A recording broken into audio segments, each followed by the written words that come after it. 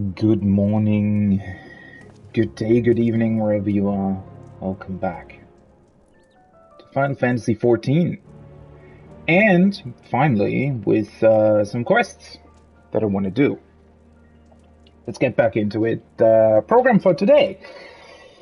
Yeah, I want to do the quests that I'm still missing from patch 6.1 and also the event quest, which I haven't done yet.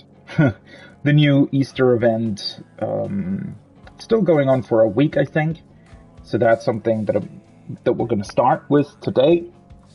And then afterwards, I'm going to be diving into the follow-up role quests, which hopefully will be very, very interesting. Those are, I think, the remaining quests that I still need to do for patch 6.1 currently. Obviously, there's going to be much, much more throughout the patch cycle of 6.1. I think one thing that I was slightly confused about was the whole Tataru questline that we're getting. Because they said during the live letter specifically that they moved that to like a later point because they didn't want to release it with everything else in 6.1, so people, didn't get confused or whatever, what kind of quest they wanted to start. Or maybe they thought that, releasing it separately from everything else would put like a bigger spotlight on it. I think a lot of people would maybe just not really do the Tataru quest at all if it was going to be released with 6.1. I don't really know. The weird part, though, is that we know that we're getting 6.15, which will have the new Tribe quest in Thavnir. It will have new Hildebrand adventures. It will have the new Omega quest line, whatever that entails. But that Tataru questline specifically seems to be getting released with a different patch. We just don't know which one. Maybe they're releasing it actually together with Ultimate, which would be kind of weird as well, but I don't know. I mean, patch 6.11, which releases next Tuesday, I don't really know what else that entails beyond Ultimate. So, yeah, I don't really know. Also, I've done most of my weekly stuff already. Yesterday was just a very short stream with T and our progression through it. I talked a little bit about that at the start and end of the stream. We have more prog of that this evening.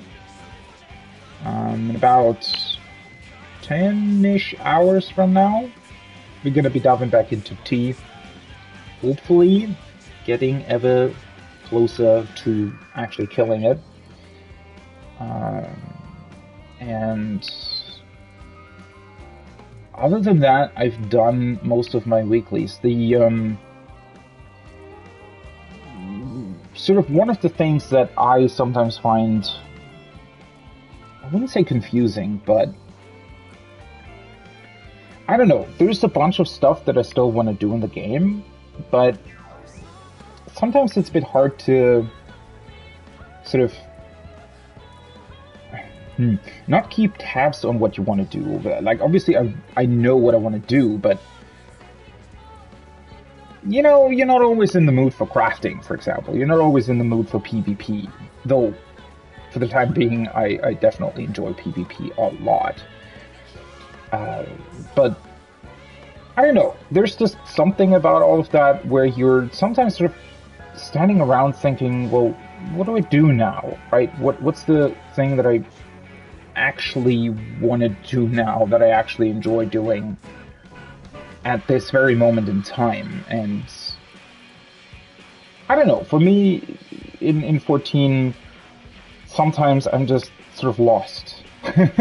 And even though I know I want to do this and that and here and there, I still sort of stand there not really doing anything. I don't know if other people are the same in that regard. But there's still a bunch that I want to do.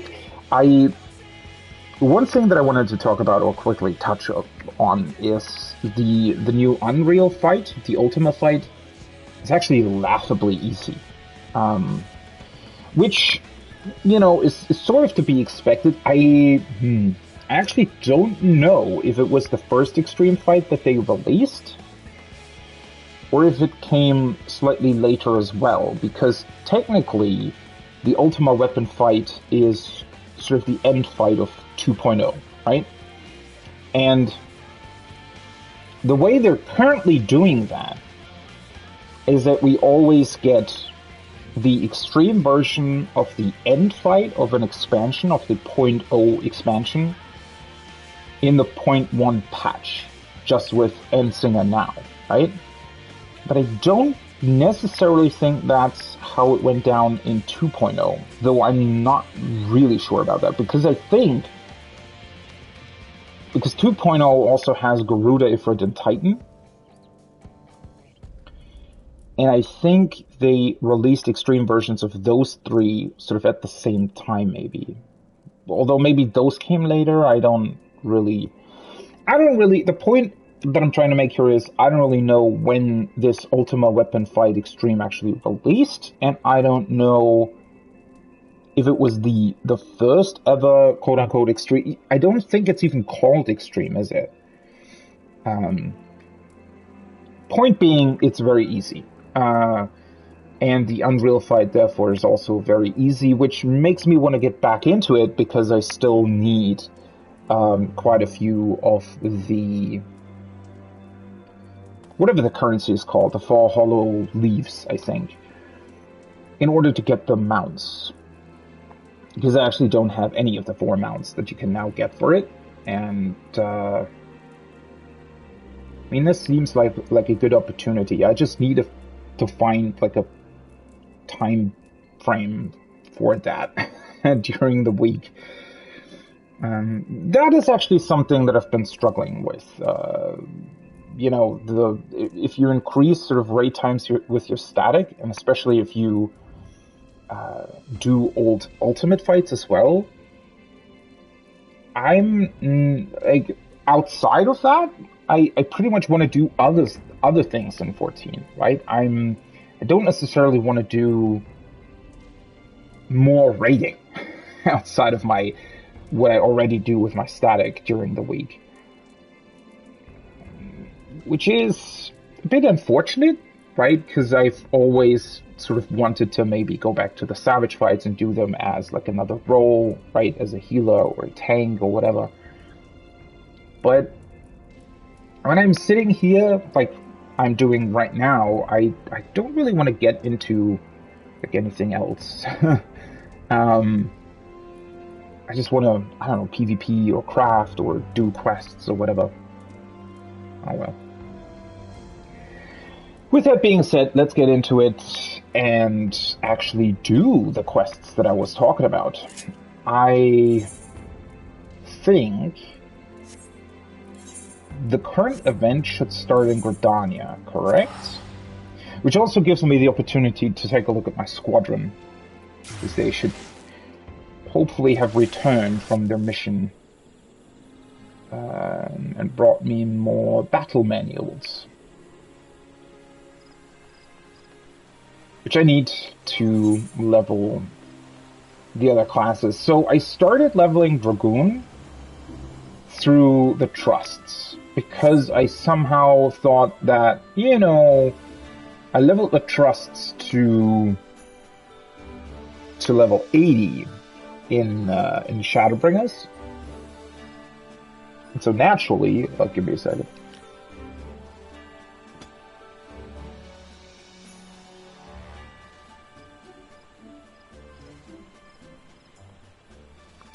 No, sorry.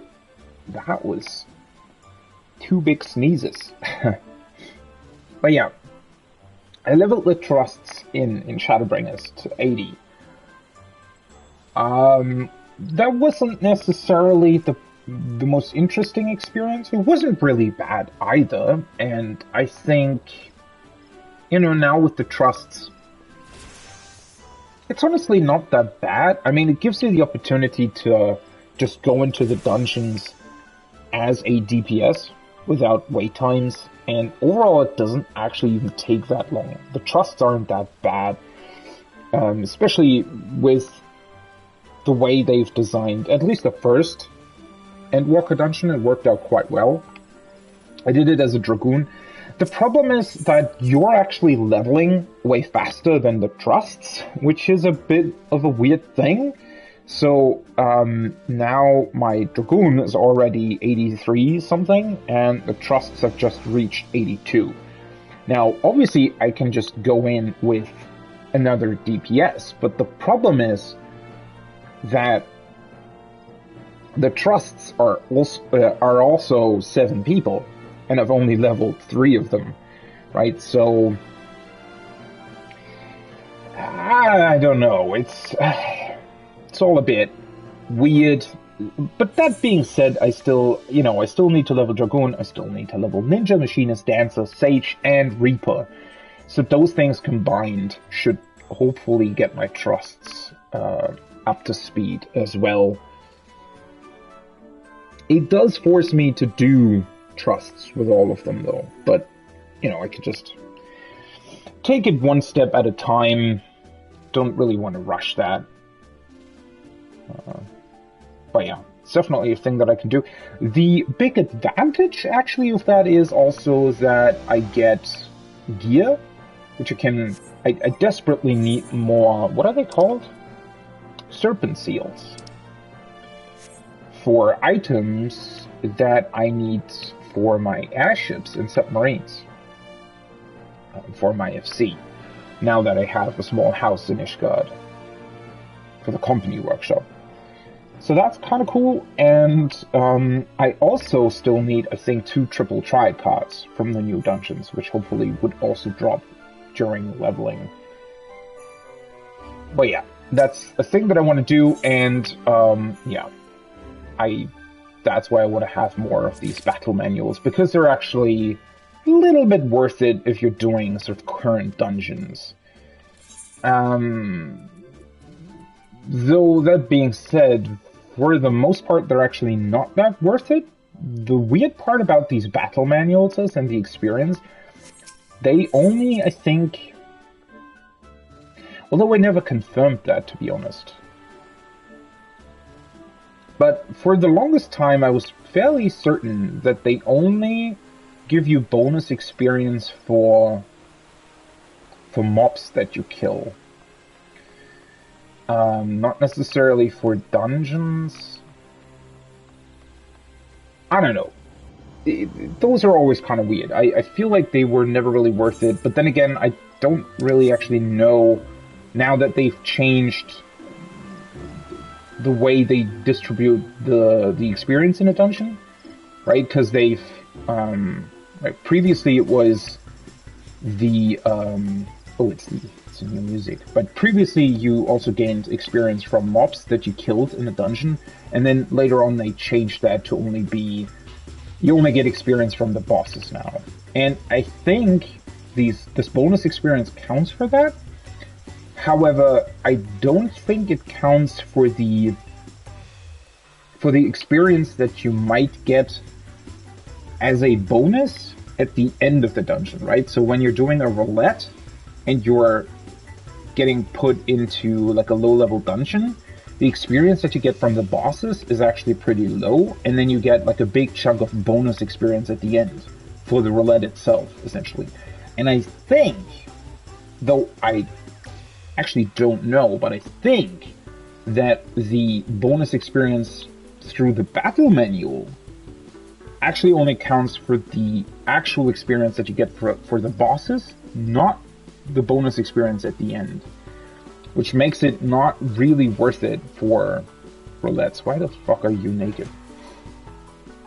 Right? But then again, as I said, I think like 5 times now, I actually don't know that. Oh well. Hippity hoppity happily. Let's get into this event quest. The rewards this time around are pretty cool. So first of all, we have the hatching bunny. If happiness had form, it would look like this. I can agree with that. And then also, I think we get an emote. the egg-eating emote. Let's see what this quest is about. A happy hatching tide to you, friends. Are the exquisite decorations you see about you to your liking? Wait, I know that face. If it isn't you, what a pleasure to see you. As it happens, I was visited by a most curious dream again this year. In it, brave adventurers, not unlike yourself, were going about town handing out decorative eggs in the company of, chickens and odd-looking rabbits. Truth be told, I've struggled to grasp its true meaning. Still, if the past is any guide, the best way to get to the bottom of this is for us to recreate the image from my dream and see what good fortune it may bring. To that end, I've invited Master Paulin, Limsalumince's preeminent chicken farmer, and his flock here to Gridania, and furthermore placed an order for a full fluffle of rabbit-esque mammoths resembling the ones from my dream. We have, however, hit a bit of a snag.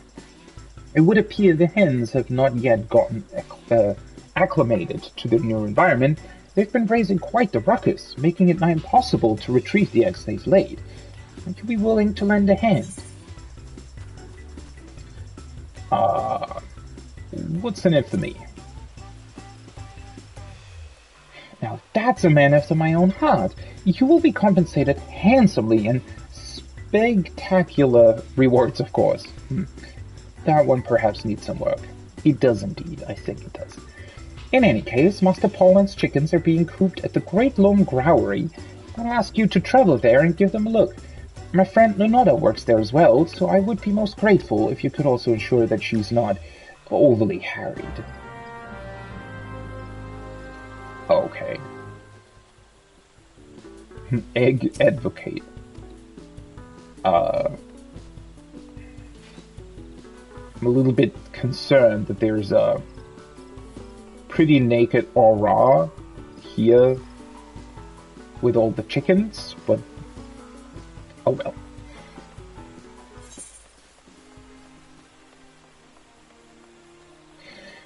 I don't remember which year it was. We had like a very, very fun event one year where you had to, what was it, like capture the chickens or something? Was it like a year ago? It might have been 2 years ago. That was really fun. I always like when they do sort of fun, I guess, Fate-like things.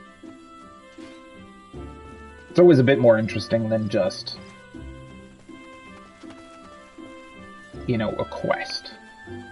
Because even though I very much appreciate that they always do, like, unique quests for every event, every time. But that being said, unfortunately, well, it depends on the event, right? There are a couple of events that I'm just a lot more interested in. Like Christmas, for example, would be one. The summer event is always pretty great as well. The other ones, there are a few events where it does get stale after a couple of years, especially when you're not that into it. Like, I'm not a big guy for Valentine's, for example, and so I'm usually not very interested in that event. Even though they've had some great stuff for it, right? In terms of mini games, for example, that you could play. But yeah, it's always a bit of a question of whether or not you're actually interested in it, I would say, right? And with Easter especially, to be honest, the whole, looking for eggs kind of thing, I'm not really that interested in it. But oh well, let's take a look at it. Oh, I remember you. Pray forgive me. I'm feeling terribly exhausted at the moment. Still not exhausted enough to not make puns, apparently. Geely sent you to help. Well, it is most appreciated. In that case, allow me to explain.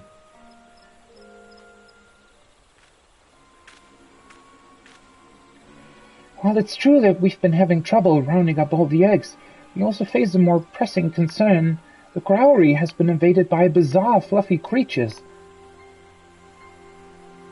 What's more, they're not content just to run around and make mischief. Why, they're tormenting the chickens and trying to steal the eggs for themselves. Needless to say, that has only driven the chickens into even more of a tizzy. It's been a veritable battlefield. Master Pollen is doing all he can to keep the creatures contained, but even he seems just about at wit's end. Ah! The fuck is happening there? But Master Pollen, has our last line of defense been breached? Oh, the poor man. Why is he not wearing clothes?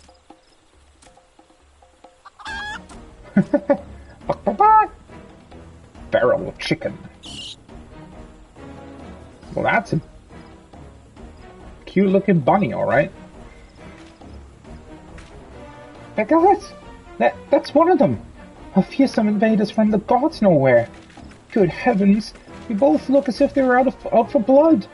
Whatever are we to do? Out for blood? I think we can solve this by force. Don't look at me. Let me try to calm them down.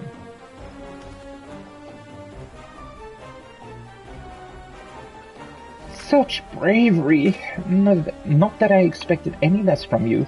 In that case, good luck out there, and remember, close observation of both parties is the key to a successful mediation. Oh my god. The fuck? Do we need to do couples therapy for like a chicken and a bunny, or what? Drawing upon your extensive experience in confronting myriad savage beasts, you gaze upon the two bloodthirsty creatures intently, taking in their every move and facial expression. Yeah, seems we're doing that. Bloodthirsty creatures, of course. The chicken and the bunny stand at odds, neither willing to give an ilm in the grudge match. Or so you assess the situation.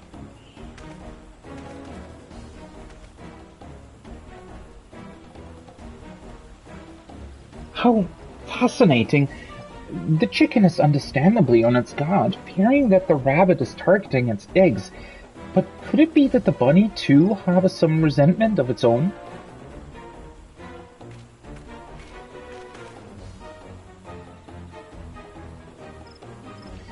Now that I think about it, this creature bears a most uncanny resemblance to the rabbits Jilly described from her dream. I did some research of my own before you arrived. According to the tomes, it's so rare a creature that many consider it simply a myth. Have you by any chance encountered anything similar during your travels? Actually, quite a few of them, yes. They appear like every... what was it? Was it like 20 minutes or something? How often does the bunny fate appear in Eureka? Yes, on the Isle of Val. There are a lot of them there. They're actually pretty useful. Yes, precisely. That is exactly where my resources say they were once spotted. As you're doubtless already aware, these most unique creatures are known up north as happy bunnies. Something about their long ears, fluffy tails, and hippity-hoppity manner brings a smile to one's face. Why, legend has it that simply encountering one is a sure sign that good fortune is headed your way. While they are not precisely the same creature, perhaps our most unique guests will also have a similarly auspicious effect on us. You there, Mr. Bunny, if you're truly as happy at heart as your compatriots of legend, might you not make peace with these fine chickens and cooperate with us to make this year's festivities an extravaganza of merriment and good cheer? I think it's running away, yeah. Yeah, that didn't really work. But this won't do. Why, your harbingers of happiness is fleeing from our very grasp. And our last chicken is running off with it. Something must be done. If Chile's dreams are to be trusted, and I've never known them to be anything but, those bunnies and their unique power are the key to making this year's hatching-type festivities a rousing success. I beg of you, friend, follow those creatures. They may lead you to their fellow escapees. I'll do the same just as soon as I see to Master Paulin's wounds. He's just been lying there for like 5 minutes. I wasn't able to make out where they were headed, but no doubt there was an eyewitness or two nearby. Pray gather what information you can and round up the little critters as best as you are able. We can rendezvous back in town with Geely. What, back in town? Oh. Yeah, they're here, right? I thought for a second I would have to go like outside of town to look for them. There's a bunny. Ah, that's not the right one though.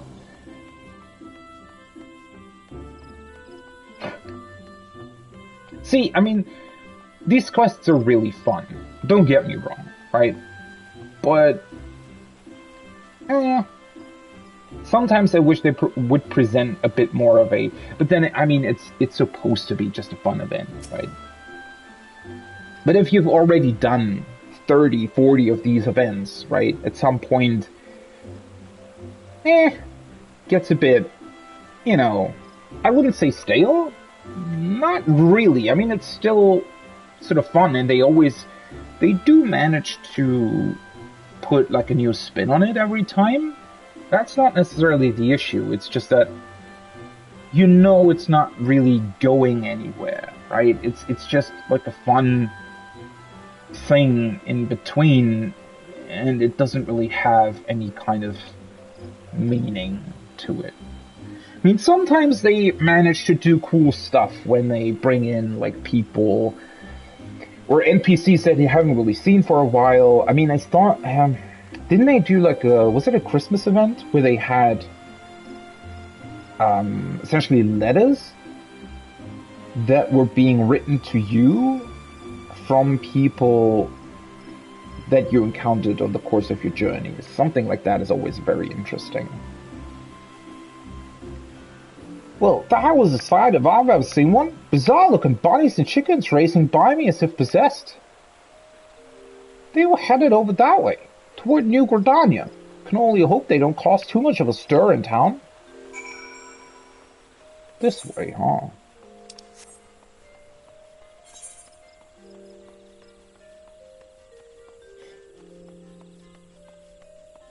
I think it's been a while since I've walked this way, to be honest.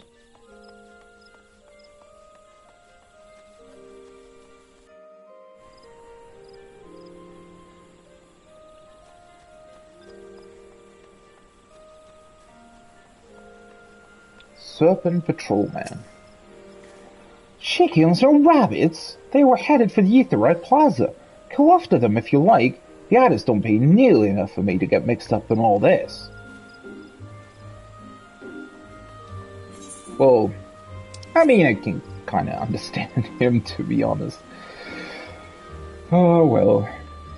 Bright-eyed girl. Chickens and rabbits? Oh, I saw a whole army of them running off to the Carline Canopy.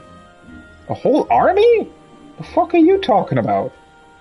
I thought it was only, like, one chicken and one bunny. Mumagor Yaramagos. Interesting name.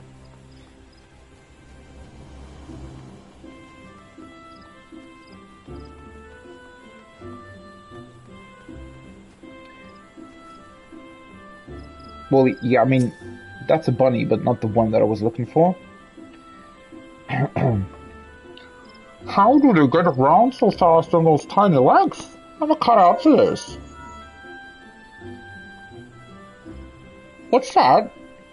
They're where now? Good gods. Understood. I'll enlist the services of an able adventurer right away. Oh, what a coincidence that we're just standing next to you.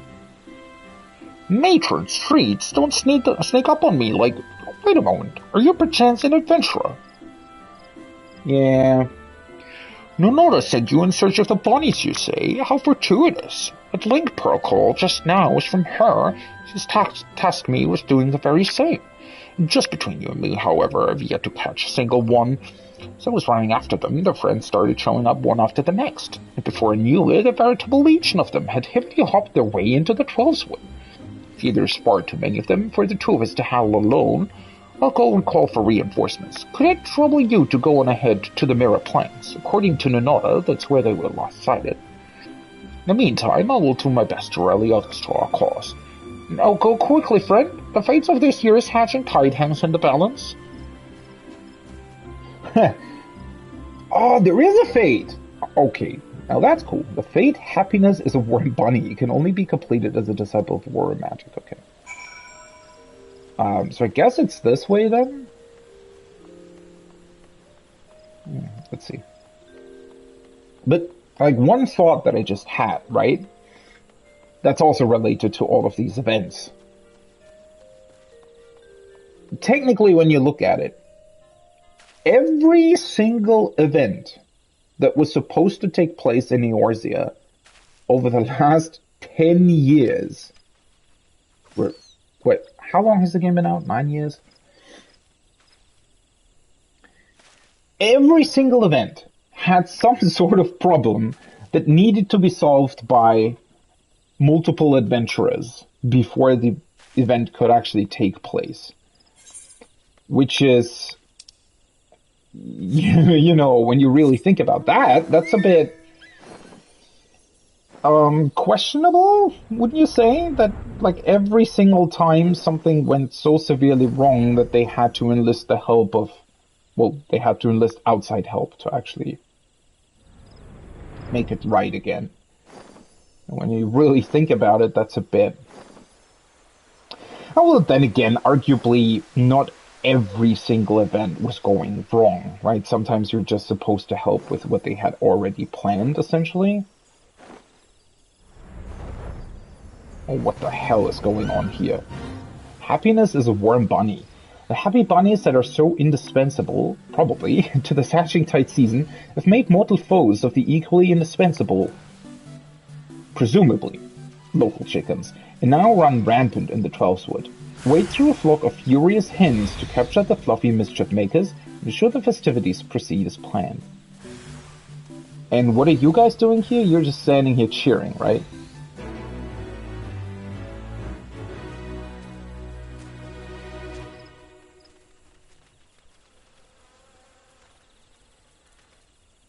Okay, I just wait for the next one, to be honest.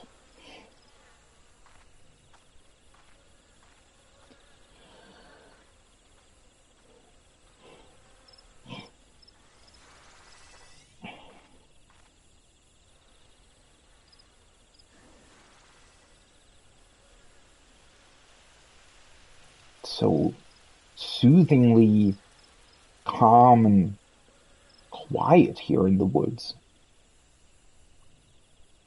Honestly, while Final Fantasy XIV has, you know, really, really good music, and I do love most of the zone musics as well, I just appreciate that the Realm Reborn zones, especially at night, sometimes just don't have any music at all.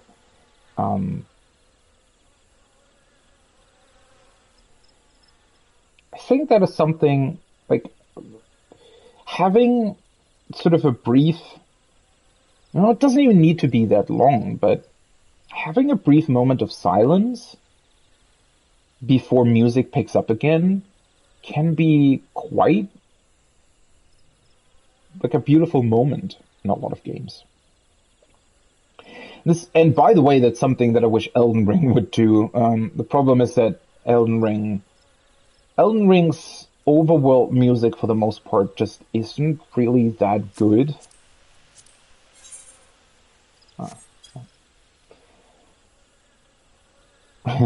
Their Lilac Lovejoy's chocobo is called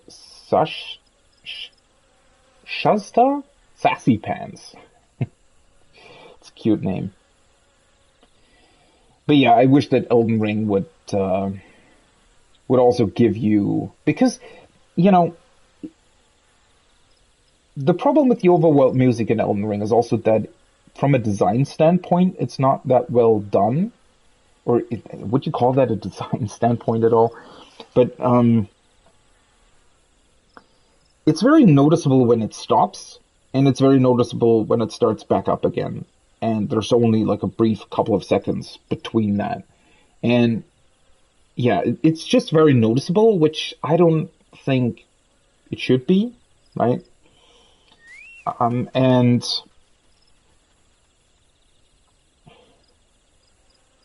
well, those brief seconds while the music starts back up again, they're actually very, very good.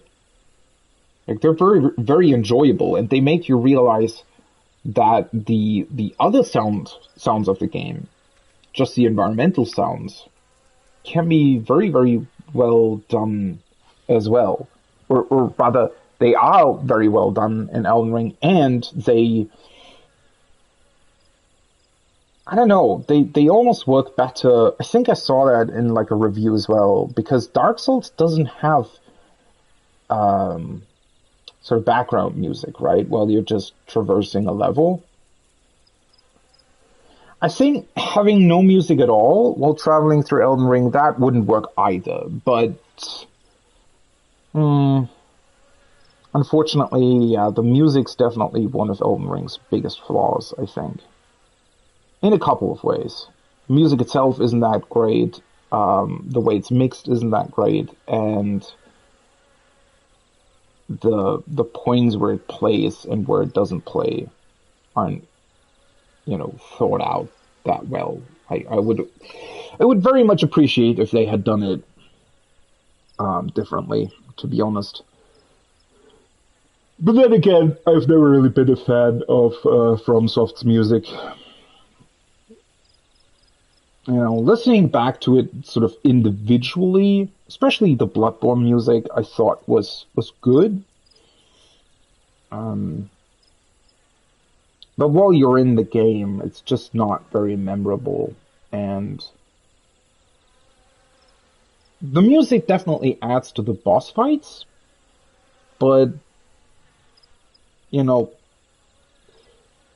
that's sort of all it does, right? It's not really, um, how can I put it? It's not really more than that, right? I would say that in other games, Final Fantasy XIV being one of the prime examples, right? We still have boss music in 14, but it's so memorable and so good that not only do you want to listen to it, outside of the actual fight, but it's very good music all on its own. And at the same time, the way the fights are designed is so good as well, because during a fight in 14, you actually notice the music, right? You take cues from the music when certain things are happening, and just the overall mix. I mean, obviously you can also, you can obviously change sliders in terms of how loud different parts of the game are to your liking. But at the end of the day, that definitely makes it so that the music doesn't get drowned out by either the effects or, other sounds that you might hear during a fight. So the music's a very prominent part of the fight all the way through. Whereas that's not really the case in FromSoft's games, unfortunately. It's sort of there, and I would say that mostly in the case of Bloodborne, it does very much support the atmosphere of the boss fights themselves, but yeah, it's really not doing much beyond that, and it's also, I don't know. I don't know if it's because of how the bosses are designed, because they're, a little bit frantic from time to time. There are also bosses, especially in Bloodborne, that, let out, like, screams and whatnot, and so, I don't know. Okay, what do we need to do here? We have to catch those bunnies. Veritable horde of angry chickens is chasing them down. Okay, so the point is to catch the bunnies? Oh, okay. Bloop. I like the music. Oh, it's actually not that easy to do.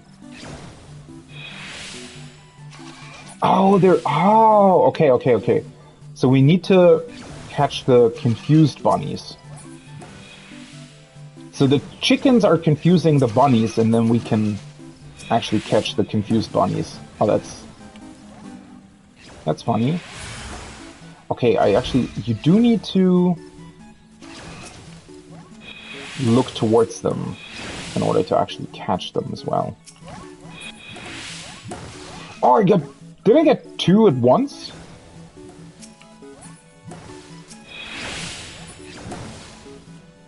Yeah. I think I managed to get two at once again. Wait, what? Oh, somebody else collected it?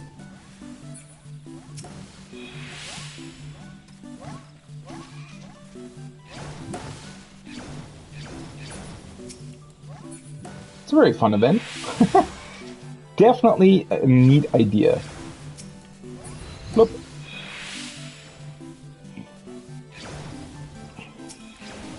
Well, for catching this many happy bunnies,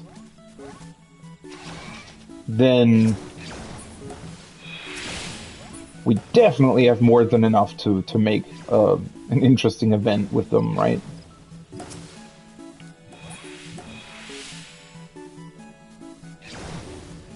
But that one didn't get hit. Yeah, the chickens definitely need to learn Sorbitex.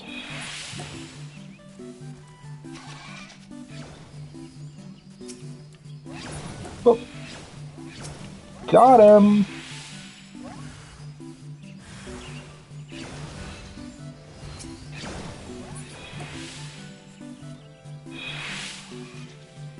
Dip, dip, dip. I like the music. Honestly, they should give out more music for these events as well. That is something that I wish they would also do. Like, give us something that we can actually collect from these events. That's why I always liked the when they did the posters and stuff.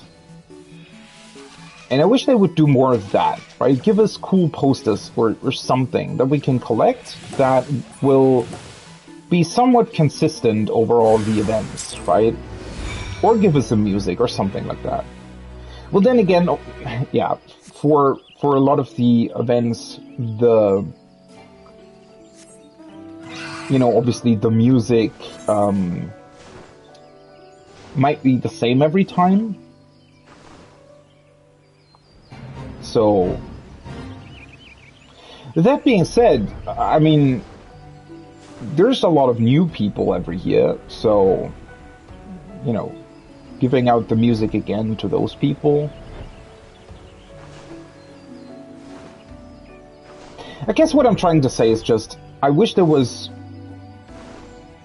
since we always get these events in sort of a similar manner, I would very much appreciate if they would also give us at least one reward that is somewhat similar every time to sort of collect and look at, so that we can just see what kind of events we took part in. I think that would be pretty great.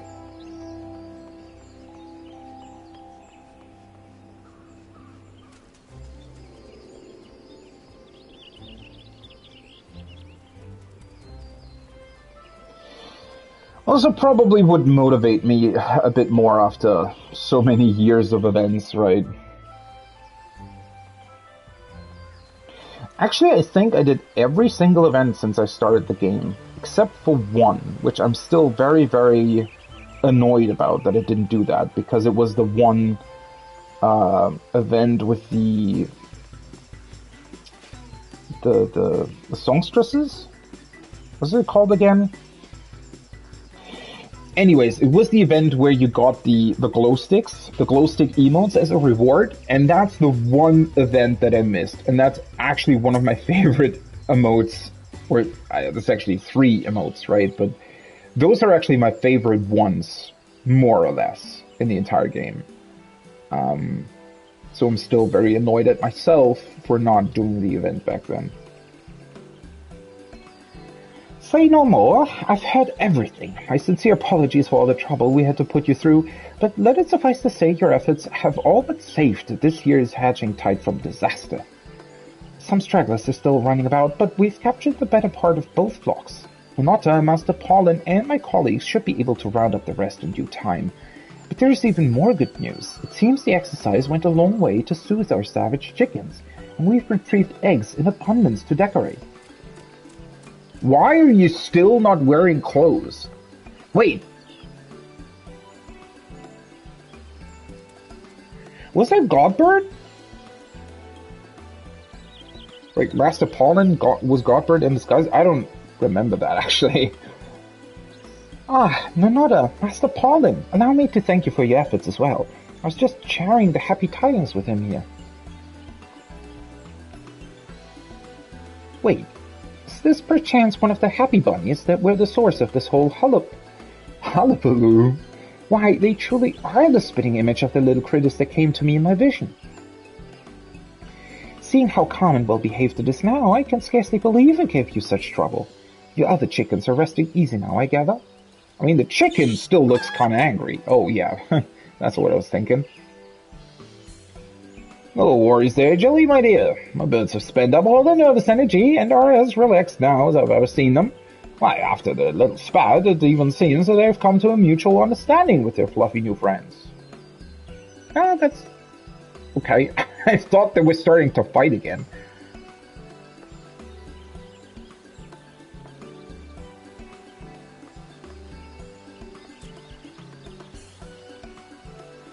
I'm happy to say that the rabbits too are now obeying our attendance with scarcely a peep of argument, and wouldn't you know it, just before one of them handed us this crystal. Could it be? Why, they truly are harbingers of happiness and good fortune.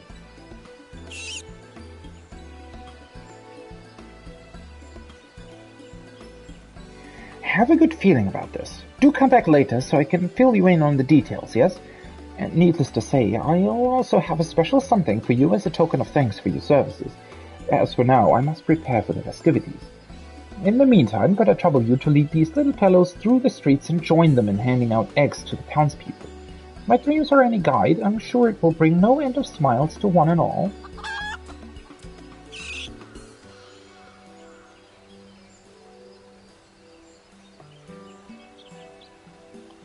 Well, aren't we all so eager? That's what I like to see. And with that, I'd best be putting the final decorative touches on these eggs. Whenever you're ready, just say the word.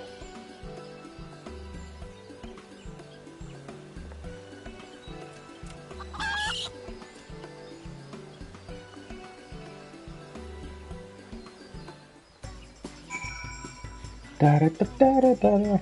Wait, so do we have to go through town or not? Ready to start handing out some eggs. Lovely. In that case, here you go. Pray take our little friends along and spread happiness the whole city over. Oh, right. They're probably following me now. Or what are we doing? Oh, no, never mind. Where will you hand out eggs? Yeah, by the markets first.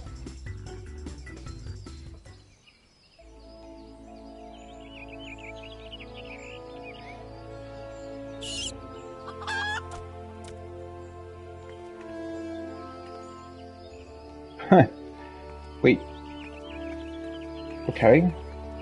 That's it?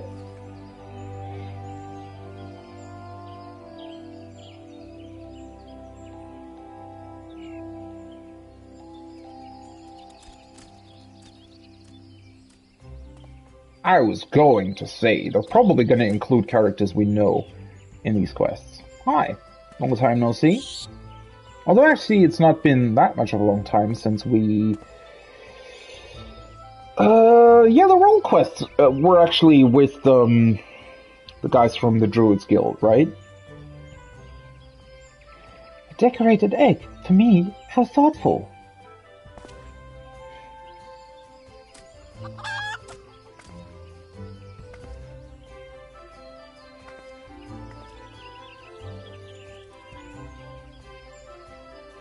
There's even a treat inside. Thank you ever so much.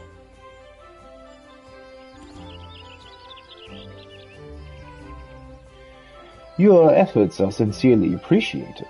These seasonal celebrations bring so much joy to the children, and myself, I confess.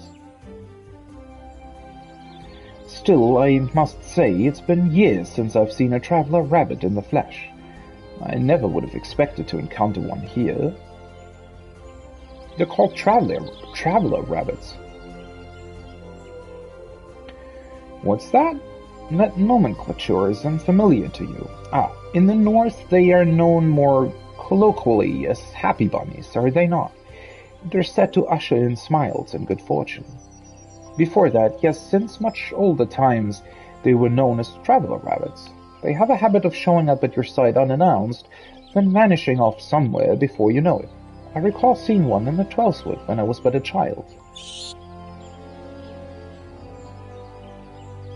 Is it this one, perchance? But forgive me. You have other places you must be. We can talk another time. Pray relax and enjoy the festivities when your work is done.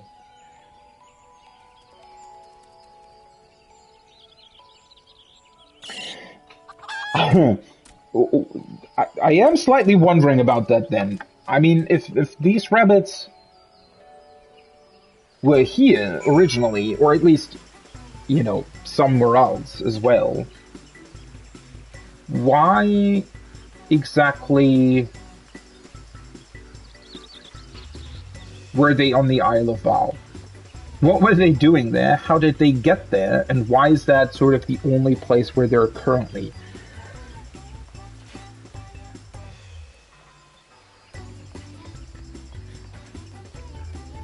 You're still not wearing clothes, by the way. Just wanted to point that out. I do very much appreciate that they're not making you walk to the markets, though. It's pretty cool in terms of cutscenes. Welcome back. How did you and your little friends fare? Splendid to hear. At first I feared that my dreams might bring only chaos and confusion to the realm this year, but thanks to you, I do believe we can declare this year's egg hunt a rousing success. Oh, but how could I forget? In recognition of your tireless efforts on our behalf, my fellow dreamers and I have prepared a very special hatching-type present just for you. Get my own happy bunny. At least I think I do. Yeah. Right. Get the minion. Did I mention how I procured mammoths from the Goldsmiths Guild for the festivities? This is one of them. Sadly, it was completely lifeless from the moment of arrival. Seems its core had come loose and fallen out on the way here. But would you believe it? I slipped in that crystal the little bunny gave me, and in an instant its tail puffed up and it whirred back to life.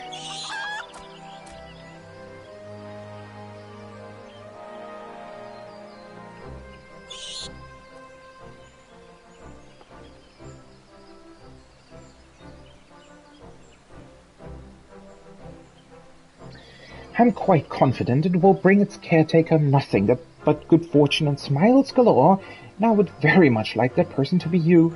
Thank you from the very bottom of my heart. Now that all the hard work is done, I do hope you'll have the chance to relax and enjoy the festivities for yourself. They've only just begun, after all, and should you find yourself in the mood to help us hand out some more eggs, simply say the word.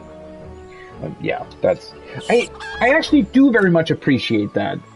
They've done that for, I think, actually most of the events that they've done in the past 2 years or something, where they've just included a bunch of different cutscenes. And so if you repeat the quests, you actually do get different cutscenes if you choose differently, right? Because I had 3 choices of where to go. It's pretty awesome.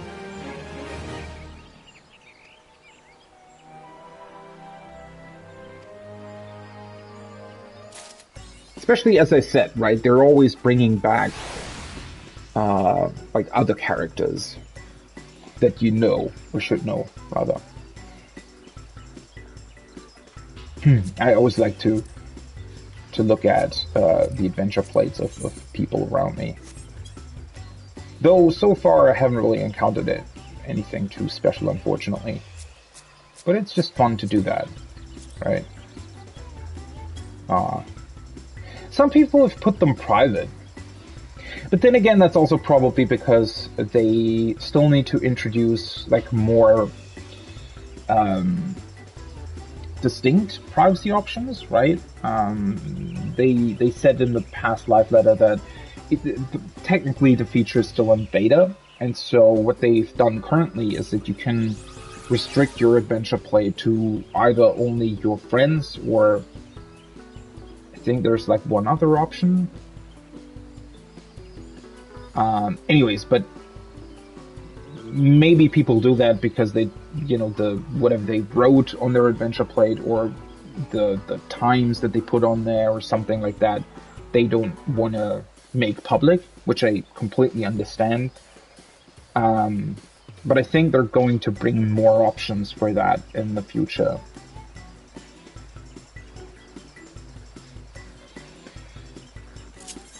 Okay, let's get the minion.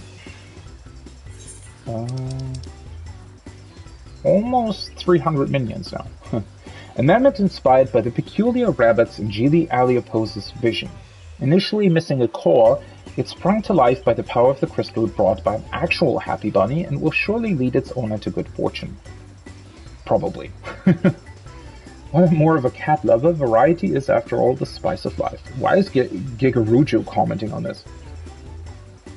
Cat lover. Yeah, sure, buddy. Okay, and then Happy Bunny's here now.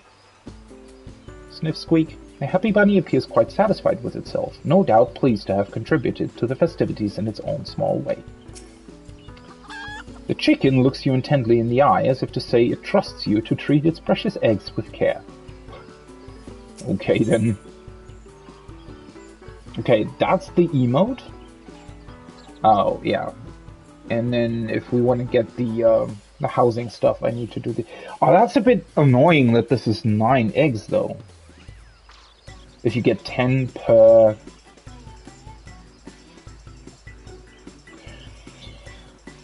Why is this 9? If this was 8, you could do the fate once more, and then also get twice, 2 of each of these, right? But now, if I buy this, and then do the fate again, I have 11. Well, that's annoying. Anyways, let's get the emote. I mean, I guess, to be completely honest, you know, I've never really decorated my house with event stuff anyways, mostly because I just don't have that much. Like, you can't... I know technically you would be able to... I mean, there has been a bunch of event stuff over the past years, obviously, but somehow I never really had enough to really decorate my house for specific events. Other than Christmas, I think Christmas there's actually a bunch of things where you can decorate your house with it and make it look Christmassy, but for the other events, I mean, Halloween I think still has a bunch of things in terms of decorations, though I think I'm actually missing a couple from like Realm Reborn and Heavensward events that where I hadn't started playing the game yet. I don't know, let's maybe get 2 of the mobile things and 1 basket or something. Though technically if there's 3, if I do the fate twice, it would work out, right? Yeah. Honestly, let's just do the fate twice. That way I'm not gonna be annoyed to that I have to throw away the the eggs. Also, I have more than enough storeroom. Now that I have an FC house, my own house, and an apartment to technically store stuff in, there is more than enough space for housing items. So let's just do the fate twice, and then I have 21 eggs to spend on decorations.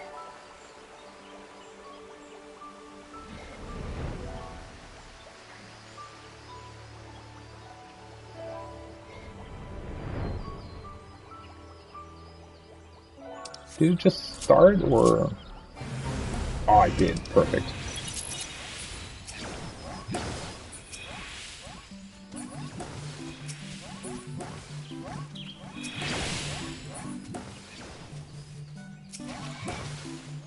That's not a rabbit.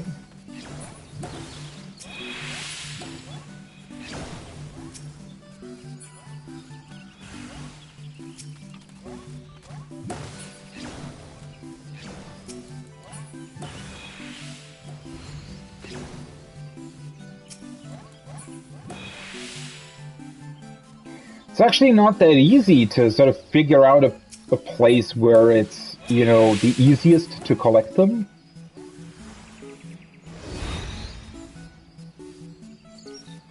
Also, the chickens are sometimes just doing everything at sort of the same place.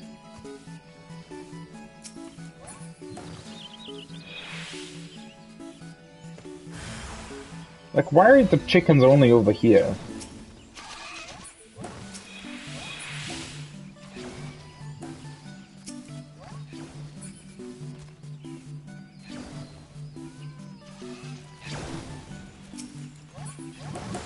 I wonder how many you actually have to collect to get the 10 eggs.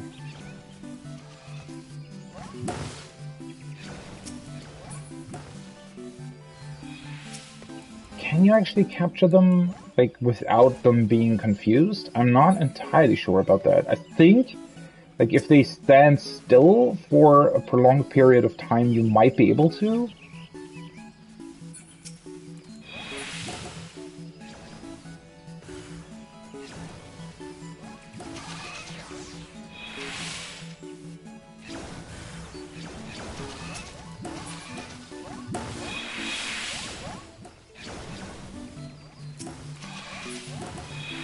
I do like that you can get multiple at the same time as well. That's pretty fun.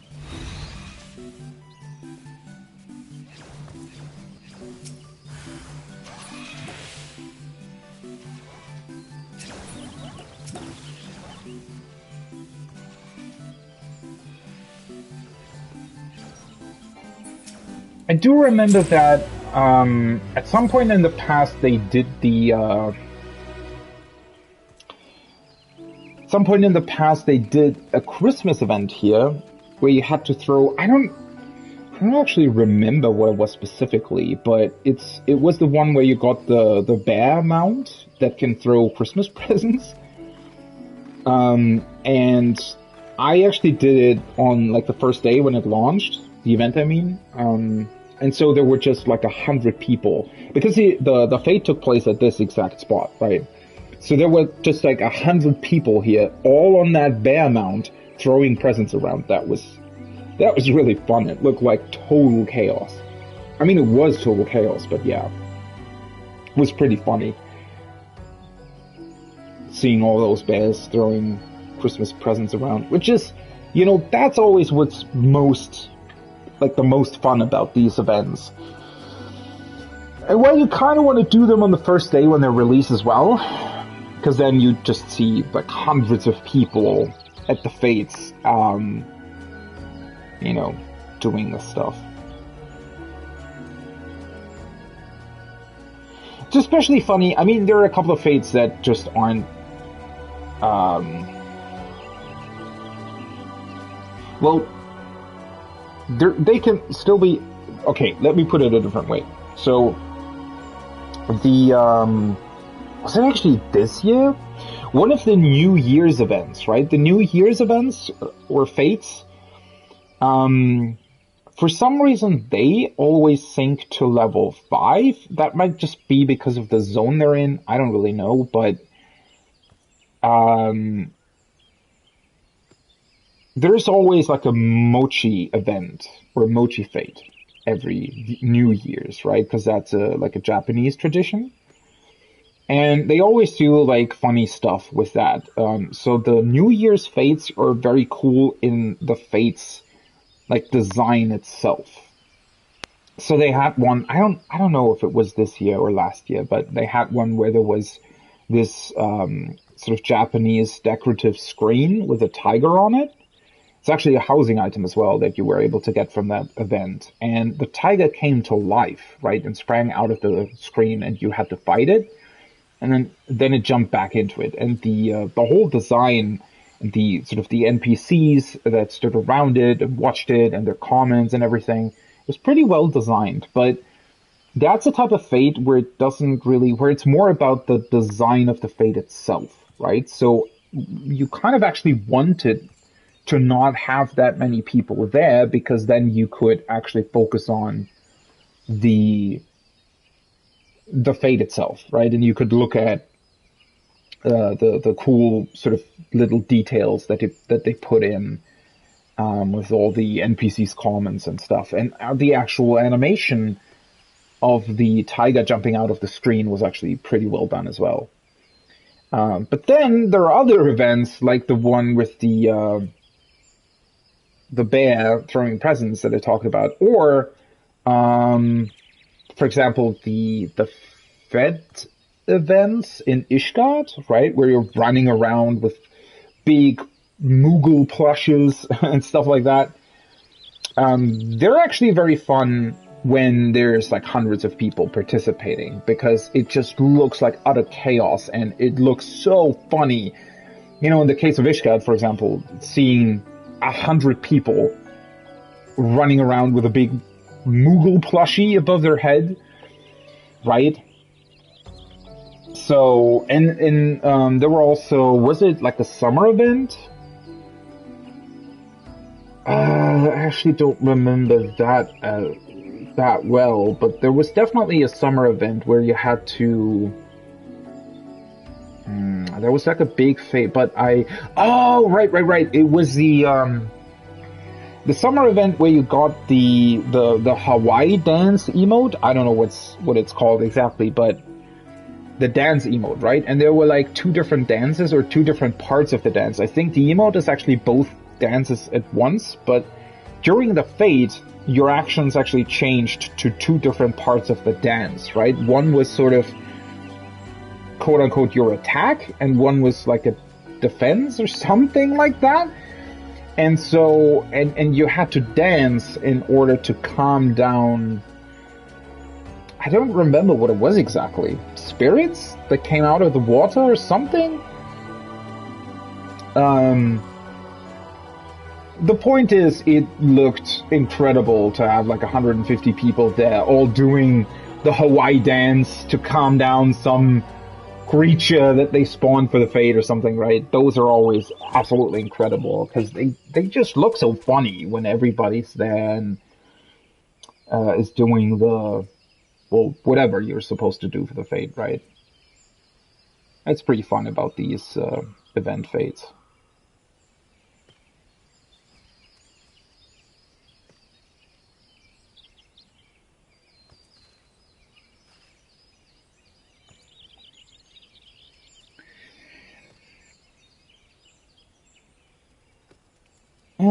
Yeah. I mean, getting housing items is always sort of the best thing as well. Though I have to say, unfortunately, the housing, I mean, this time around, oh, for fuck's sake. Why am I always, I'm doing that lately, where I'm just, you know, I think I'm chilling too much here. Yeah, I don't want to edit my hotbar. Thank you very much. Or maybe it's because of it might actually be the oh, it's starting up again. Might actually be the pants that I'm wearing. Might be a bit more slippery, because I usually put my controller on my leg, because it's just more comfortable there than having to place it on my desk for some reason. Oh well. Fortunately, in those cases, the PlayStation controllers, thankfully, are, you know, sturdy enough where they can survive a fall from desk height, or almost desk height in this particular case.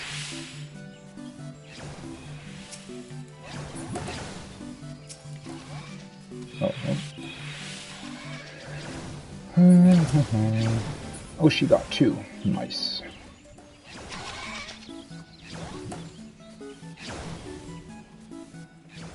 The chickens aren't that great sometimes in actually making the rabbits confused, I feel like.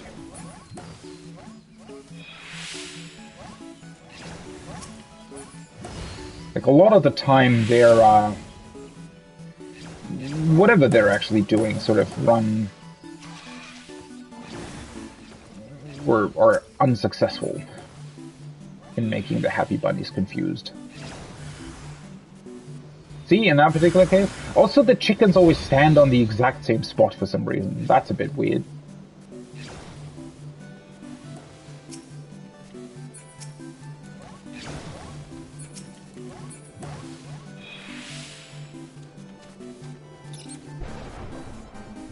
Yo, what the fuck?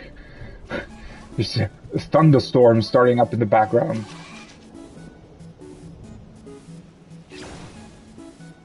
Seriously? They're just not hitting anything. Are you kidding me?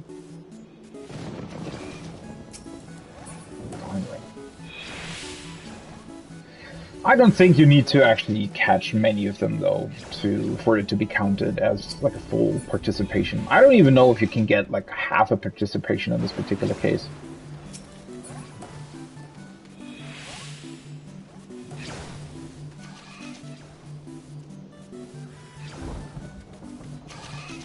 Seriously, chickens? They really have trouble confusing them. Sometimes they hit like a lot at once, but sometimes, or most of the time, they're actually not hitting any.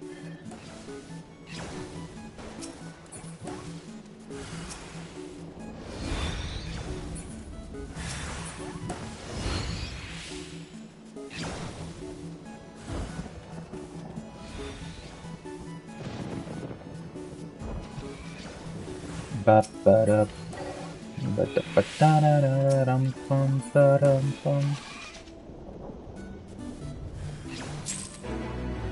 Nice.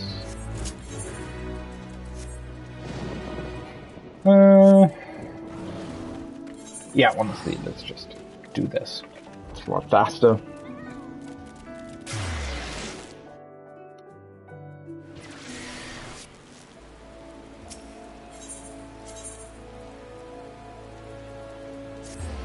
Back to the amphitheater.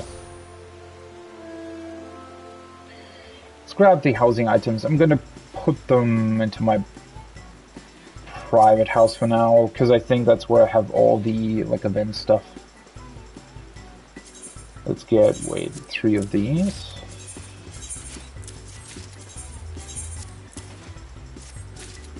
Three of these.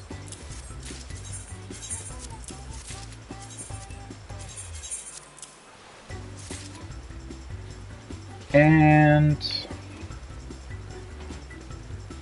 I guess let's get another basket, because technically that's more akin to an Easter decoration that I would use probably.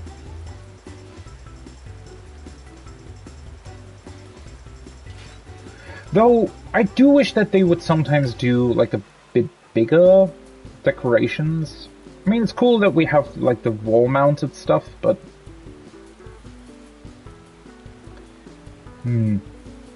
like a big fluffy bunny plush or something like that, right? Would probably be a bit more akin to what I would like to see out of an Easter decoration, but well. Or like a small plant or something with hanging eggs. That would probably be pretty cool. Alright, event done.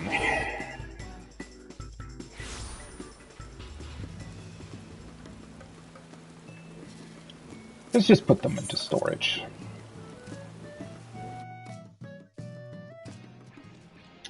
I do want to redecorate my house anyways. And once I'm doing that, I probably, I don't know, I need to find some, how can I put that? I need to find a way to have like specific places for seasonal decorations. And then I'll just swap out those specific places with seasonal stuff, right? That's easier than, you know, actually thinking about where to put that stuff every single time. That can get like a bit annoying. Let's do these.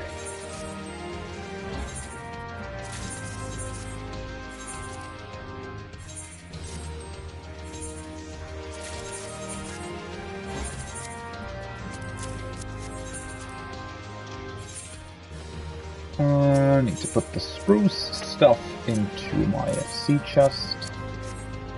Alright. Well. I think we're done with that. So, let's go to Ratzatan and check out what that role quest thing is all about.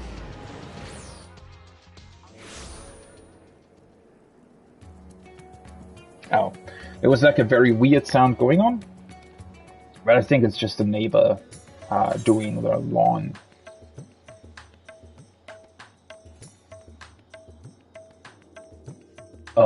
No, wait. Wrong. That's where it is, yeah.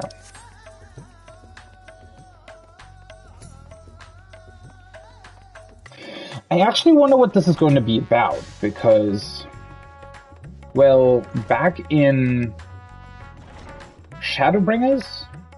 Wait, did I go the right way yet? In Shadowbringers, we had to deal with the mystery of sort of the connecting factor between the different... what were they called?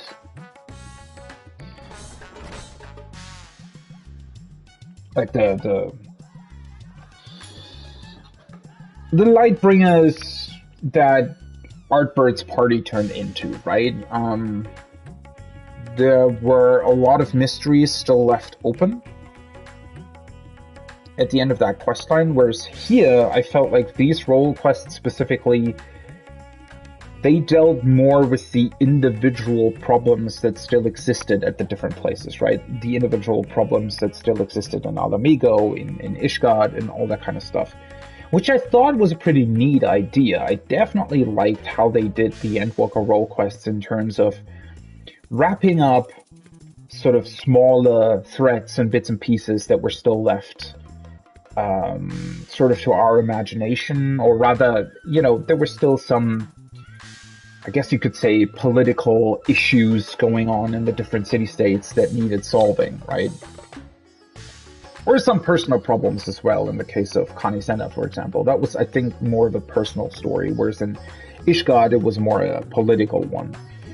I thought that was pretty neat, but it does make me wonder what this quest is going to be about, because technically this time around, the individual quests had a lot less to do with each other compared to the quests in Shadowbringers, which were specifically about Artbird's party, and therefore inherently connected. Bitter Snow. The image looks very promising, though. Well, if it isn't you, all around good egg and champion of, well, the whole world, I suppose. Well, word travels fast, my friend. We've heard all about your exploits defeating the blasphemies that plagued the good people of Eorzea and Doma. Sadly, there are other fell beasts that yet want for slaying, but fear not. Our efforts to bring them low proceed apace, and we've had naught but glad tidings from our allies. fact, we but recently received word from the resistance forces in Bostia that a blasphemy was slain, thanks in no small part to Lord Hian's timely assistance. Yet perhaps the most surprising report came from Werlit, where soldiers led by the infamous Black Wolf fought alongside Alamegan troops for yet another hard-earned victory. That's pretty cool. Reports from Garlemald, however, suggest another blasphemy threat lurks in the snows, and we received a petition for assistance. Strange, don't you think? When the effects of the fine days began to spread in earnest, we encountered a great many monsters in Garlemald, but never a blasphemy. And to make matters worse, they say the Garleans who chose to remain and rebuild have begun transforming into yet more hideous creatures. From what I understand, it was you and your comrades who brought an end to the source of the final days, is that right? Even so, it would appear its effects will linger a while longer. Until this malevolent influence on Akasha subsides, I dare say this won't be the last time we hear of such sightings. As for the blasphemy, we have reason to believe it is a great deal stronger than any we faced thus far. Your strength and experience would prove quite valuable, if you're willing to help, of course.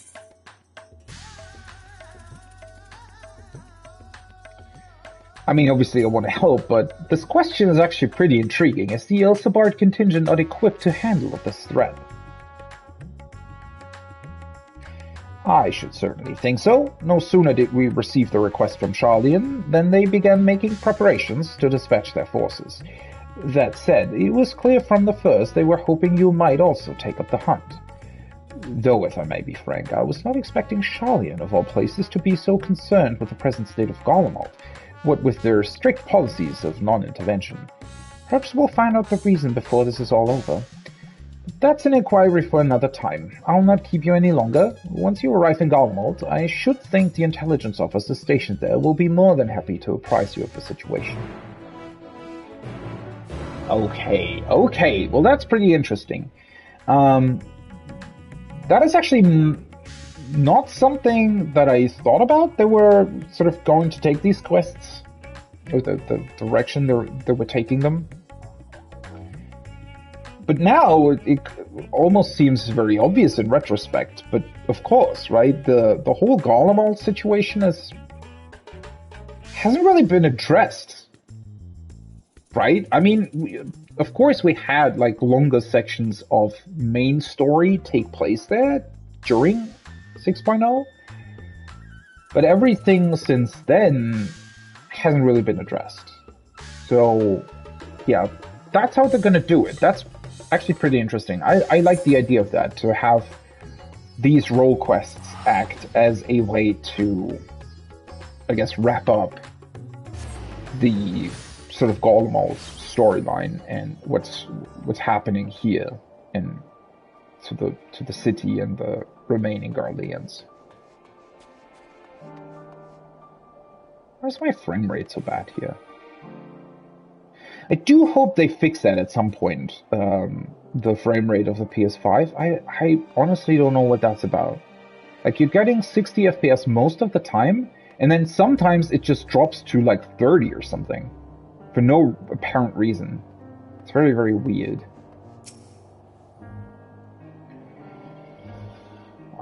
It's an honor to have you with us, sir. I presume you're come to assist in our hunt for the blasphemy. Maxima and Lucia will be pleased to hear it, if you would come this way.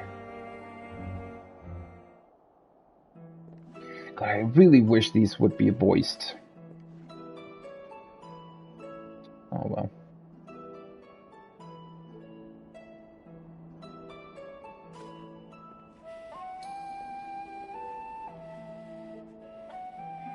It is good to see you, though I wish it were under more fortuitous circumstances. We were reluctant to call upon you, knowing you but recently returned from the far reaches of the heavens, but we are no less glad for your aid. Now then, I believe it best if the man who first discovered this blasphemy explained the situation.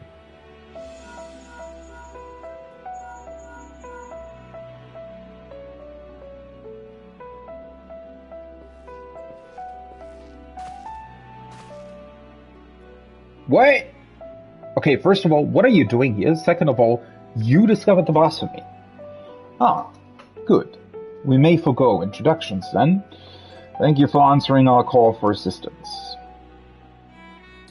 As for the situation at hand, it concerns a joint effort between the Forum and the Loporrits to find new purpose for the Moon. While there is no longer need for a vessel to evacuate the star, we believe the Moon may yet prove of use to the people of Atheris.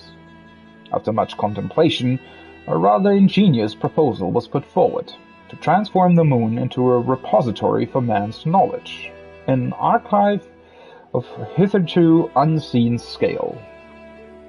So basically a second, bigger Labyrinthos. It's actually a pretty neat idea, to be honest. Though, is it a very realistic one? Well, considering that Charlian was the nation that was corresponding with the Loporrits, I guess it makes sense. But, I mean, think about it, right? We have this giant moon that's essentially a very, super advanced spaceship with, ridiculous proportions, right? You would kind of think that a lot of political figures would have a lot of different interests and ideas about what to do with it, right? The fact that sort of Charlian can just say, oh yeah, sure, let's use it for the preservation of knowledge. I mean, it's great that they're doing it. I very much prefer it that way, but I do have to say, right, it's not necessarily that realistic that nobody else would have a problem with that. Though, that being said, just because they're starting with that doesn't mean that other nations at some point won't sort of butt in and try to do whatever they want to do with the whole moon spaceship, right? Charlian has long had the honor of boasting incomparable repositories of the world's knowledge, but it is far from perfect.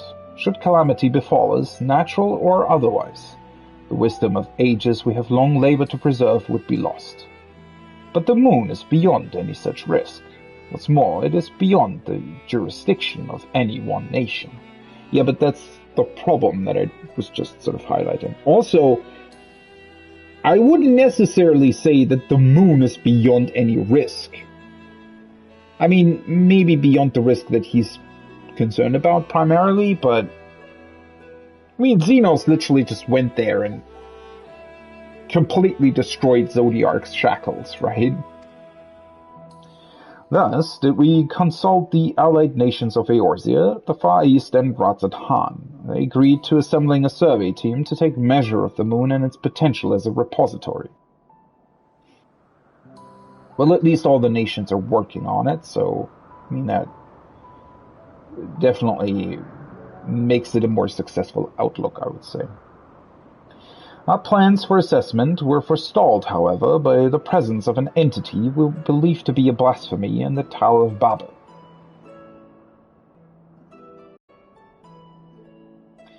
Claims of Garlean citizens transforming into monsters shortly after its discovery only gave further credence to our initial supposition. But we've not only ill tidings to share. Reinforcements have been dispatched to aid us in quelling the blasphemy threat. Lord Artorial and a member of Gordania's Keepers of the Entwined Serpents have already begun an investigation into the catalyst of these transformations. Though the skies no longer burn and the spread of this affliction is much curtailed, we must remain vigilant. Until the blasphemy threat has been quelled, Alphino and Alisei have graciously offered to help keep calm the people of Tertium while we attend to the people here. Right, I completely forgot that Alphino and Alisei were here. They were sort of left out of the main story of 6.1, which I found very interesting.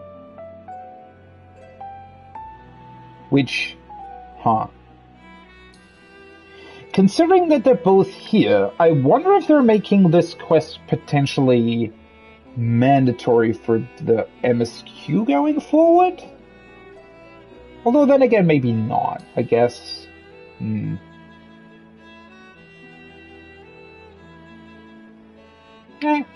I don't know. But the matter of the blasphemy is not so easily resolved, I am afraid. We recently met with certain complications that have hindered our plans. Yugiri and Fordola are presently deliberating how best to resolve the situation. Perhaps it would be best if you heard the details directly from them. Oh yeah, please do. I have to admit, it's absolutely awesome how many interesting NPCs they're bringing into this, right? They've really, since I think the start of Shadowbringers, they've really improved their side quest game. Not saying that the ones in Stormblood were bad or anything, but they were, for the most part, I thought, fairly sort of disconnected, and therefore had like new NPCs come in, right? But like taking people that we already know, especially a lot of them, putting them in a quest together like this, it's pretty awesome. I should like to join you, if I may. As this endeavor was originally undertaken on Charlian's behalf, I feel it is my responsibility to see this through to its conclusion.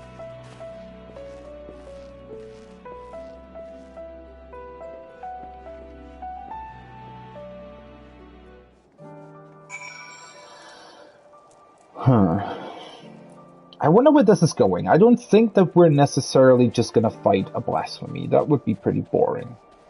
There has to be like a specific reason for why this thing appeared.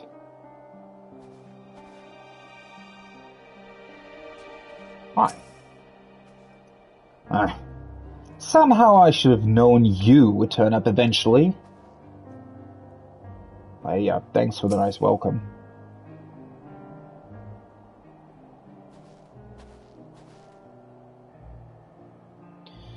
I did not expect to see you here, of all places, but I am no less glad for your presence. I presume word of the blasphemy is what brought you here, in which case I believe it may be best if a member of the reconnaissance team's guard explained the situation. Hi. An acquaintance of yours.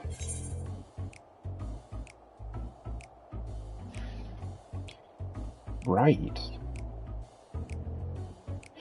Ah, that's cool. Right. I completely forgot about that. We brought the company of heroes back together for the Merwhip role quest thing, right? The Limsa Lominsa one? So that's why they're here. Long time no see, Lawrence. I mean, it's not that long. Technically, we just did the role quest. I mean, yeah, it's been a while since 6.0, I know, but, you know, technically not that long, considering that, well, we hadn't seen him for multiple years, or rather, we hadn't seen him at all, but the company of heroes as well, right? It was like a very, very long time since we interacted with them. And then they appeared again for the role quest, but the role quest itself isn't that long ago, so... I'd heard tell you were the worldly sword, but bugger me if I know where you heard my name before. Wait. What?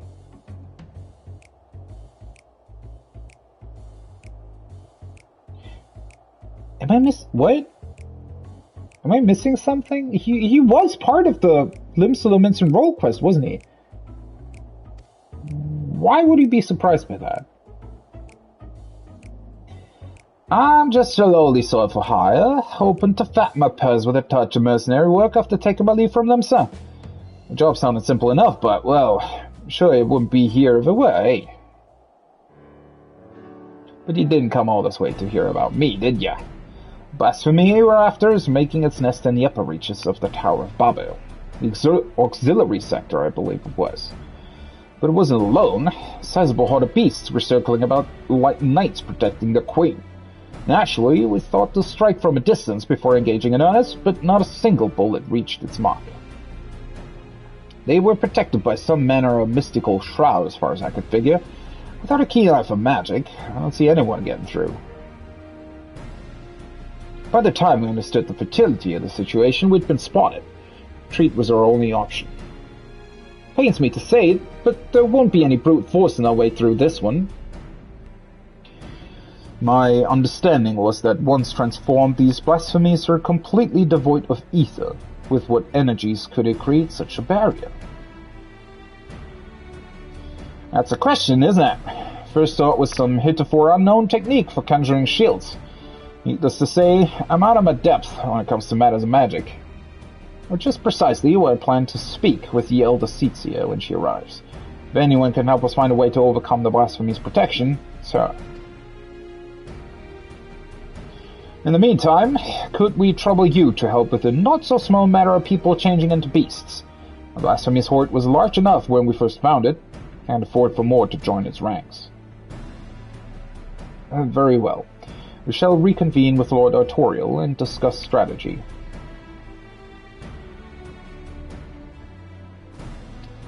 Before you go, there's something else you should know about the tower. From the moment we set foot outside, I could swear there was someone or something watching us.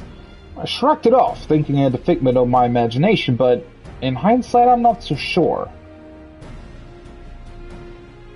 What the fuck is going on with the tower?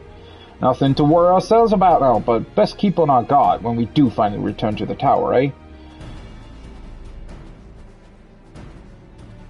Can we just turn around and leave? Okay, what the fuck is up with the tower? God, what I wouldn't give for a nice hot bowl of soup. Bowl. Lord Heian will be arriving ere long, aptly dressed for the cold, I should hope. The Setsu would no doubt count himself fortunate to be absent if he knew we were here. Arnwell sends his regards, by the way. He asked me to tell you not to push yourself, but we all know what a waste of breath that'll prove to be. True. I do like how straightforward Fordola always is.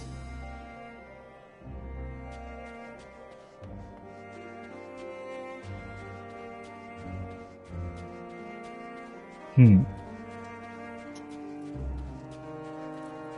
mean, the setup sure sounds interesting.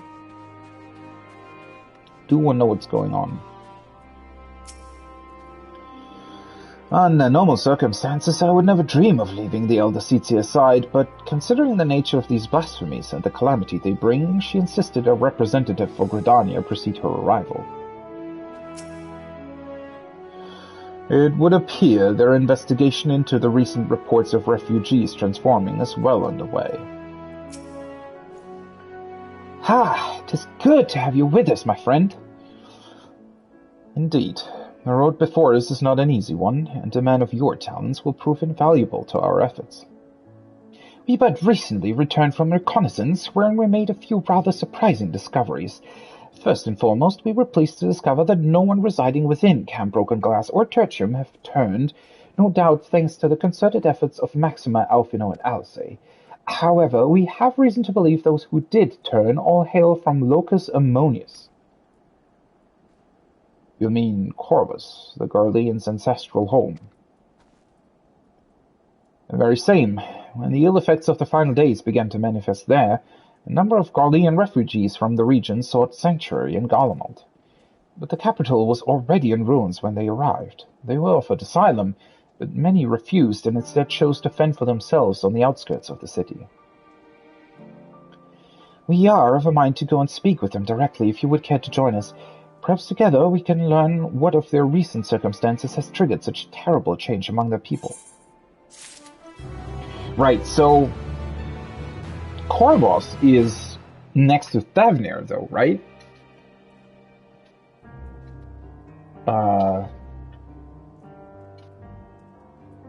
Right, and then they were driven here?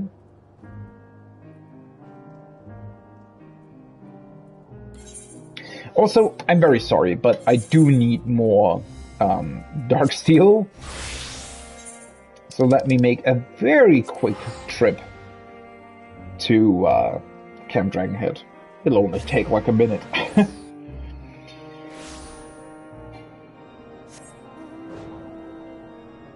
You know, I know blasphemy threat and all, but I need the damn dark steel for my Asha.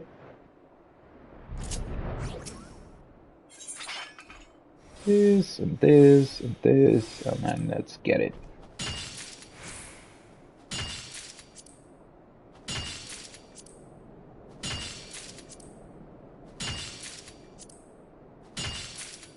So that's 515. You actually need quite a lot of this stuff. I almost needed 900 for everything, but I've already crafted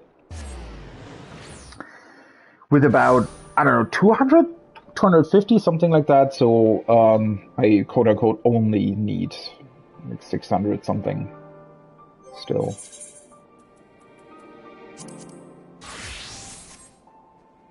Alright, let's get back to it. Sorry guys, I was, very quick detour. Very important matter, very important. Couldn't wait. I mean, technically it couldn't, since it's a time node, but yeah. What? You get tinctures? Frozen hope. Time being of the essence, I believe it prudent we split into 2 groups and cover as much ground as we may, as quickly as possible. If you and Master Fortuno would inquire after the people at Victor Spoils, the 2 of us shall see what we may learn at Liminal Station 4. When you've finished, pray meet us there. Sure.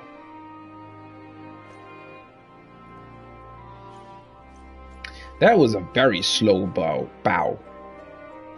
Victor Spoils is to the east of here, yes? Let us be off.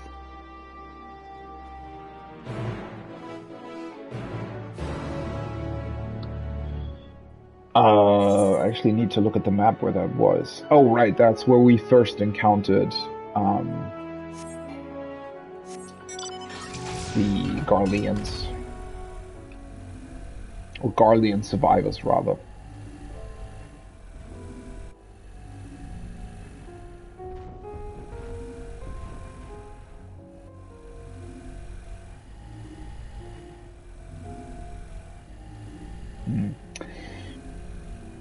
I very much like the story in Endwalker in this particular zone. The only thing that I wouldn't say disappointed by, because obviously at that point I had no idea where the story was going and how long it was going to be, what kind of parts it would entail. But, after having finished 6.0, I do think that Garlemald, in my opinion, could have been represented a bit more. I know that's hard to ask for, since the 6.0 story was already fairly long, I think. Long enough, anyways. I thought it was pretty well paced. And obviously, that's why they're doing these quests now, and that's why I like that so much, is because now we're going back here and actually figuring out, well, what the fuck was going on, what the hell, what kind of other things are still, bothering the region, what else do we still need to deal with. It's pretty cool that we're doing this now, but, looking back, I don't know, there was a lot of stuff happening in this particular zone that was pretty great in terms of the story, right? That whole encounter with Xenos, where he took over our body, and we you need to fight that in that single player instance. That was absolutely awesome. Probably one of the best parts of Endwalker, I would say, despite what happened, or rather, not despite, but next to Elpis, right? Elpis obviously being the absolute highlight of Endwalker, but this particular part of Garlemald's probably the second best. And obviously leading up to our encounter with Zodiark as well.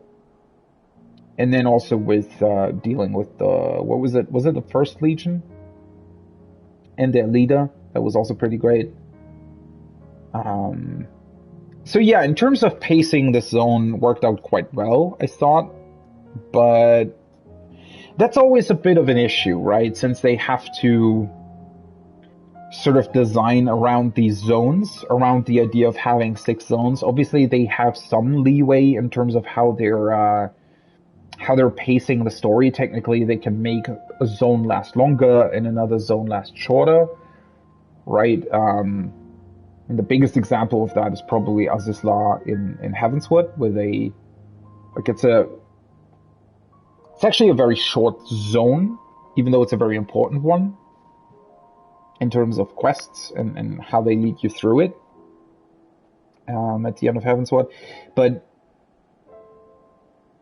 yeah, they do have to, at least to some degree, stick to the zones, right? There are 6 zones, and so they have to, be somewhat equal in terms of the time spent there and the quests taking place there and everything. But from a storytelling perspective, I might have wanted to have the Loporrits maybe take up less time. Not that it's not that I'm disliking the parts with the Loporrits. They were quite fun. It's just that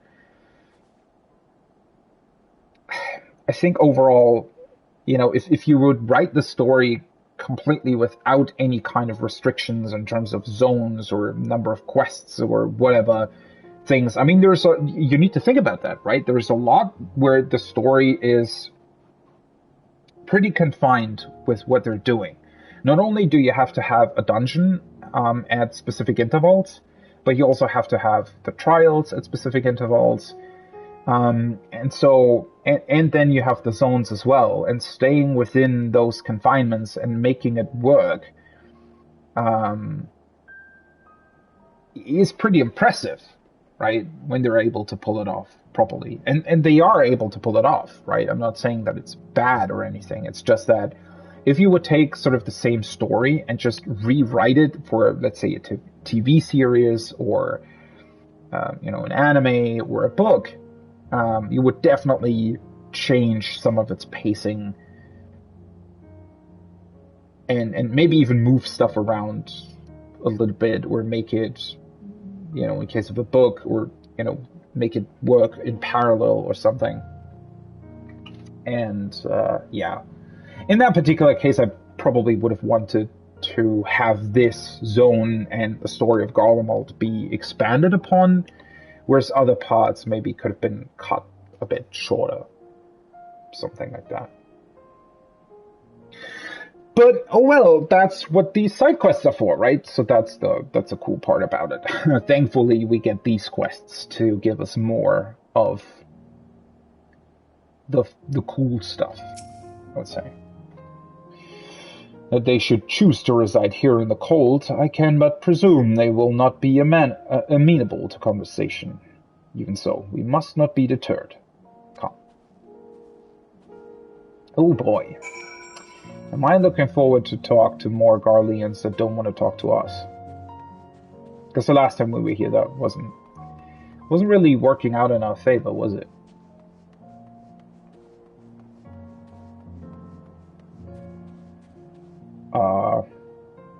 Place seems pretty deserted, though.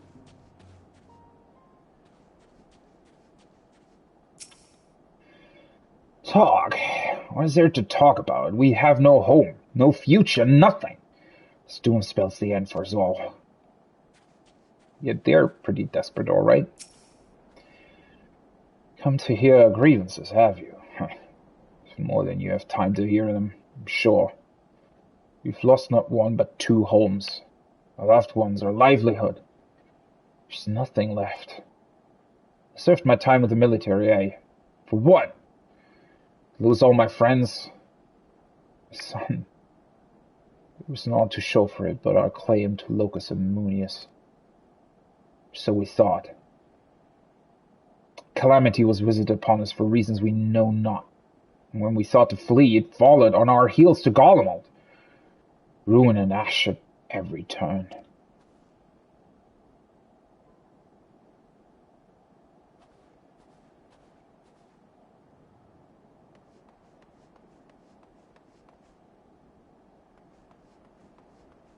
I mean, they have been dealt a pretty bad hand, right?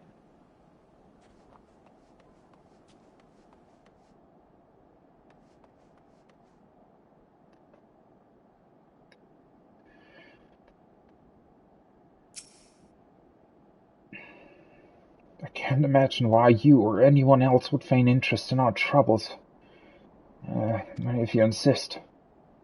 I find a great many of the people here were in the military at one time or another.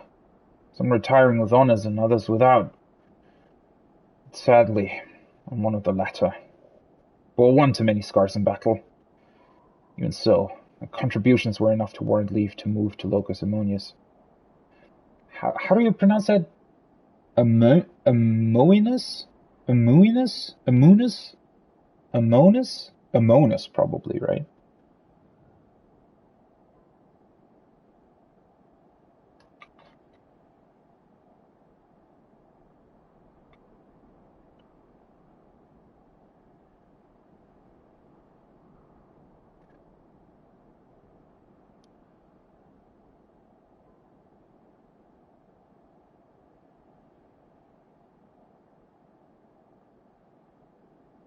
Wait a second, I just noticed that.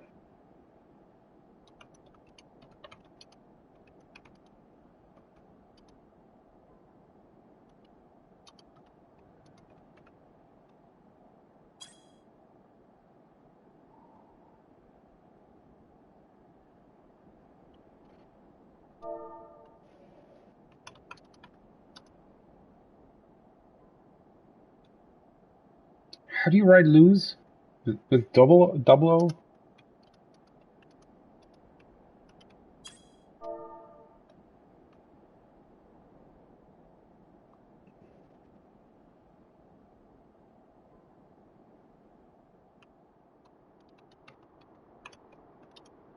Sorry. I just need to.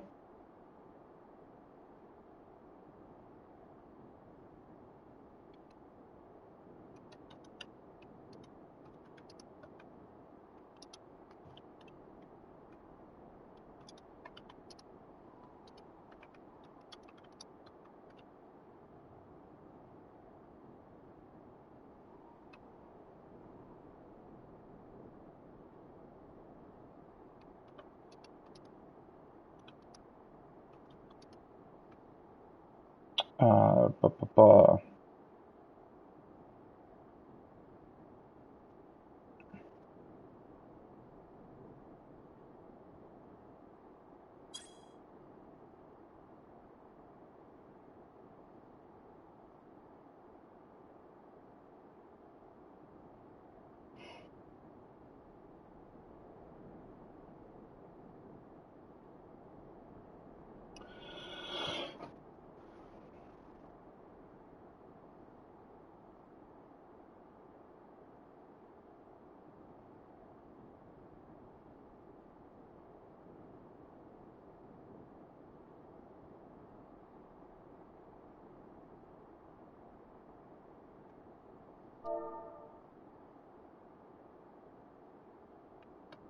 How can I best put that?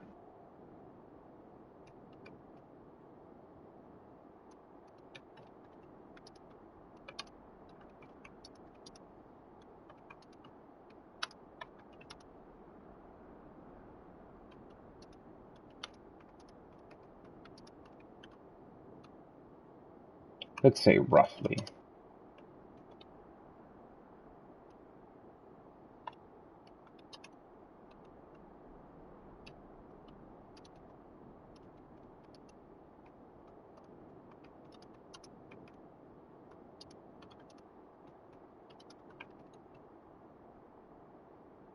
Would it be 20 to 30% damage loss if you macro your skills? I think it's about that, right? I think Mr. Happy tested that once, where he did like he macroed his whole rotation of a machinist, and I think he was dealing about like what was it, like 70% of the damage.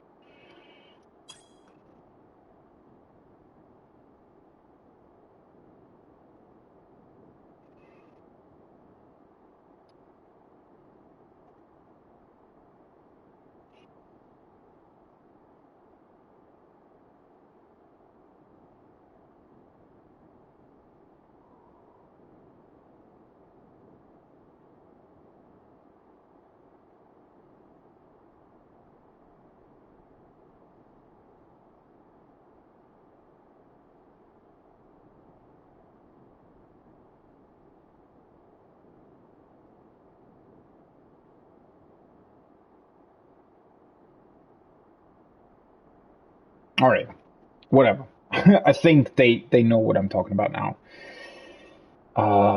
Just need to make sure, right? I mean, if you see something like that in Novice Network where people are trying to macro their fucking combo, then yeah, that's where you need to step in. If nobody else is doing it. Because, well, whatever. Let's get back into the quest. Let's just read through it again. You'll find a great many of the people here were in the military at one time or another. Some retiring with honors, and others without. Sadly, I'm one of the latter, bore one too many scars in battle. Even so, my contributions were enough to warrant leave to move to Locus Immunis. What? Immunis, right? It was a land of warmth and bounty. The Corvosi rebellion admittedly proved troublesome for a time, but didn't take long for the Second Legion to quell their uprising. You could practically drown in the calm and quiet. And one day, the skies came alive with flame. We were overrun by all manner of foul beasts born of our brothers and sisters. Second Legion barely had time to assemble their forces before they were overrun and snuffed out. We barely escaped with our lives. I mean, it's very interesting that he's talking about the Second Legion, because I think... Was the Second Legion mentioned during the MSQ? I mean, they mentioned a couple of legions that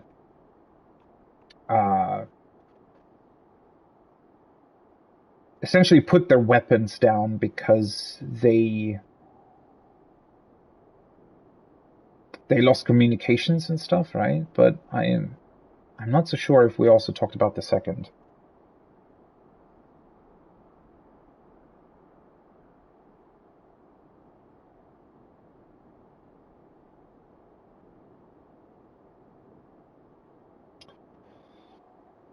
And then one day the skies came alive with flame. Oh, wait, I already had that. I thought Oh, never mind. I'm a little bit tired, I'm sorry. But we were greeted only with more wreck and ruin on our arrival here.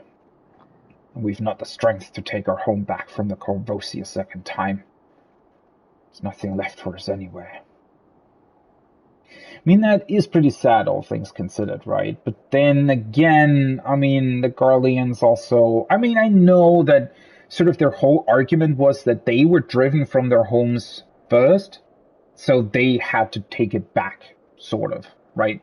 I mean, that's always been their argument to a degree. But... you know, sometimes it's also the way you're treating others that, you know, makes them treat you badly. And they definitely, at this point in time, they've brought so much destruction and death to a lot of places in the world that, you know, I guess my sympathy for them doesn't run that deep, let's say.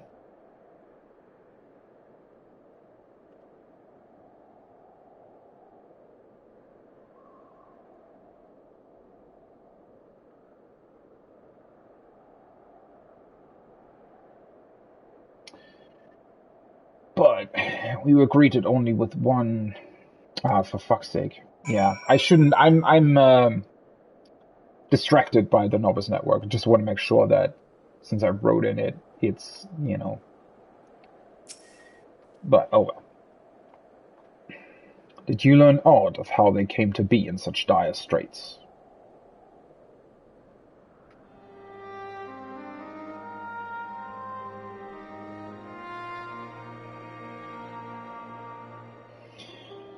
I see. I heard much the same. The military forces of Locus Immunis were defeated in the wake of the final days. Desperate to survive, they naturally fled to Garlemald, seeking sanctuary. It was their hope the might of the Empire would allow them to reclaim the home they were forced to abandon, but the capital was already in ruin when they arrived. Needless to say, the lands they have long believed to be the ancestral home of the Garlean people may remain forever lost to them. Those unfamiliar with history would believe they have always resided in the bitter cold climes of northern Ilsabad, but that was only after the Corvosi invaded 800 years prior. Which is very interesting that they're finally telling us this, because I think, even though it has been known for a very long time, and it was talked about at specific points here and there, but to be quite honest, the sort of biggest parts of the Garlean threat to the entire story have more or less been in, or rather, the setup to it has been in A Realm Reborn, right? I mean, obviously we've dealt a lot with Garlemald in Stormblood, and then there was also the Gaia's Estinian plot going on in Shadowbringers as well. But those were sort of more follow-ups, right? And they dealt with specific things. Especially in Stormblood, we dealt with, with Alamigo and Doma. So I guess sort of behind the scenes, or rather the sort of background of the Garleans wasn't such a big focus of those stories, right? The whole setup of the Garlean Empire, who they are and why they do the things they do, it's been a very, very long time since we as a player have actually heard that. I mean, obviously, when you're connected to the story outside of the game as well, and you read up on a lot of it and try to make different connections, you also read these kinds of things. But, in the game itself, information about this has actually been very scarce for a long time. So I appreciate them, telling us this information again. With the advent of Magitech, I imagine it was all too easy for Emperor Solus to rally his people and take back what they believed to be rightfully theirs.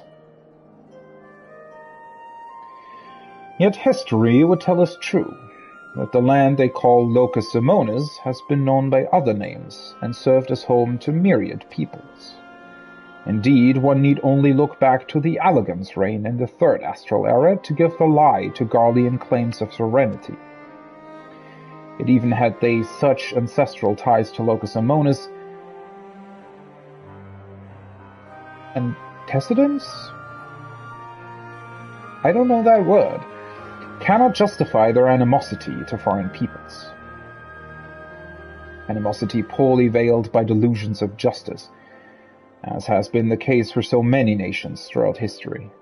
Would that man had the sense and strength of will to break free from such chains of hatred. Yeah, that's always what I, like, if you look at, let's say, as far as I know, I had ancestors at some point in time that lived in the US, for example, right? I mean, I'm now living in Europe. I'm not saying that it's per se easy to move to a different country. Obviously, that requires money to a certain degree, right? It requires you to get a job there. But honestly, like, if your biggest goal in life is to go back to the point where you believe your ancestors lived, and I'm talking about the real world here now, right? Obviously. As long as there's no war taking place there currently, or you can just go back there, right? I mean, I'm not saying that it's going to be easy, but it's going to be possible, right? You don't have to conquer another country just to be able to live there again. You could just go there and live there if you really, really wanted to. And honestly, it's a bit sad that for some, I mean, yeah, even though technically it might have belonged to your people, quote unquote, at one point in time, I mean, what's the big deal if there are other people living there now, right? Why would that be an issue? You could still go there and live there. I really, really don't get that sentiment. Especially since, in our world as well, multiple places on Earth have been, or have belonged to multiple different people, right? And it's always like, that's the biggest confusion, I guess, that I always face when thinking about people being, I don't know, proud of their nation or whatever bullshit people come up with to justify, either going to war or terrorizing others or whatever bullshit claims there are in our world currently, right? And what's so confusing to me about that is that no matter what you're talking about, right? No matter what nation, no matter what people, no matter what, it's always just like a very small portion of history, right? I mean, there have been so many different nations throughout history, so many different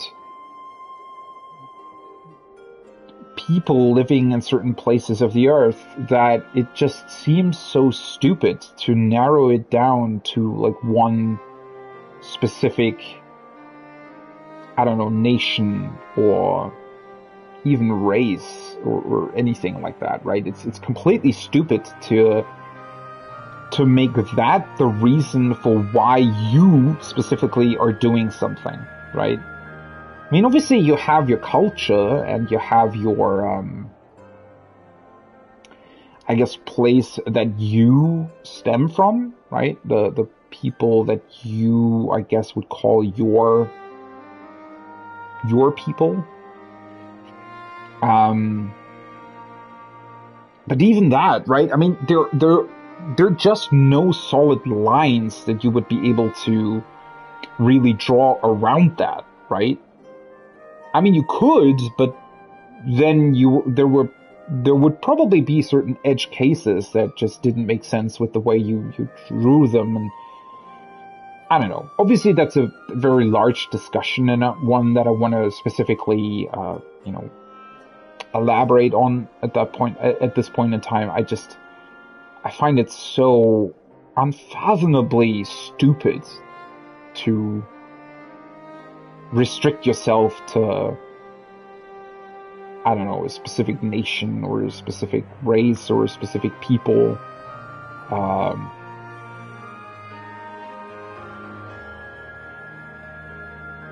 Yeah, that's such a weird concept to me.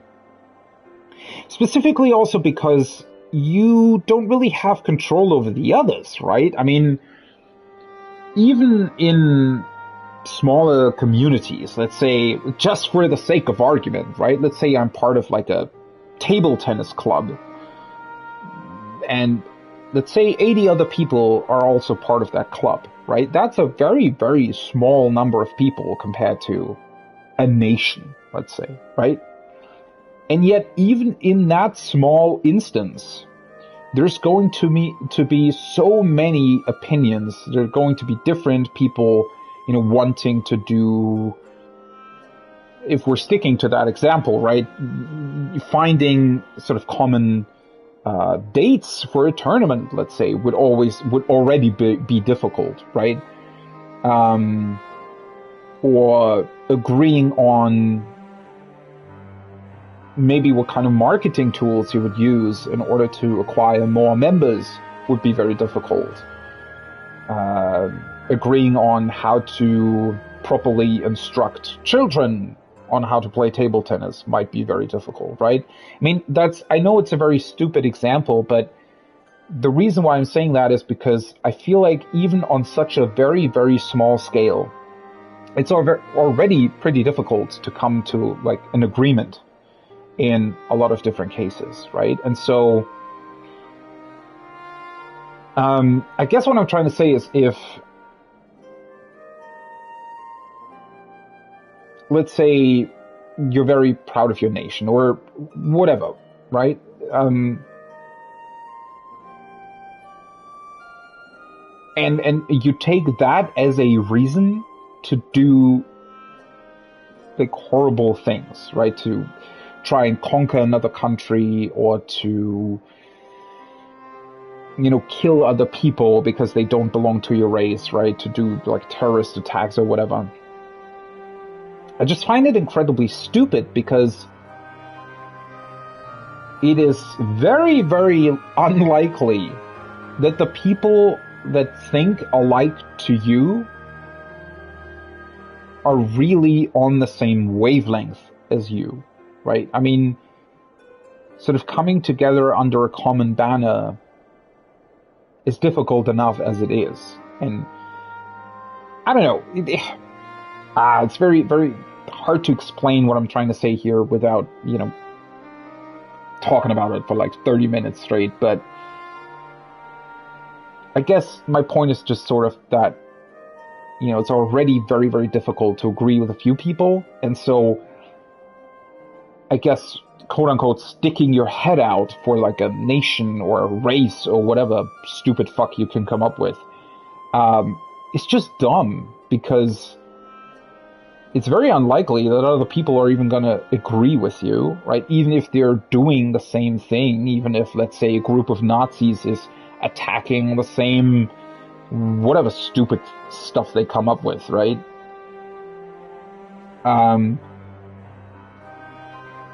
That still doesn't mean that these other people are gonna like you necessarily, or I don't know. Maybe it's a bit of a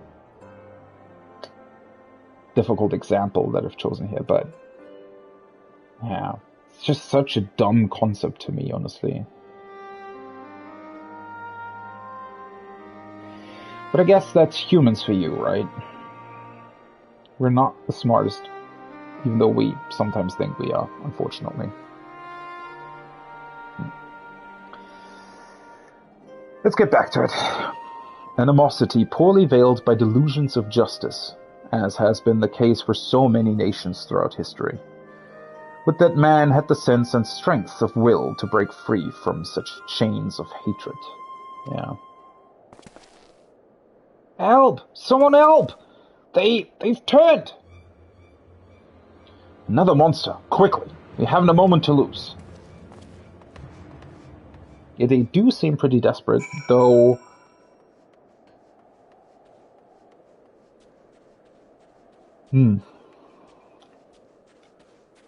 That has been one thing during the story that, hasn't been explained that well, I would say. Like, that's the only thing that was bothering me slightly with these role quests here in Endwalker.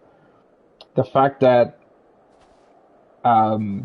they dealt with blasphemies, but I mean, I guess the idea was that the role quests dealt with blasphemies that had started to exist, or the people had turned during the final days, right? During that part of the MSQ where the final days were quote-unquote active, so to speak. And then they just stayed around because they had already turned, right? Us preventing the final days, or rather, dealing with Medion, doesn't mean that the people that had already turned into blasphemies would suddenly turn back. But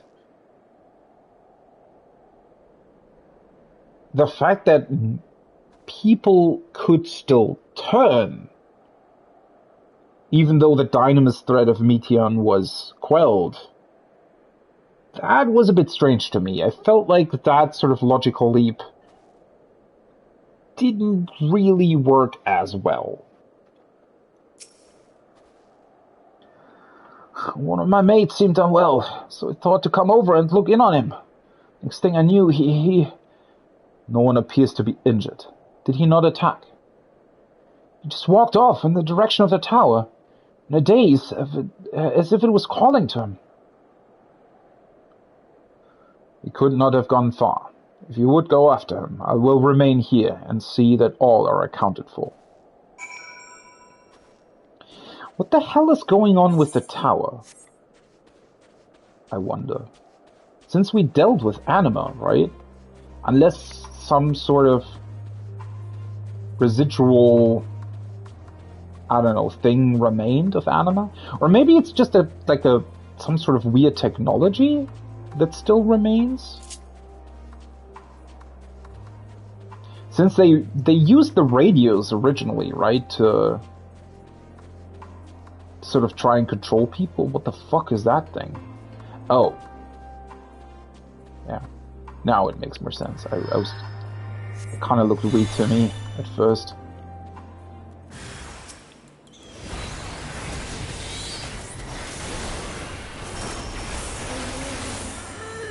Bam! Direct hit crit Akmon to the face. That was a weird dying sound as well.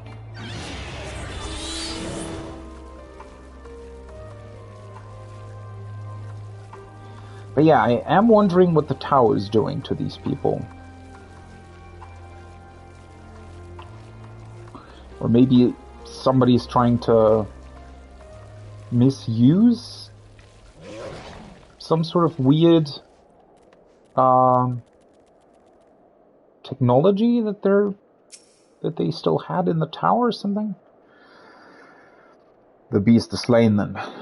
Thank the heavens.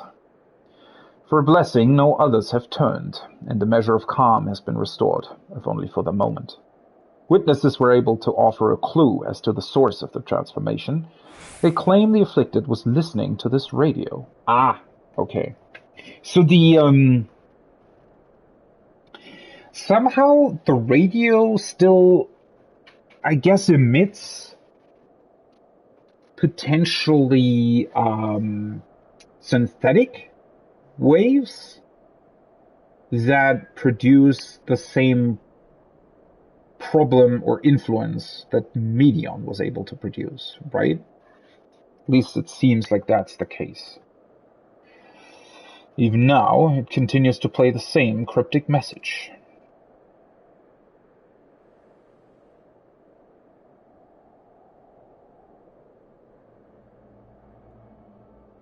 So, yeah, we dealt with Anima, but I guess the technology that Asahi, not Asahi, why did I say Asahi? That fucking, what's his name? Van Daniel. I was just thinking of what he looked like. But the technology that Van Daniel used with the tower in order to influence the people, I guess we didn't really deal with that, did we? Right? We only dealt with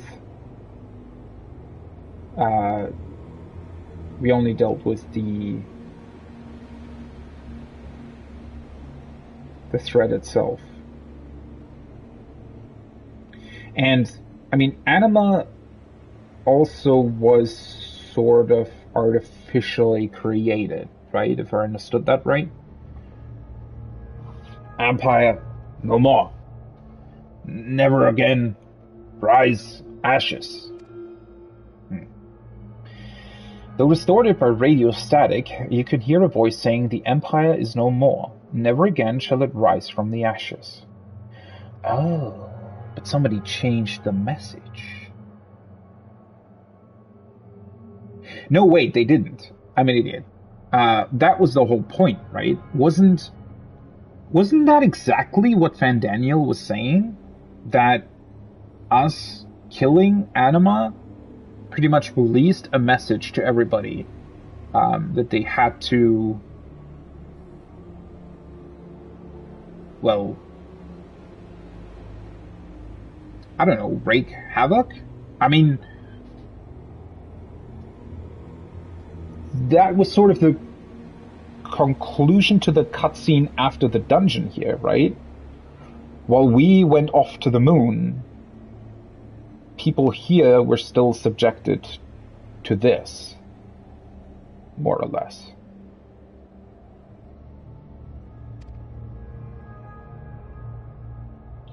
But how is this possible? There are no facilities left standing that could possibly deliver a broadcast.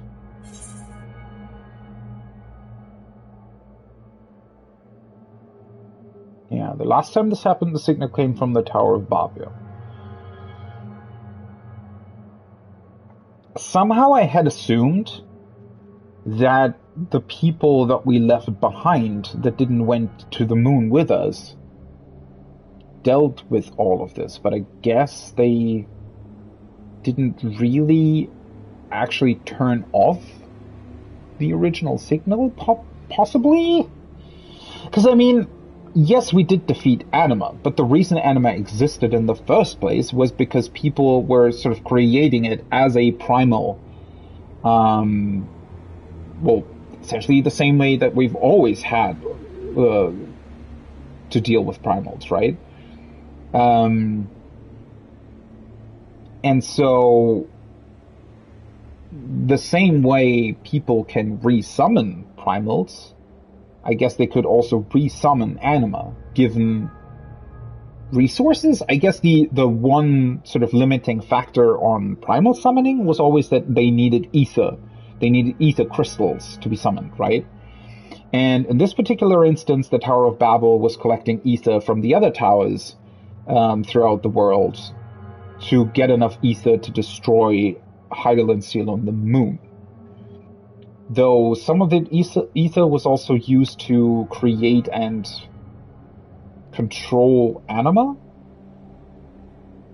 But yeah, I mean, when you really think about that, if people would still pray to anima or would still want Garlemald to be, I don't know, resurrected or something, that could feasibly create another anima, technically, right?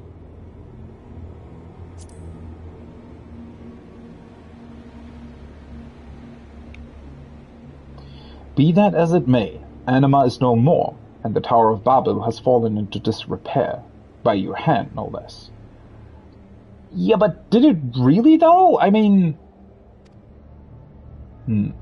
Which begs the question, who, or perhaps what, could be behind this? A moment, if you would. Music just cut off. Hey... Shortly after we finished our inquiry at Liminal Station 4, Lord Aymeric and Admiral Merlwurp arrived and requested an audience.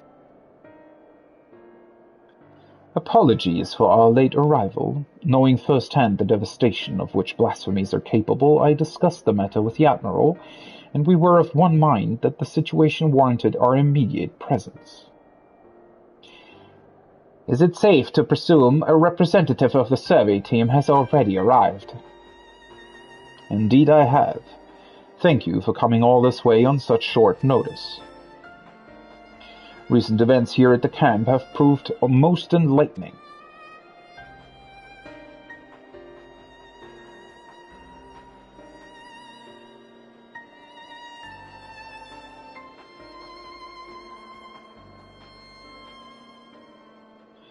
And this is the aforementioned radio. Empire, there is no more. Never again will rise ashes. A harsh reminder of their misfortune, sufficient to push some wayward few over the edge, it would seem. Yet there still remains the question of who is sending this message, and from where. Glory to the everlasting Garlemald. For glory everlasting for Garlemald. No, couldn't be. You'll recognize this message.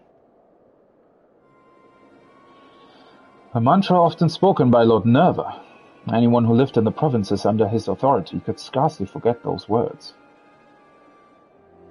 Who's that again?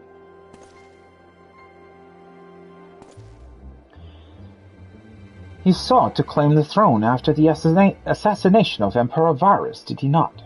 Oh, that was one of the... Yeah, there were like 2 legions that were clashing in the capital, right? After civil war broke out, he all but disappeared according to the intelligence we managed to gather. How could he have managed to breach the tower undetected? Wait, he disappeared? And nobody looked for him? I guess we didn't really have the time to do so? If we didn't confirm that he was dead, yeah. To have done so and remain unnoticed by the creatures infesting the tower seems a nigh impossible task. Unless...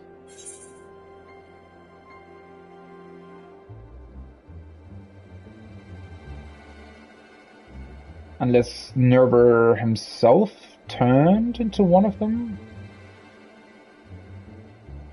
I guess that's the assumption here, right? Though... Wouldn't that be very interesting that the blasphemy seemingly retained... Well, I mean, I guess...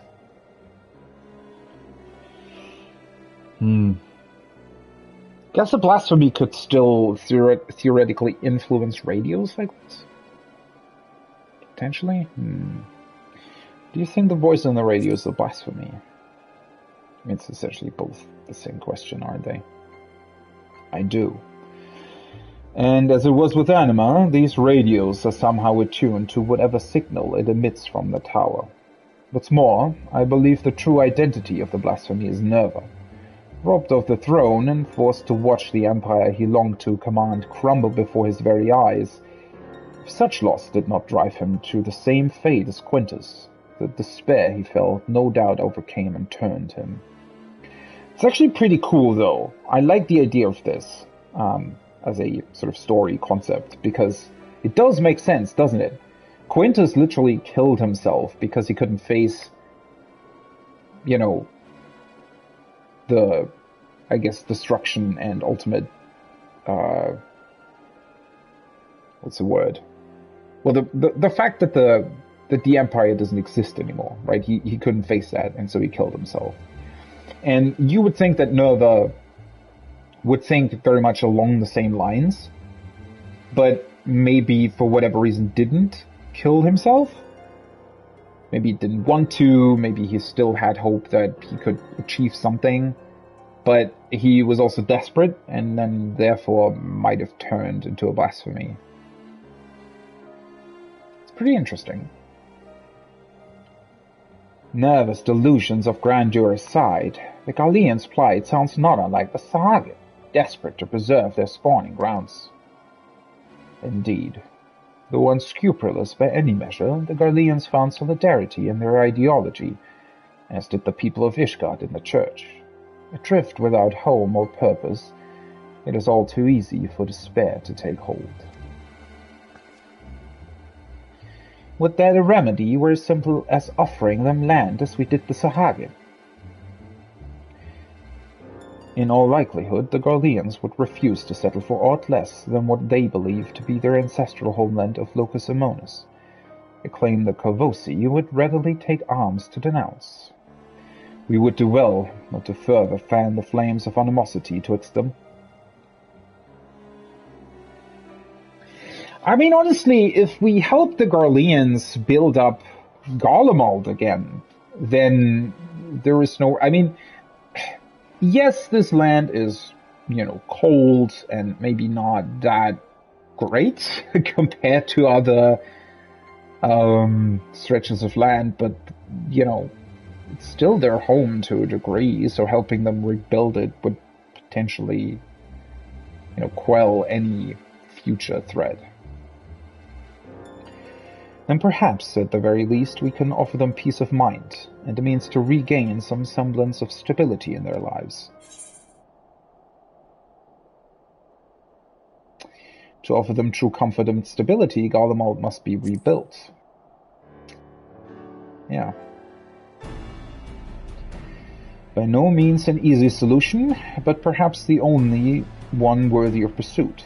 Of course, this new Garlemald must remain a sovereign nation, free from the oversight of others. Aye, they would see no meaning in it otherwise. If I'm not mistaken, Alfino and Alisei have already made strides in helping the people here regain some normalcy in their day-to-day living. The most important first step, but it will mean little without proper leadership. Rather than a single individual, perhaps a governing body of sorts would prove more effective. There are a number of former Senate members among the refugees at Camp Broken Glass, as I recall. With their help, creating the framework for new governance is not an impossibility. Then let us call the people together and see what they make of our proposal.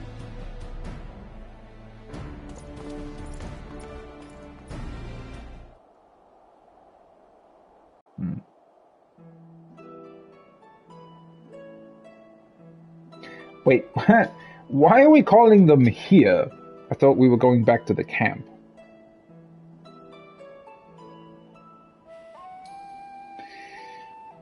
Though, I mean,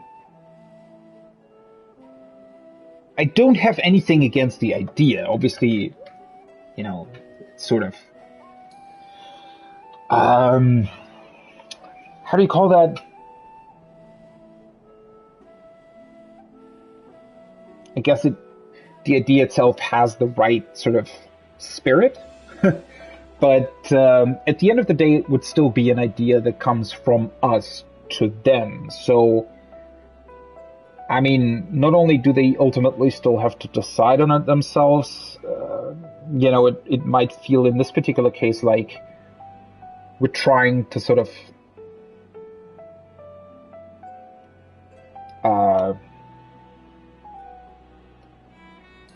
I guess force them into like a particular form of government that they might not be that either acquainted with or they might not like that much. Honestly, this whole situation is very, very interesting because it's very real, isn't it? Almost a bit too real, to be quite honest. Because, well,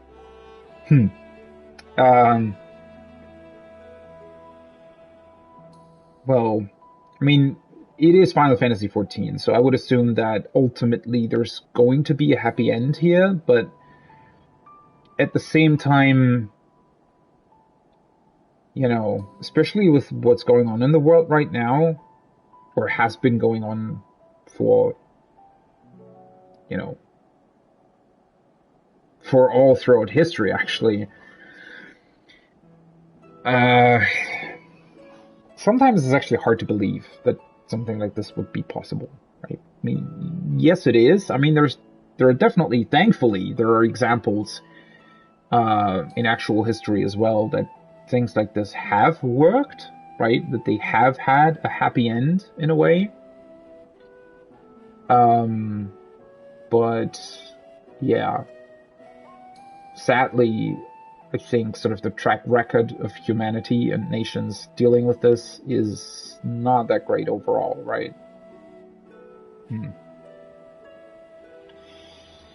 Well, let's see how they respond to the idea. Final Days has taken much from you all. I can but imagine the pain you feel in the face of such immeasurable loss. And though the final days have been averted, its effects yet linger, and a blasphemy has been born of your suffering. Decisive action must be taken before further harm is wrought upon you. To overcome such adversity is too great a task for any one person, but as a people united, there may yet be hope for the morrow. While it is not our place to decide how you will move forward, we would offer a small measure of guidance.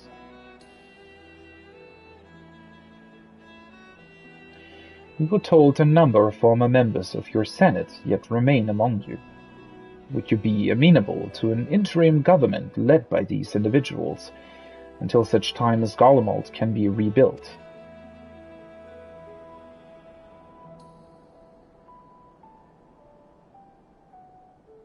Rebuild Garlemald? Such a thing truly possible?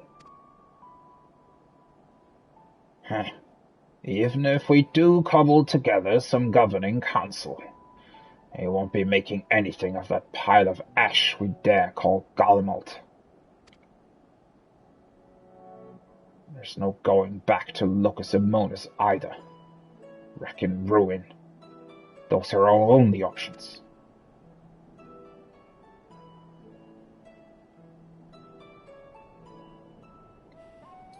I realize to rebuild Garlemald is a seemingly impossible task, but you needn't undertake it alone. My children are working with members of the First Legion as we speak to begin an organized relief effort. And there are others from the provinces, no doubt, willing to lend their expertise.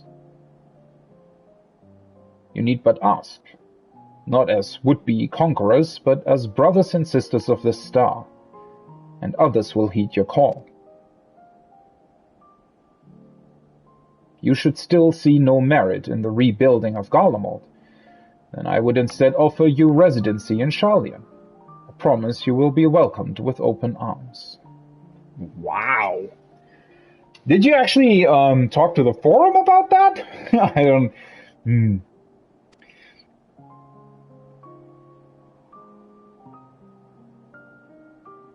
I mean, they're still very proud people, right? You have to recognize that this is pretty much literally just taken place, right? For years and years, they have been the conquerors, and they have been sort of indoctrined with the idea of, you know, that they've been driven from their home country and they need to take it back. And, you know, they... Also, the idea that they need to unite everybody and need to fight primal summoning and stuff. I mean, those things have been told to them for years and years and years throughout all their life, right? And to sort of see another perspective, or to even believe that something else would be possible, or that other people would help them, or whatever, things like that. It's just sadly very unlikely that a thought like that could take hold in them, I guess. Charlie. So now you'd expect us to go and lick boots in some country we've never even heard of. My apologies if I appeared overly forward in my proposition. Considering our strict policies of non-intervention until but recently, it is not surprising that you are unfamiliar with my homeland. It is an island nation to the north, home to myriad peoples, which is why I believe it would not prove difficult to accommodate you and yours. To be clear, you would not be migrating to Sharlayan to live in servitude. You have my word that each and every one of you would be guaranteed citizenship upon entry. And why exactly would you go to such lengths for us? For the conquerors you barely know.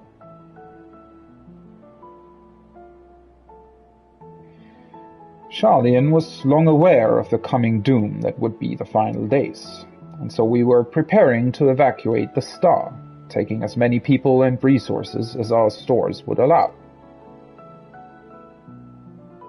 Initially, it was our intent to save the people of Garlemald as well, but we had not forgotten your transgressions invading Alamigo, your rejection of our entreaties for peace.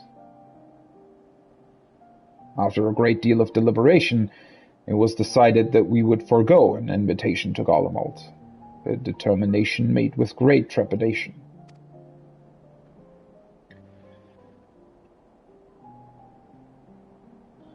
We had convinced ourselves it was ultimately for the greater good, though I can think of at least one individual who would continue to protest. Only one? To ignore the plight of those one might conceivably save is not wisdom. It is indolence.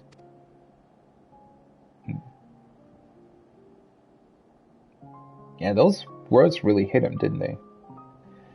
Sage counsel I brazenly cast aside when confronted with the final days in earnest. But he here and his companions refused to forsake those we were otherwise unwilling to save. With great risk to themselves, they achieved the impossible, and opened my eyes to the error of the Forum's decision.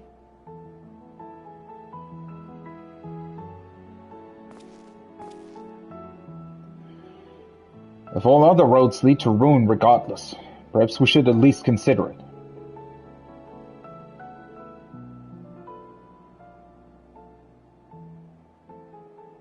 Finally, people with a brain. See, that's... Oh, man. I mean, as they said, right, obviously... Sort of the whole idea of Endwalker has been to show us that we can overcome differences, right? And we can have the happy end, but...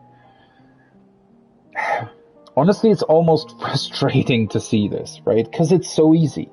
It's so easy to do this, to just say, hey, We may have done dumb shit in the past and we may have been enemies, but at the end of the day, we all just want to live in peace. I mean, you can't honestly tell me that there are humans that deep inside of themselves wouldn't want peace for themselves, right? I'm not even saying peace for others or like, right? But for themselves. I mean, who wouldn't want that? Who wouldn't want to, wake up without worry, without fear of, well, anything really, right? Of course you would live in peace if you had the option to do so. But sadly, I don't know, people are lying to themselves and they're somehow stuck in this mindset that in order to have that peace, they need to put others down. Even though that's not true, right? If both sides would just say, hey, you know what, let's just live in peace, let's not bother each other anymore, then, well, that would be an immediate solution. Yet for some reason, humans are very, very adverse to that. For whatever fucking stupid reason. And that, honestly, it's just very frustrating to see because it's very, very hard to understand, right? I mean, I'm not even saying that it's easy, but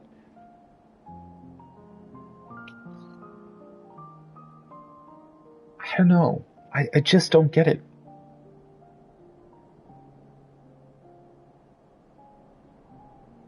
And the thing is, right, obviously I get that people are afraid to lose power, right? I think that's probably one of the biggest reasons for wars and such, is that sometimes people, they're afraid to lose power, they're afraid to lose the influence that they have, and so they're becoming more and more aggressive because that's sort of the only way they know how to defend what they have.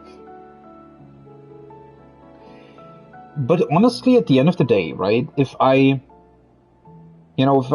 consider my own life and thankfully the peace that I know, right, and then I think to, I don't know, let's say some random high military expert in North Korea or in Russia or some warlord in Africa or whatever, person you might imagine that is currently both in a position of power yet also part of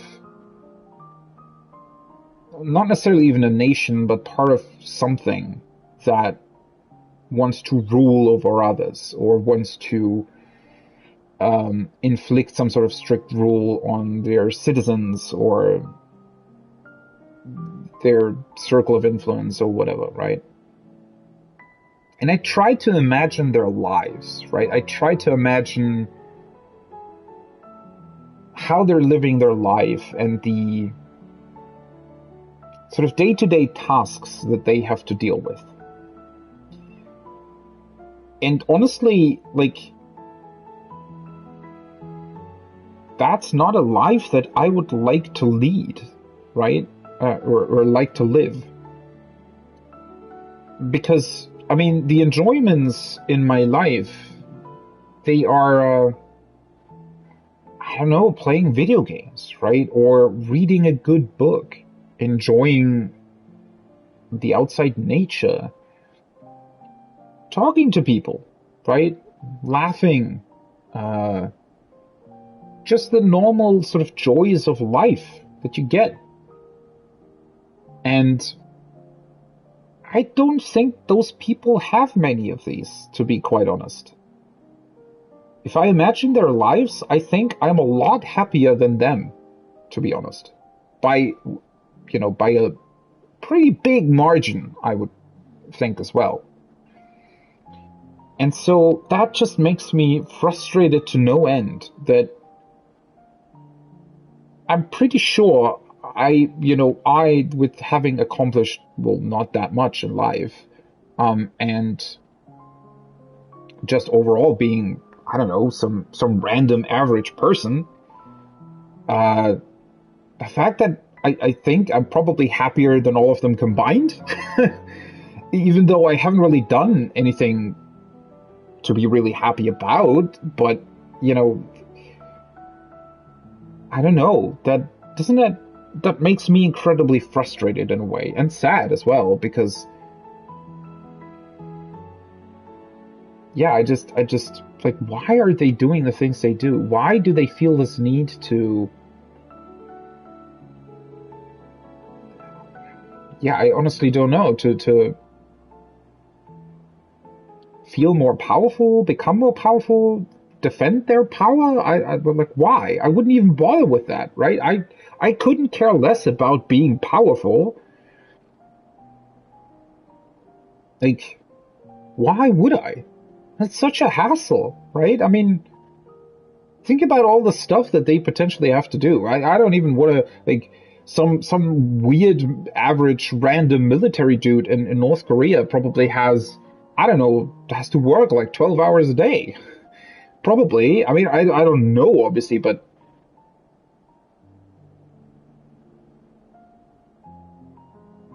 yeah, that's such a weird thought, right? Such a weird idea that there are people that are very, very likely less happy than me, but for some reason think that, instead of just giving up whatever they're doing and just, I don't know, living a happy life, they continue to do stuff that's probably making them, first and foremost, unhappy.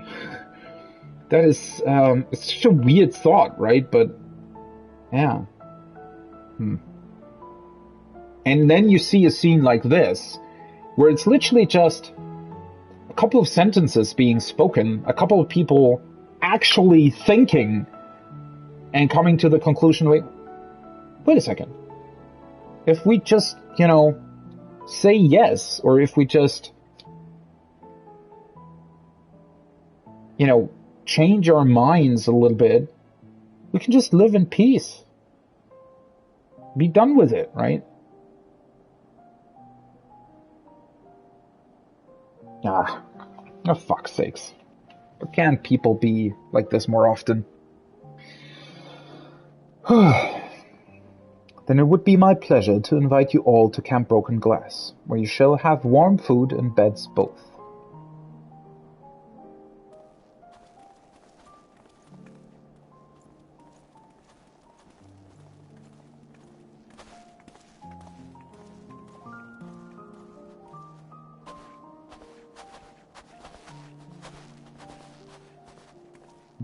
I still don't really like the idea, apparently.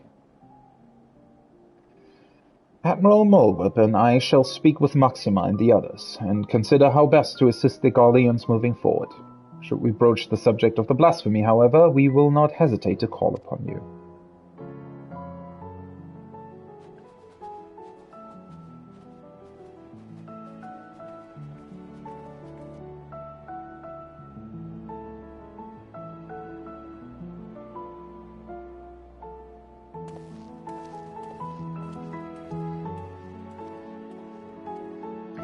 I hope that wasn't Nerva or something. Oh,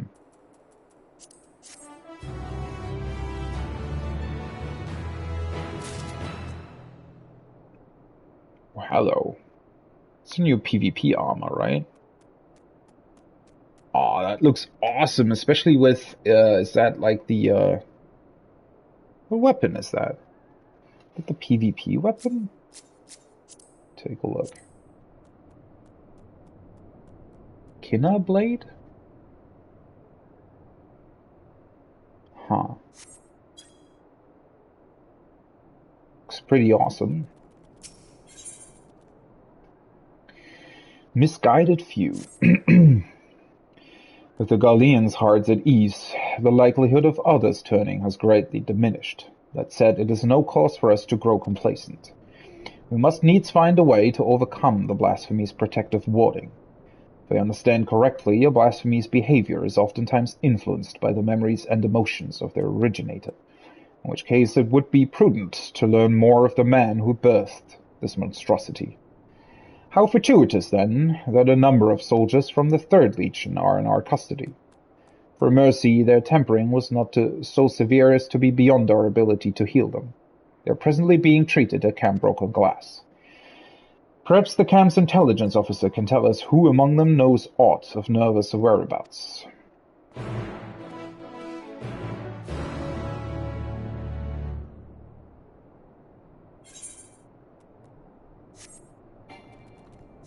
Let's just fly back to camp.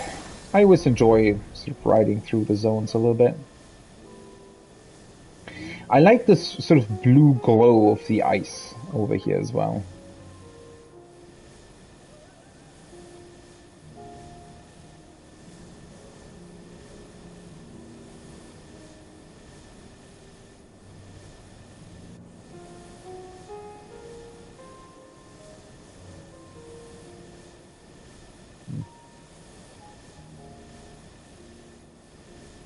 Still very much like this zone, it's just something that I heard a few people say and that well, not necessarily agree with, but, you know, one thing that the zone does is it makes you wonder how Garlemald looked when it was still intact. I mean, to a degree we've seen it, right? There were quite a few cutscenes in Shadowbringers that showed us, literally, the capital of Garlemald still being whole. But yeah, I don't know. I mean, it would still be pretty awesome to see, is all that I'm trying to say here.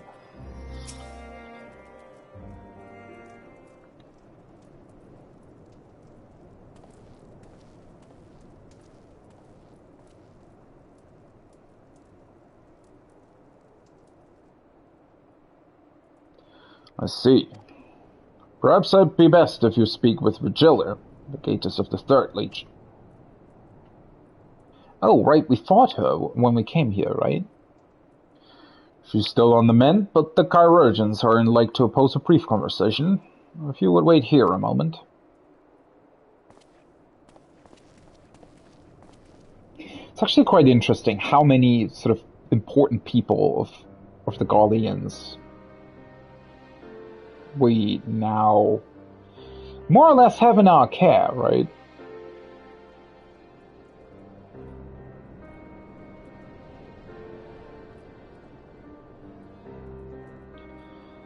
Eorzeus champion, I presume, and one of his cohorts.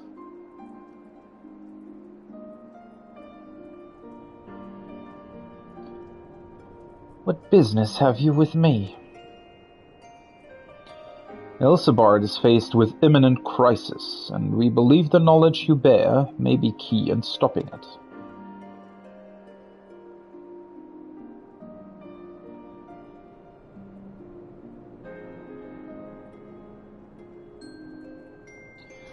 Thus do we believe the blasphemy to be Nerva, as whereabouts in the wake of Garlemald's fall, or lack thereof, give credence to our theory. Lord Nerva. From what we have pieced together thus far, you were one of the last to see him alive. Please, will you not share with us what you know? Very well, though I suspect what meager knowledge I possess shall avail you not.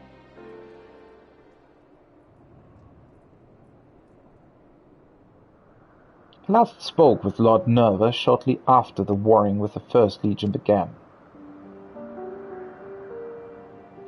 Cloistered within the lower levels of the Cenaculum Imperialis, he spent the better part of the day listening attentively to the radio, seemed hopeful, or perhaps desperate for news that the tide might turn in our favor.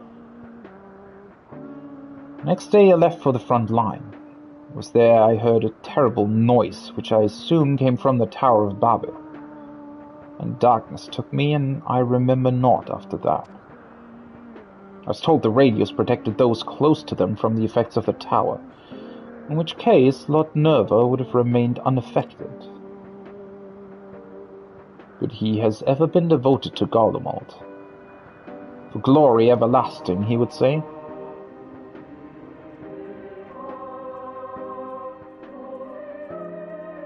To watch the empire he loved so dearly crumble. I can think of no one who would be more stricken by the sight. It seemed we were right to assume what became of Nerva.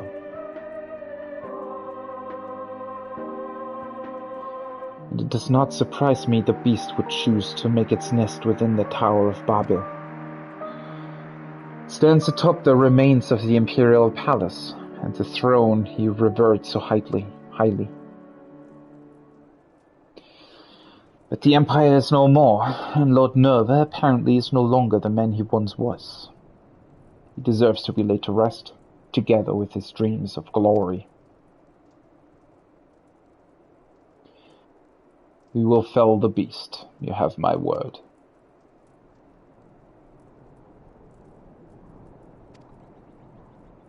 It's a bit harsh of a description of what we're trying to do, but alright.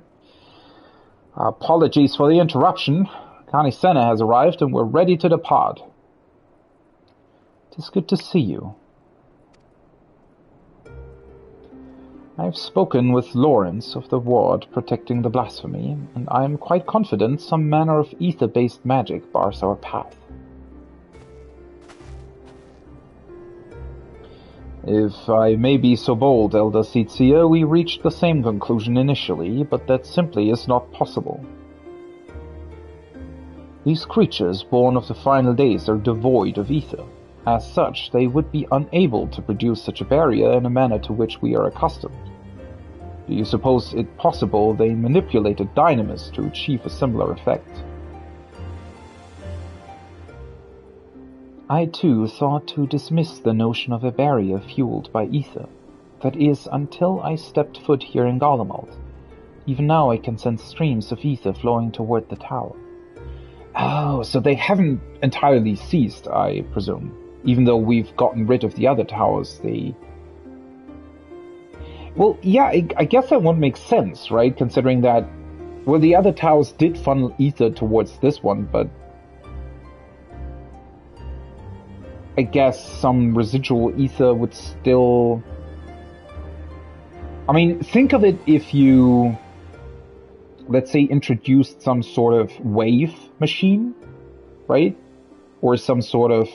I guess you could call it that, like, I guess it would be sort of an IRL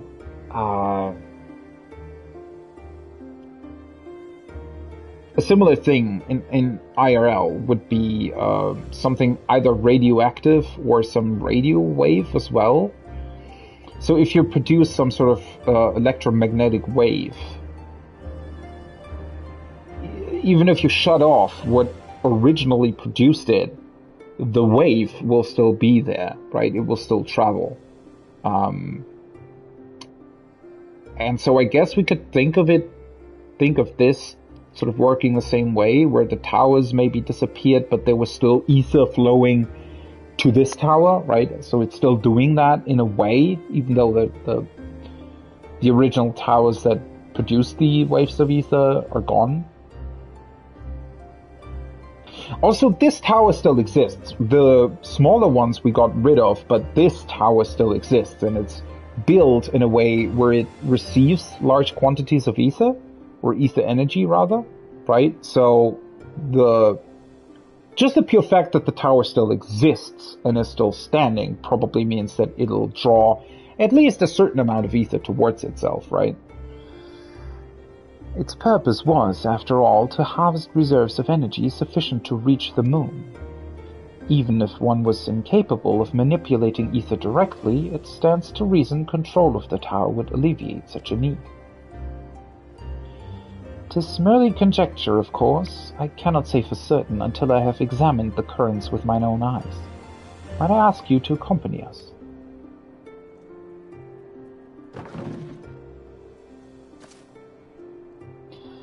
I would join you as well, if I may. My injuries would keep me from being of use in battle, but my knowledge of the land should serve just as well as my blade.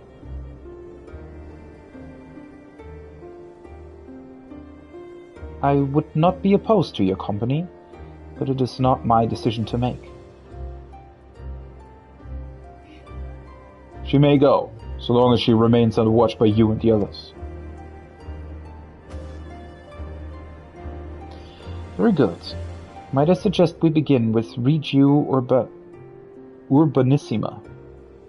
I sense the greatest confluence of ether in that vicinity.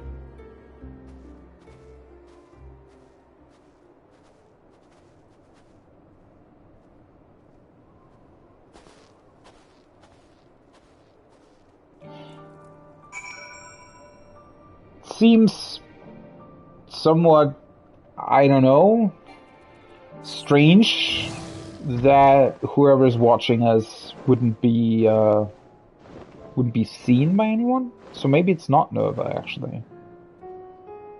He would probably have trouble to hide, right? I wonder if it's some other Garlean, potentially.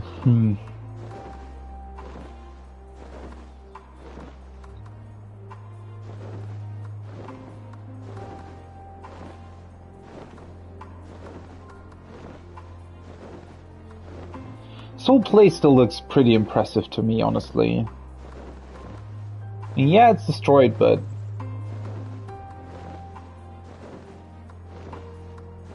it's just so interesting to think about what it originally looked like, right?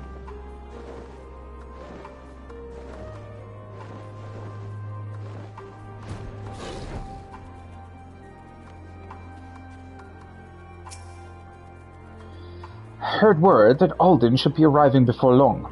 I can already picture him knocking his knees, muttering under his breath about the cold.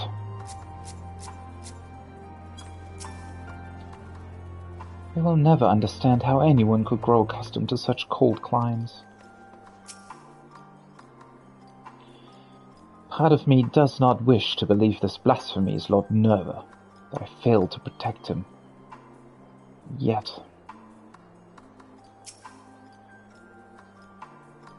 Sure, it's just my imagination, but I can't help but feel we're being watched again. It's not just your imagination. It would seem I underestimated the resourcefulness of our adversary. Wait, why? Wait?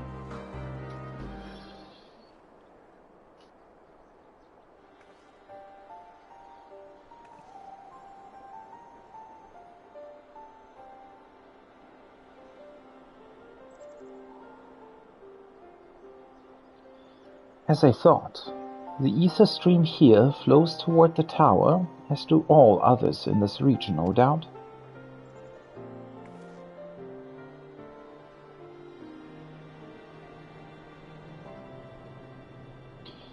This convergence first began when the Telophroi erected spires in all corners of Eorzea to fuel the Tower of Babel.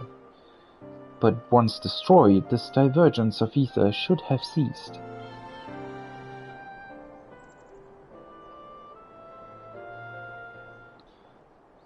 Alright, whoever you are, if you've business with us, quit your skulking about in the shadows and speak your piece. It was you there in the tower, wasn't it?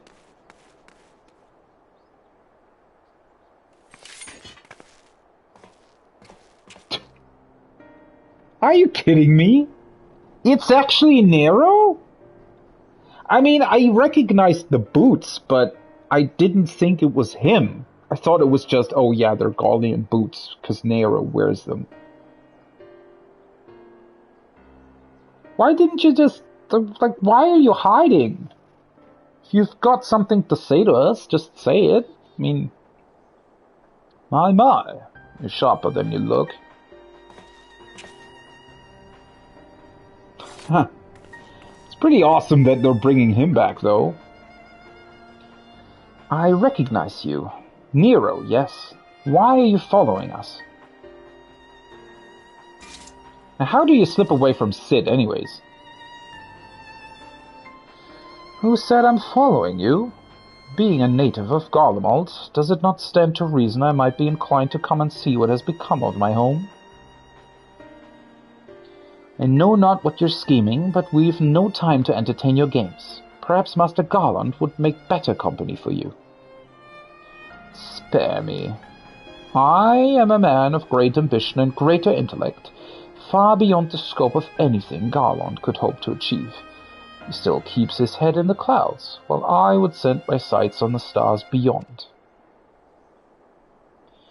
Which is why you snuck into the tower, but like us, you couldn't get past the blasphemy to reach the transporter. Yes, well, I was very much hoping you would dispense with that little obstacle. And having caught wind of your plans, curiosity compelled me to see if you were truly up to the task. Do you have reason to believe we're not? Or perhaps does the great genius Nero mean to dispense with a blasphemy himself? What's that grin, for fuck's sake? Far be it from me to steal your glory, having come all this way, but as I am feeling generous, I will tell you what I learned during my time in the Tower of Babel. I was able to access its systems, you see, and discovered one of those dreadful spires still appears to be active. Impossible. They all vanished when Anima was destroyed. Yes, and I've heard of your escapades reclaiming the remains of the Emperor, but obviously you failed to reclaim his entire body. As it stands, a piece remains powering a tower at Fabrica. Wait, what? Ah, yes. The manufacturing district just north of the erstwhile Imperial Palace. A rather impressive feat, considering how these lands are so utterly devoid of ether, barely enough to sustain life, let alone the spire. But if one were to use Varus's remains to forcibly create a confluence of sorts... Precisely, and from what I gleaned of the tower's systems, his heart serves as its core. Coursing not with blood, but your precious ether, and now Nerva has amassed a surfeit to shore up his defenses. How fortuitous he should find so perfect an impetus for his design, stolen from better minds than his own. How very like him.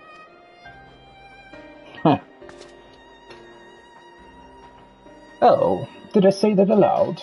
You'll forgive me if I fail to show concern for your ire. Yeah, they clearly have some lingering issues between them, don't they?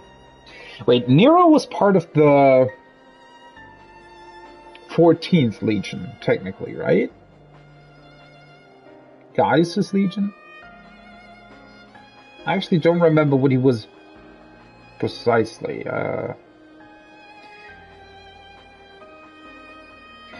But wait, so there's one of the towers still active here? Like, right next to the other one? Or what? Apparently. Also, honestly, they didn't really linger on it that much during the Endwalker MSQ, but... I mean, not only is it really, really fucked up that they essentially cut Varus's body into literal pieces and then stuck those pieces inside the different towers, right? I mean, that was beyond fucked up. But, I mean, you know, just thinking about that, well, after the towers vanished, there were practically body pieces of Varus that had been found and, I guess, collected by somebody, and they had to be examined as well. Bah. That's It's actually pretty dark. I mean, the game doesn't linger on it, all that much, but the idea, like, if you really, really think about it, right, is pretty gruesome.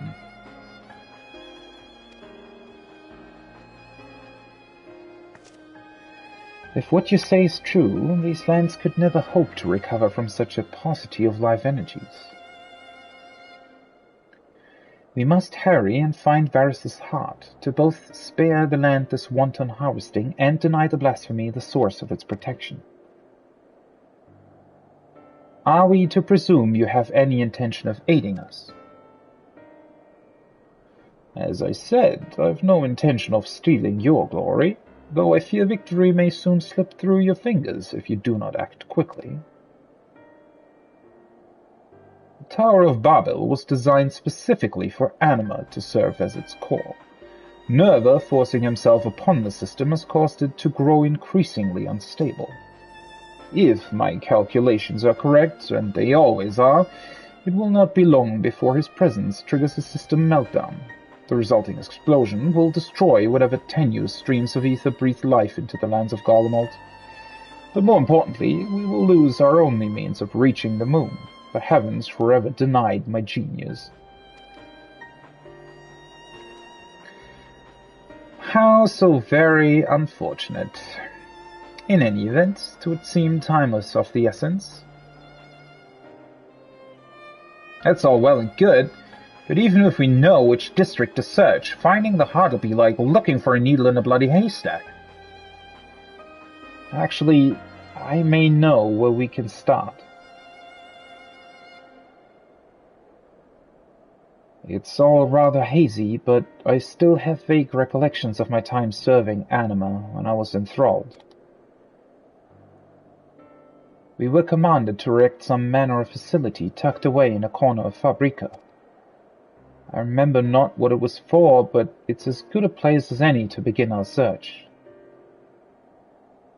Certainly sounds promising, but surely this facility will be heavily guarded.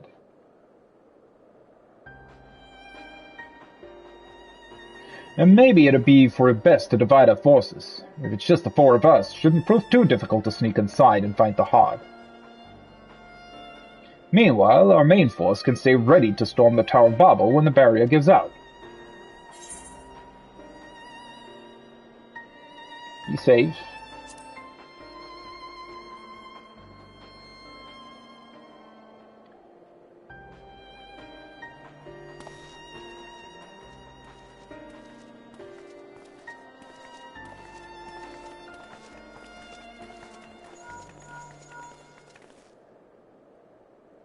This is Levelier. What? Very well.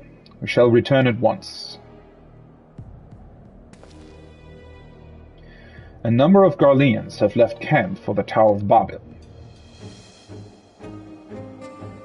They have somehow misunderstood the threat of the tower and convinced themselves that Nerva has taken refuge there, still clinging to their ill-placed patriotism, no doubt. They could not have gone far. If we act quickly, perhaps they can be found before they come to harm. Yeah, I have a feeling we might not be able to help them anymore, but oh well. A wise man would not waste his time on a few wayward refugees. I thought you Sharlayan scholars knew better. To ignore the plight of those one might conceivably save is not wisdom, sir.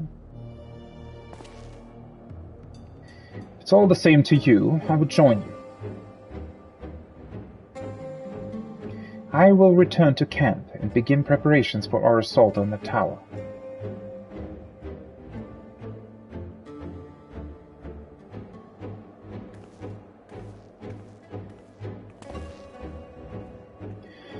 And I suppose I should go as well. Where the fuck are you going? Oh well. Though I am unarmed, I promise not to be a burden. Why are you unarmed, by the way? That said, it would behoove us to avoid any undue confrontations if possible. Now then, let us be off.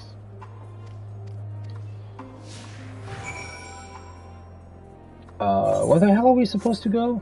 Okay. Guess we're supposed to just look for...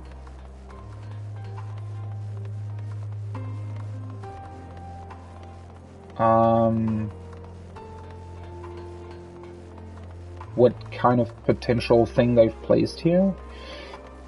I mean, that's very interesting, though. So, when they mentioned the heart being here initially, I was a bit confused because I thought, well, that would be weird, right? I immediately thought of the towers that we were in, right? The towers like the one in Thavnair, for example. Just one of them being left here, standing somewhere in the vicinity. Because that would have been fairly obvious, I would presume, right? Because I was sort of confused why they weren't able to find the heart, but apparently it was hidden here for some reason. Maybe since the Tower of Babel was already here, they didn't bother building a second one and just hid the heart somewhere where it could sort of gather energies as well.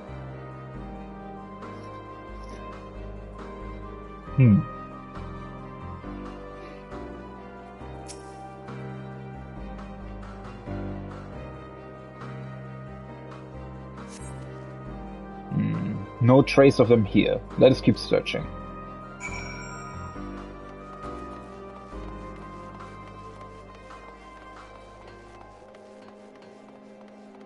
Let's just try and avoid confrontation with these things. Not that they would be much of a threat, but just thematically. Guess it makes more sense to avoid that. Let's see. I mean, I'm not even really sure what we're looking for. Help! Someone please! Did you hear that? It came from over there. It did? Well, that's pretty far away. What the fuck? How did we actually hear that?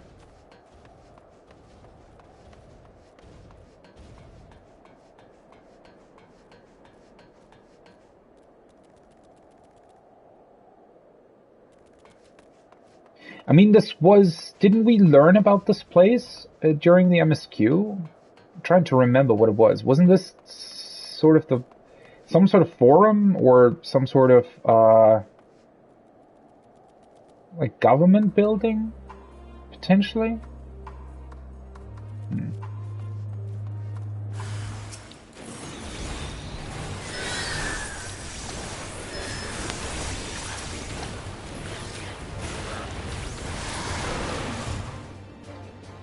Bye.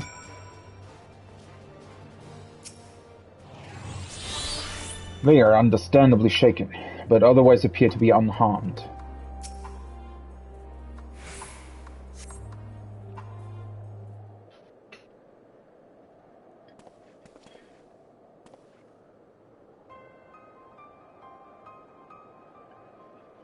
You're the ones who came to speak with us before. We've heard Lord Nerva had returned and was assembling his forces in the tower, but...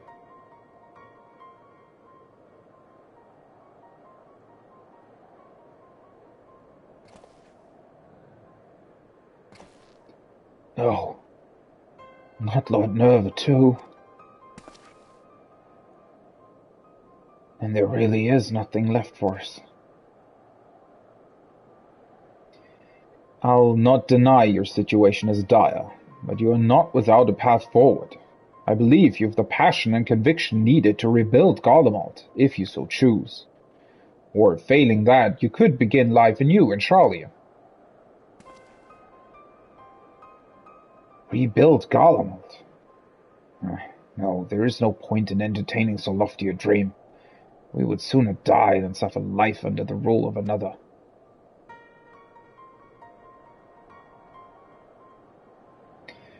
You would sooner seek death than sanctuary. Your resolve is admirable, but sorely misplaced. If you would not see Garlemald rise from the snow and ashes here in Elsabad, might you consider venturing onto a new frontier? Are we, like, rebuilding Garlemald on the moon? A new frontier? And where exactly is this land ripe for exploration? There. On the moon.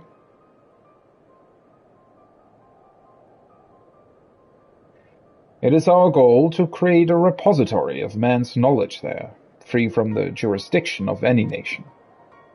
As I understand, the magitech and technological advancements of Garlemald were without peer. Your expertise would be indispensable in the endeavor. Should you be willing, of course. Well, I mean, they would be under the rule of little bunny people, so I don't know if they would like that all that much.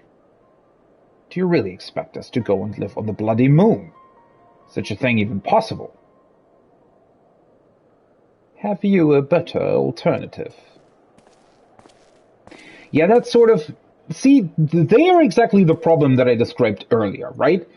They're making it hard on themselves for no reason whatsoever. And the sad part is that's very much something that people do IRL.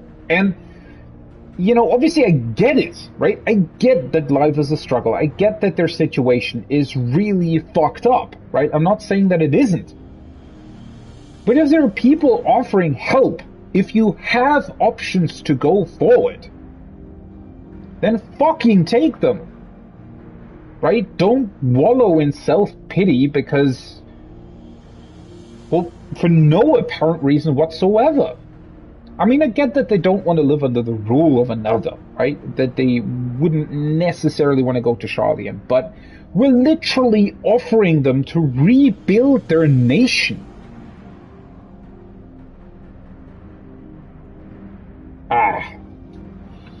Man, that can be frustrating.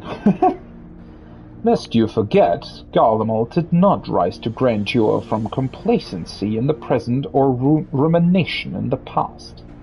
We live for the future. It is in our blood. Life is not without its hardships, of course. Even I have met with the occasional stumbling block. Yeah, that's surely a way to put that.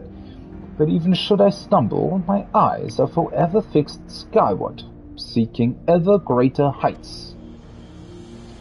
The Empire may be lost, but I still possess a great deal of knowledge gained from it, and a desire to seek more. The very notion of exploring the moon is an unprecedented prospect, and that you would balk at the proposition boggles the mind. Consider this. You have heard that beasts of the final days were born of those hapless souls that had given up on everything, yes? If that is indeed the case, can you tell me why you still stand before me? Right, because they haven't given up. Wow, Nero with the actual motivational speech! Because deep down you believe your life is yet worth living. Deep down you long to reach for the unreachable.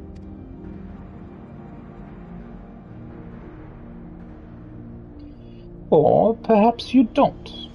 If you should choose to lay down and die here in the snow, that's none of my concern.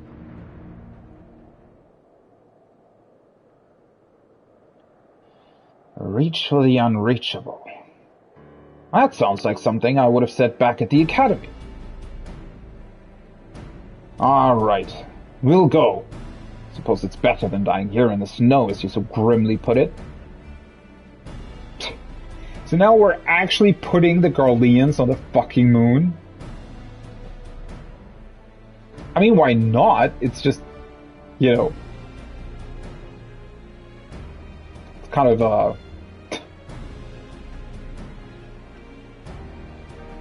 It's kind of hard to believe. So that you know... Then we must first dispense with the blasphemy that commands the tower. I mean, technically though, right? The only means of actual travel between the moon and the planet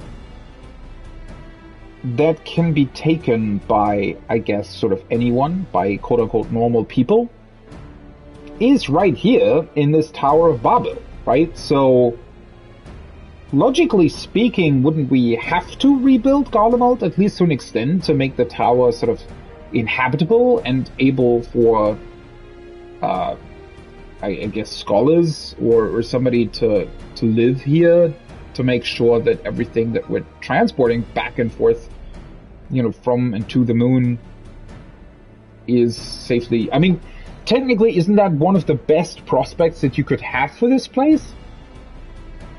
Once communication is actually established with the moon on a more regular basis, wouldn't this become sort of a very, very highly looked after and sought after trade route? Maybe, potentially even? At least a place that most nations would, to some degree or another, invest into.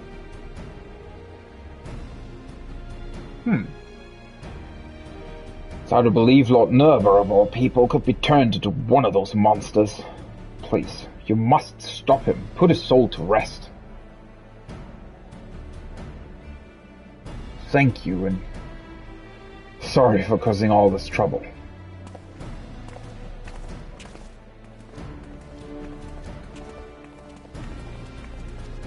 Well, they did turn around quickly. Though, again, I guess it was Nero, a fellow Garlean, telling them about this, right? Thank you for the rousing call to action, but I thought you had no interest in meddling in our affairs. Lest you misunderstand, I abhor the idea of my countrymen blindly following nobles they know next to nothing about.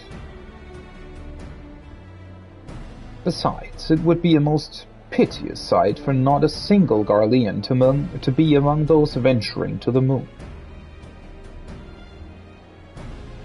Who else am I to prevail upon to learn of new findings up there? Oh, so he's already thinking about his connections.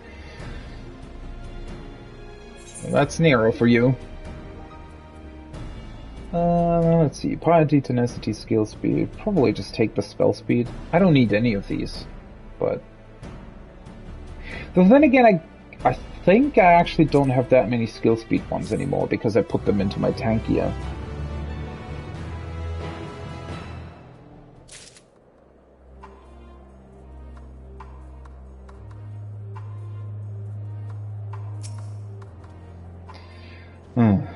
I told myself I would not get overly involved, and yet here I am. I don't mind it. Forlorn glory. From what Nero has told us, time is now a luxury we can ill afford.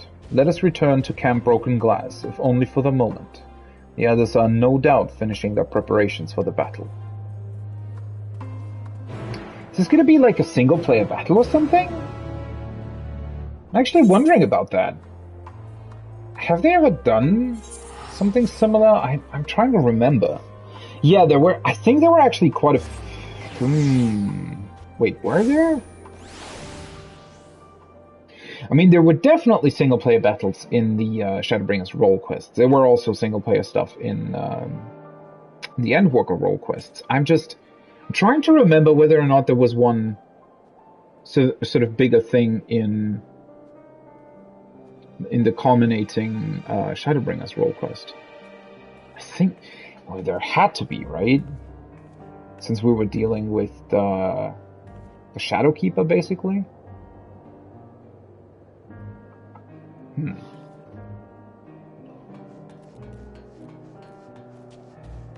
Oh god, what's the Namazu doing here? Durpin Stinus. Why the hell are you running around as an Namazu? That looks so derpy.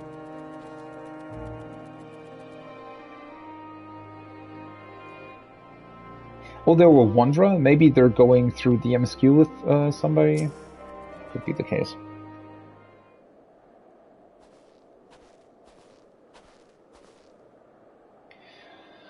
I should hope the other's absence means all proceeds apace.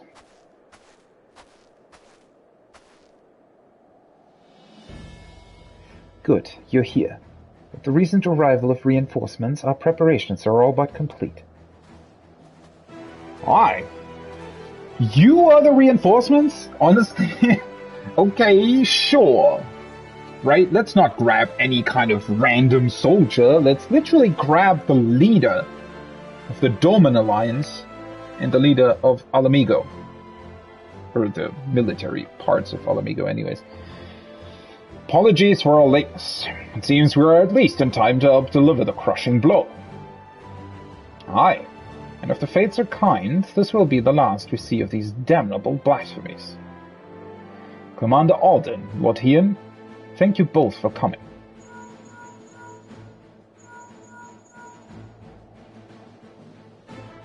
Yes, of course, understood. Lawrence and the others have reclaimed Varys' heart. The barrier protecting the blasphemy should soon dissipate. Well, that was easy. And the time has come at last to storm the Tower of Babel.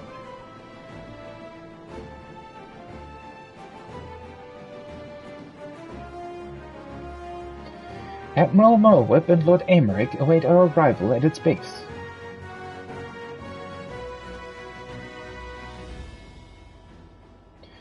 Then we should be about it, eh?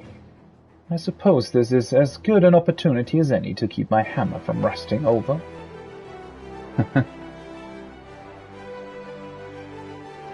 Honestly, I like this a lot, right? I mean, obviously the Scions are great, but you know, you're together with them a whole bunch during the main story, and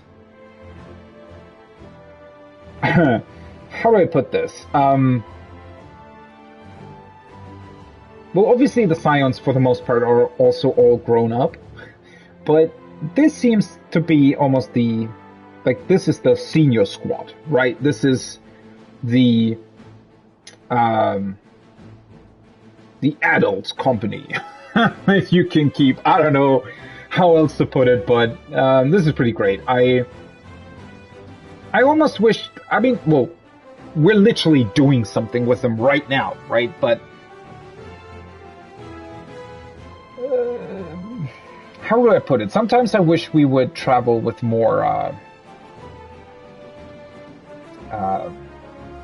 well, with these companions as well, right? Nothing against the Scions, but sometimes having other company is great as well. I will accompany you as well. As the Forum's representative and a member of the survey team, I feel it my responsibility to see this through to the end.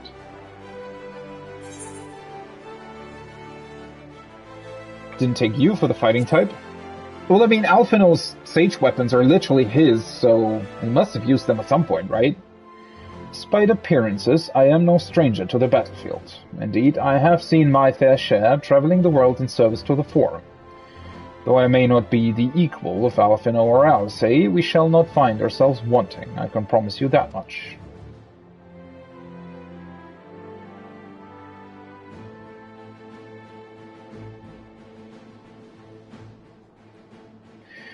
When you have all finished your preparations, we shall reconvene at the Enceladium.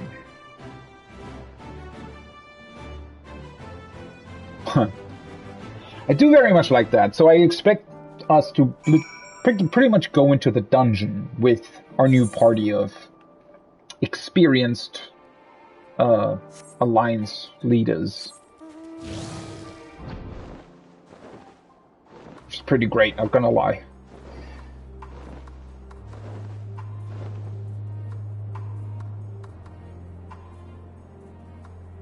Yeah, you know what? Okay, I don't want to, like, obviously I like the story of Final Fantasy XIV a whole lot. But I would definitely say that the Scions are at least a little bit like your typical anime squad, right? Your comrades, the people you do everything with. And that's great, and I like them for it, right? It's pretty awesome going through the MSQ with the Scions. But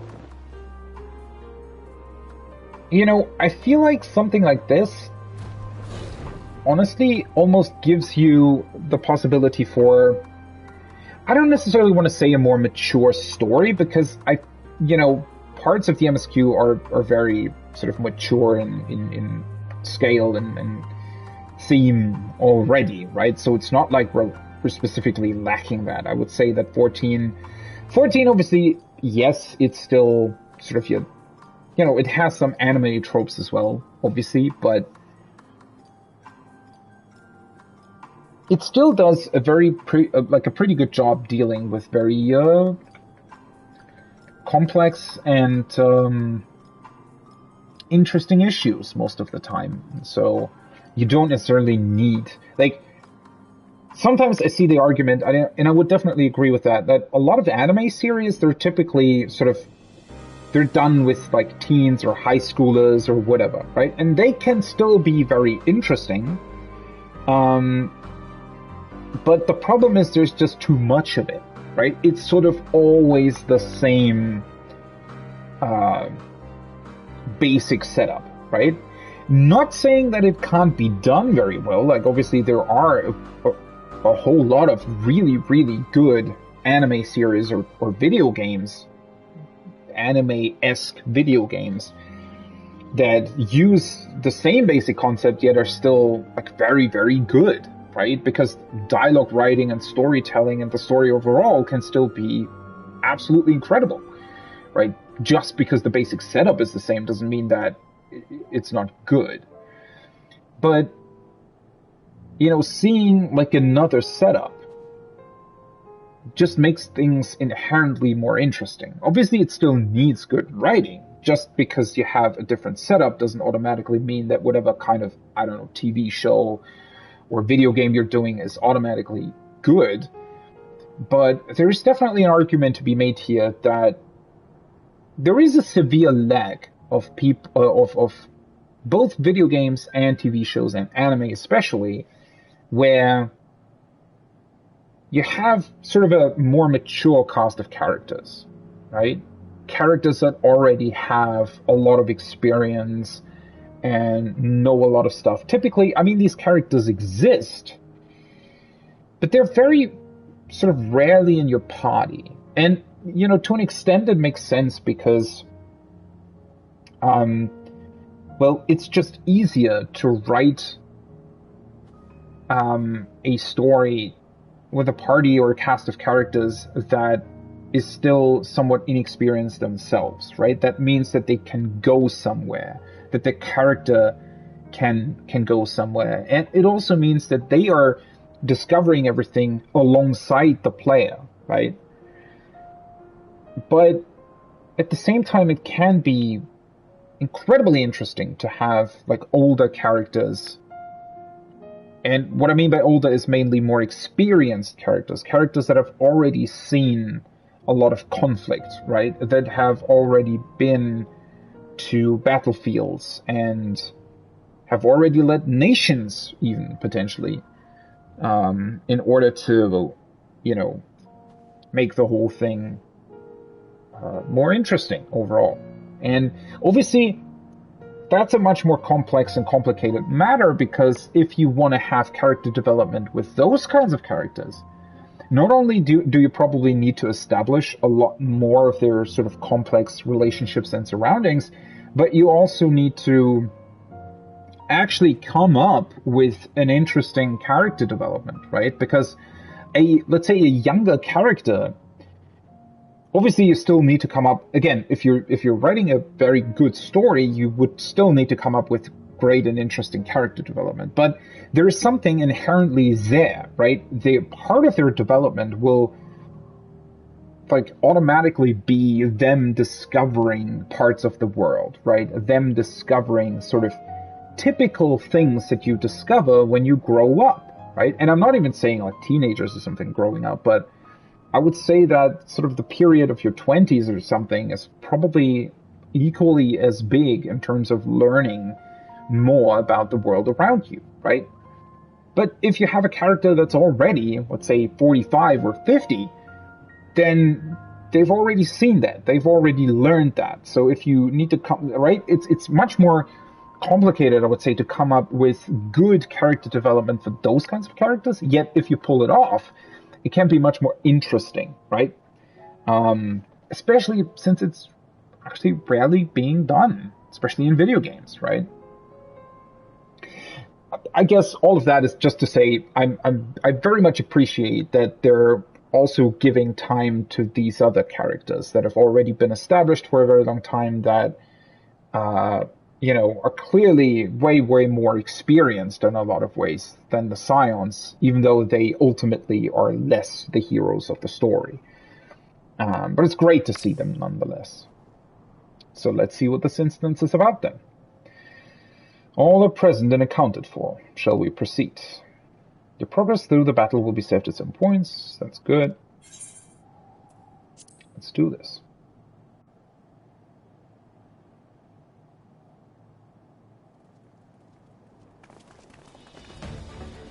Oh, Nero is actually wearing his gear. It's pretty awesome. We actually have a party of 8. Our objective is simple. Locate and eliminate the blasphemy Nerva. Though the barrier guarding him is no more, a number of beasts will surely block the way at the auxiliary sector. Whoa. Yeah, that thing still works, apparently. Or maybe, yeah, Nerva's probably not liking that we took the hard, I assume. Off to a smashing start, I see. It would seem the tower will reach its limits sooner than I anticipated. Wait, I thought your calculations were always correct. We're to save the transporter. We must hurry and find Nerva. Now.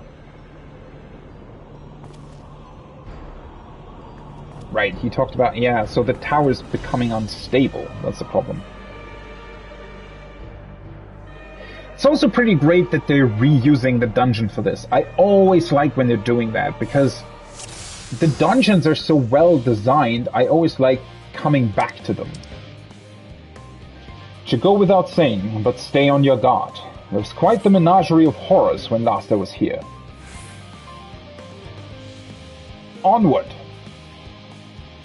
Oh, I have to lead the charge? Whoa!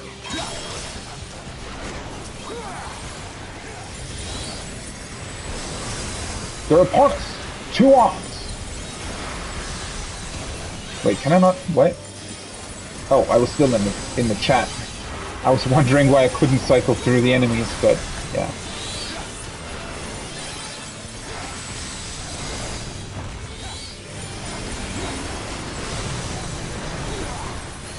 Somebody's casting Holy, right? Oh, there's Kami-sama. Melwood and I shall hold them off. Press on, my friends. The path has been revealed. The winds favor us. Oh, I was slightly confused why there was suddenly voice acting, but I think those are like generic lines that they have. Probably, right? Persistent one, aren't they? Very much seems so, doesn't it? Yeah, I think they're using voice lines that have been in the game for quite a while, I think. Which is a little bit... Oh man, I really wish these quests would be voice acted. That would be so awesome. I shall hold the line here. When you see an opening, take it. Do not look back.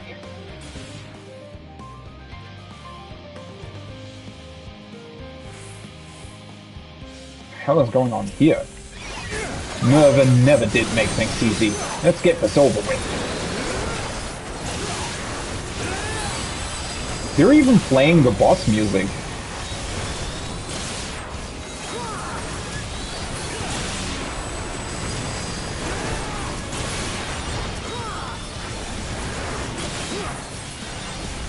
More are coming. Stay sharp.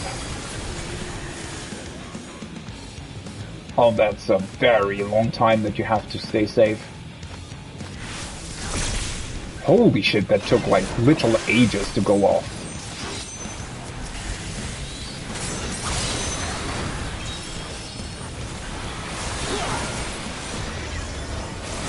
God, I'm so not used to actually doing AoE damage on Summoner. Since I only ever use Summoner during raids otherwise.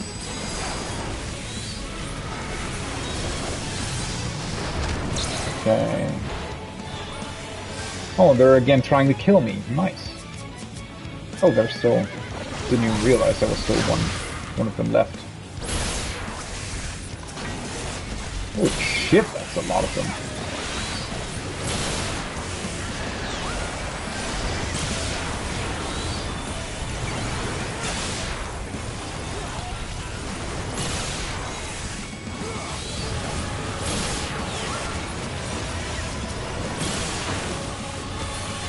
The only problem with these kinds of instance quests is always for me that somehow, there's a stack. Where the hell are you going? The problem is always that somehow you always target sort of everybody at one, like you're not only targeting the enemies, you're also always targeting the friendly NPCs, unfortunately. Whoa. That's a lot of stuff.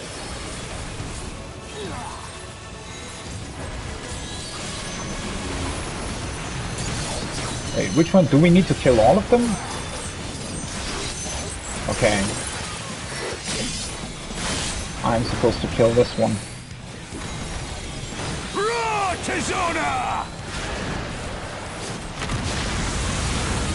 Oh, he just literally kills the small ones. Holy fuck. Well, sometimes I also forget that these are actually strong characters, right? And he's just eliminating this thing.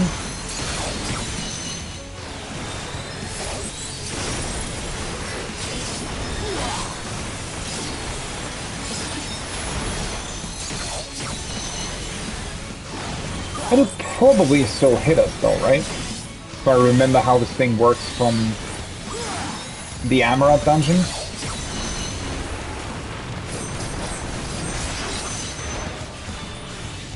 Oh no, I thought he was gonna explode.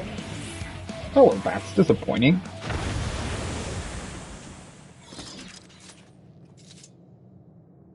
Is that the last of them?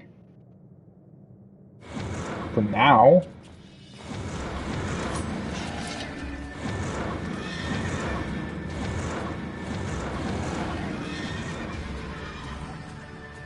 Of course not. We can't afford for them to impede our advance any further. Commander Alden, let us hold them here. Master Fortuno, take the others and go. Quickly. Understood. See, he has his sage weapons.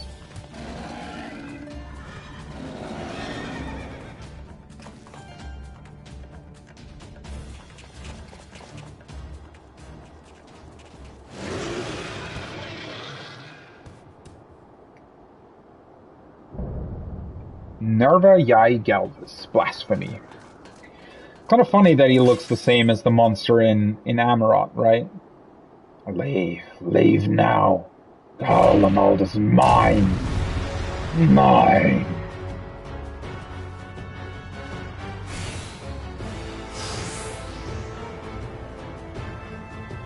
Well, this is gonna be interesting. See, this is what I mean. I'm literally standing in front of this thing, yet when I press X, I'm targeting Functional instead of this. So that's a bit unfortunate, but oh well.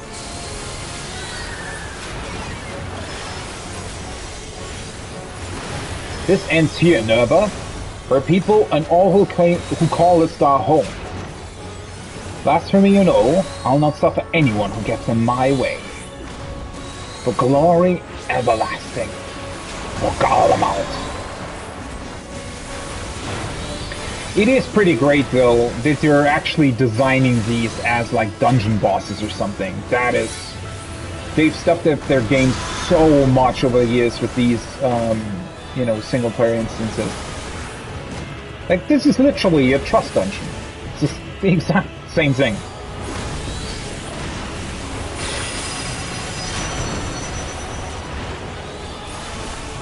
Oh, these are even the same... It's doing the same attacks as the monster from Amarok. Oh, that's kind of cool, not gonna lie. Bravest Ego. Oh, really? Can you rescue me, please? He's actually doing it. Wasted my whole behemoth phase, unfortunately, but must take the offensive.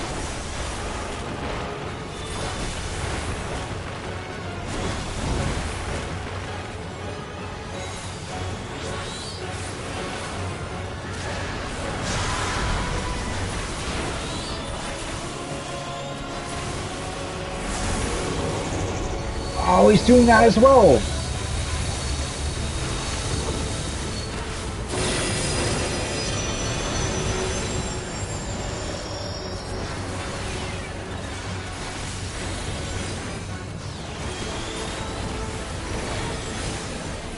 Let's just addle that. I mean, why not?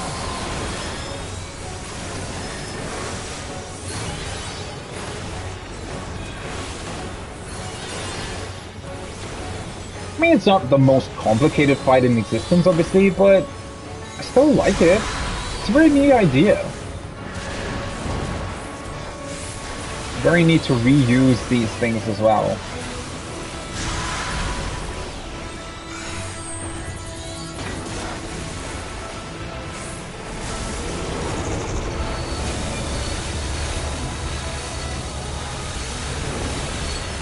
They're giving you a lot of time, though.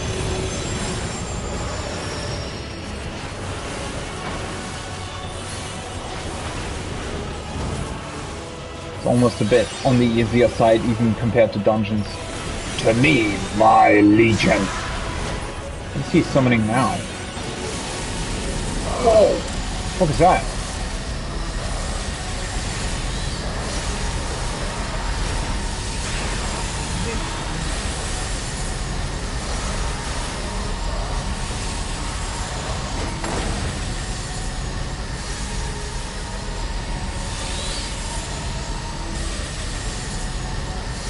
Wait, so Nero just did like an LB? Nero had a ranged LB, and what the fuck is that shield? Oh, that looks awesome! Must drive it back. Wow, visually this is absolutely incredible. It's also kind of tanking the frame rate, but...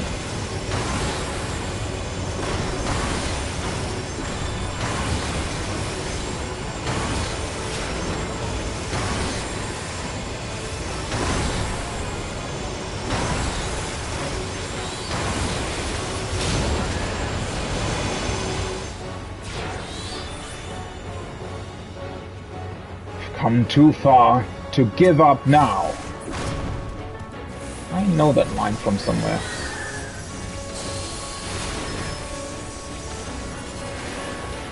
Can addle that.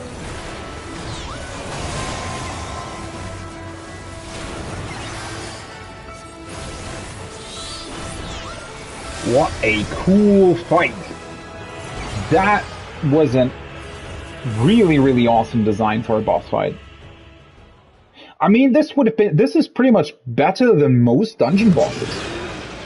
In terms of its visual spectacle, anyways.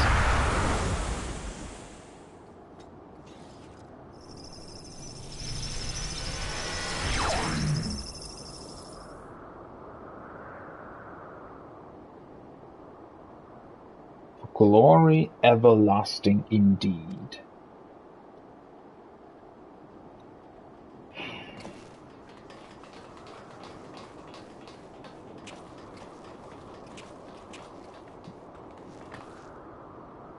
Is it over? Has the danger passed? By a hair's breadth, perhaps, but yes, I'd say we've managed to avoid a fiery ruin.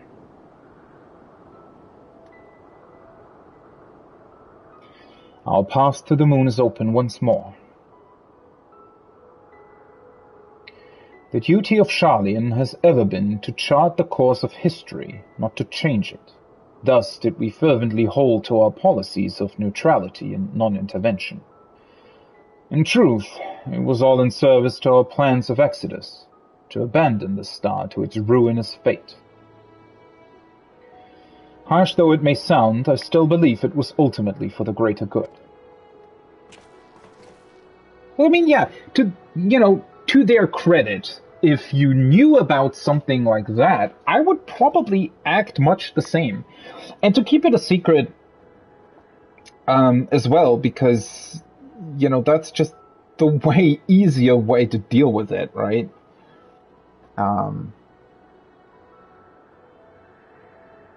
Though it depends. I mean, it depends on who's in charge, obviously. Thanks to you and your comrades, however, it was a fate that did not come to pass. Sharlayan will now find a new way forward, not merely for the preservation of knowledge, but for the betterment of the star and all who call it home. I believe I speak for all of the Forum when I say it would be an honor and a privilege to work towards such a goal alongside the allied nations. Aye, an age of true and everlasting peace is finally within our grasp, and we will seize it together.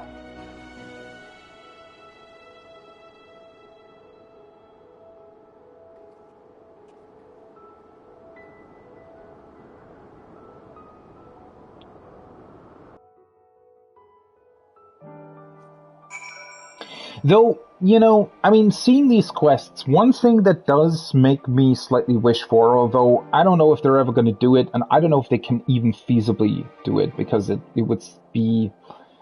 I think they could pull it off, right? But what I'm talking about is doing sort of a time jump, right? Not necessarily because the game needs it, but I think it would be just incredibly interesting.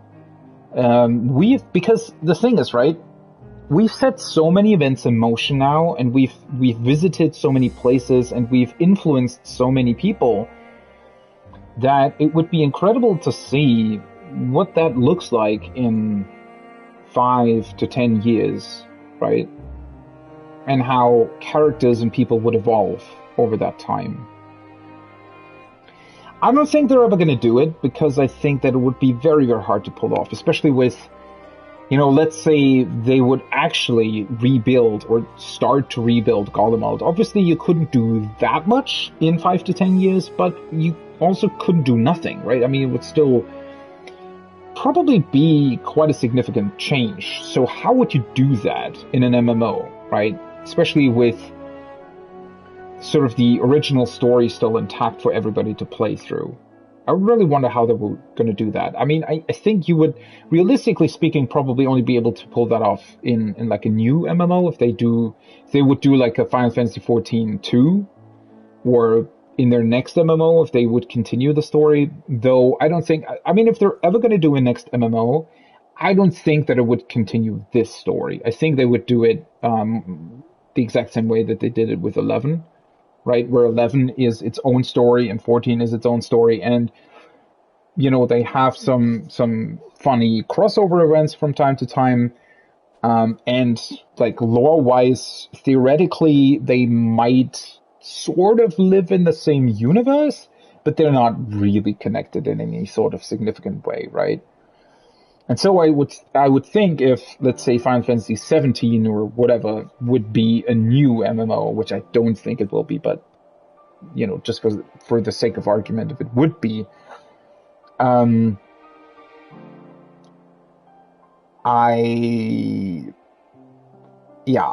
think that they would do a completely new story, rather than continuing this one.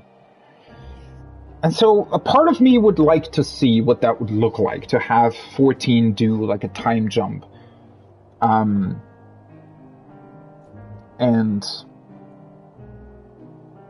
show us all of these characters and these nations and all of the history that we've basically written ourselves now, right? Because we as the Warrior of Light have influenced so much, to see what that would look like in 5 to 10 years. That would be pretty awesome. But yeah, that would be a hell of a thing to pull off. Because you would essentially have to... I mean, the entire world, right? All of the zones, all of the characters, everything would have to do that jump. You can do that in a TV show or like a single-player video game, but in an MMO with this much history and this many characters, yeah, I think that's very unrealistic, unfortunately. Though that being said, so far I'm very surprised where they're taking 6.1. I mean, I knew that these kinds of optional stories and side quests would probably deal with sort of the leftover threats. That was sort of my line of thinking, right? That they were going to do a couple of side quests that might still deal with leftover threats or leftover issues that needed resolving, while the main story sort of went into a new direction. But once again, at least me, they have definitely surprised with what they've done with 6.1. Because while they've framed it as a new adventure, they have sort of very cleverly done two things at once for some reason. Or not for some... I mean, I know why they're doing it, but like it's very, very, very interesting how they were able to pull it off, because in the past, right, they had like a big climax at the end of the expansion, at the end of the 0.0 storyline, but then the actual end to that entire storyline was the 0.3 patch every time. And then they started up with the new story for the new expansion. The interesting part is that this time around they told us straight up from the beginning, yeah, 6.0 is going to be the end. And then we're going to start with something completely new. And they're still doing that, but they're also, in a way, funnily enough, still following their previous structure as well. They're sort of pulling off to do... They're pulling it off to do both things at once, which is pretty awesome, honestly, because, the story, the main story has taken us in like somewhat of a new direction, right? They're sort of framing it as, oh yeah, we're back to adventuring. We're just sort of going wherever the wind takes us. Yet somehow it seems to also be connected back to Xenos, or at least the Voidsent that was with Xenos. So clearly there is still some connection with the actual story of 6.0. And then, well, obviously the whole thing with Vitra and resolving the issues in Thavnia, that is still obviously something with 6.0 in mind. This is, this whole role quest has everything to do with 6.0. And even the Voidsent and everything that was talked about in the MSQ technically is dealing with very old threats or very old problems that still exist, right? The shards and all of that. So it's not a new adventure at all, and I like it. Again, they've pulled off this weird thing where, it's both a new thing, because it's very much a new adventure. You don't really know where it goes, yet everything's still connected to everything else that we've already heard about, right? Even the Alliance raid quest with the 12, I mean, that's connected to things that we've known about for a very long time, or didn't know about all that well. I don't know, it's just, at the end of the day, I think it's just awesome how they've managed to keep all of these threats alive while also giving us this new sense of adventure. Just kind of funny. As much as I would enjoy a riveting conversation with the Orzeus champion, I really must make ready for the moon. Now, if you'll excuse me. What are you gonna do on the moon? You know that there are bunny people up there, right? Wait, does he know that? Imagine Nero. Dealing with the Lockerids, right? That's gonna be funny as fuck. "'Tis a relief to know we've no longer a need for battle. Despite my experience, I must confess I am ill-suited to it. The allied nation leaders, meanwhile, demonstrated an aptitude for combat far and above what I might expect from diplomatic figures. And you, my friend, I see now why you are so well regarded as Eorzea's champion. The others have already begun the arduous journey home. But before you go, I would offer a word of thanks to the both of you. If not for your timely assistance, our plans would be forfeit, and the lands of Ilsabad forever defiled by the blasphemy. Please, I have no need for your platitudes. I labor only to further my own ends, nothing more." Yeah, you keep telling yourself that, Nero, but somehow you always appear when we need you.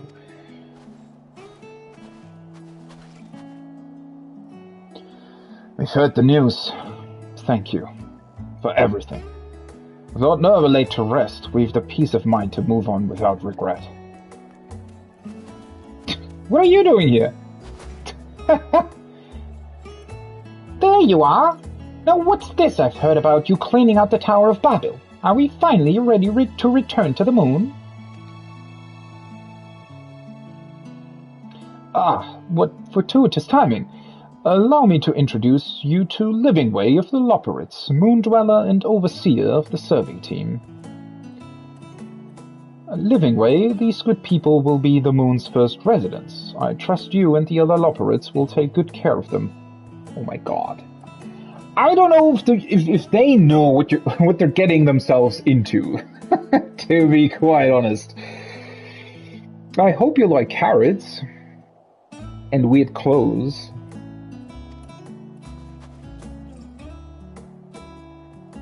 Pleased to meet you?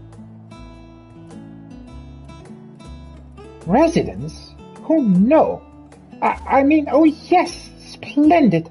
After many, many long years of planning and preparation, the moon is absolutely, most definitely ready to accommodate your stay. Livingway, are the like living quarters already rebuilt, or I mean, there was also that issue with the huge robot that was building everything going haywire, and I don't know, like, is there even space where they can stay? Anyway, it's gonna be an adventure. I'm sure of it.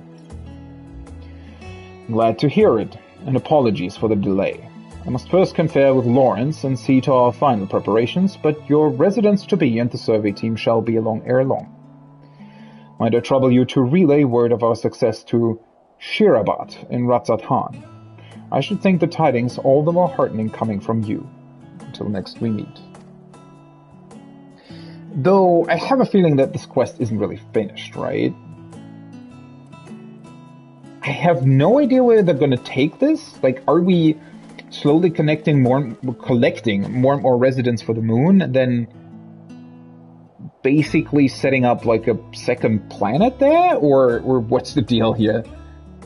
Wait, you're not leaving for the moon without me?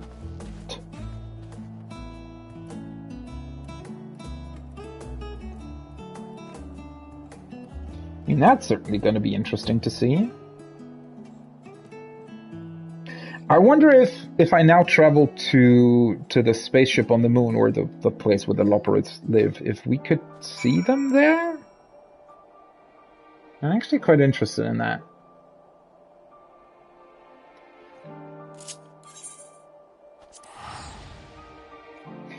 But yeah, I have a feeling they're going to continue this quest. I was thinking about that the other day, right? I was also... Was it my static that I was talking about that over with? But or was it during the stream?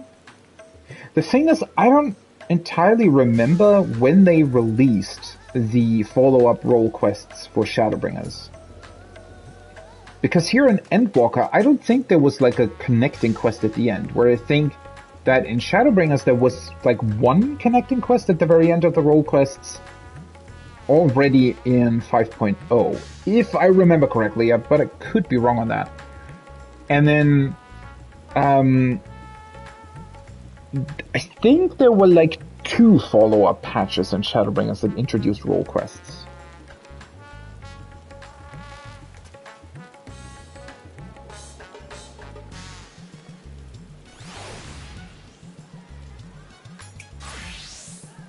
I'm really not sure about that. But there were quite a few quests introduced over the course of Shadowbringers. I'm pretty sure of that. It definitely wasn't only one patch. So I'm pretty confident that they will continue this as well. And I'm here for it. I mean, it's a very interesting setup.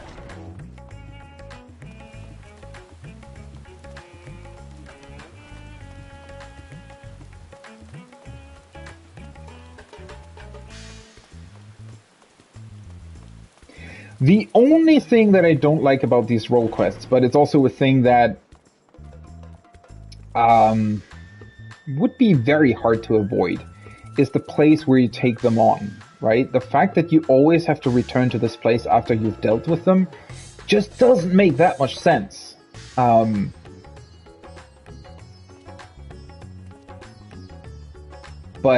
you know, it makes sense from like an MMO perspective, right? Because having them at like a central place and the players know where to return to once new quests release, that's far better than just putting them randomly somewhere, right, where people wouldn't be able to find them. Because you also need to think about, well, you know, if there would be, like if somebody started this whole quest line, or rather, if somebody started Endwalker, let's say in in like 7.3 or something, right?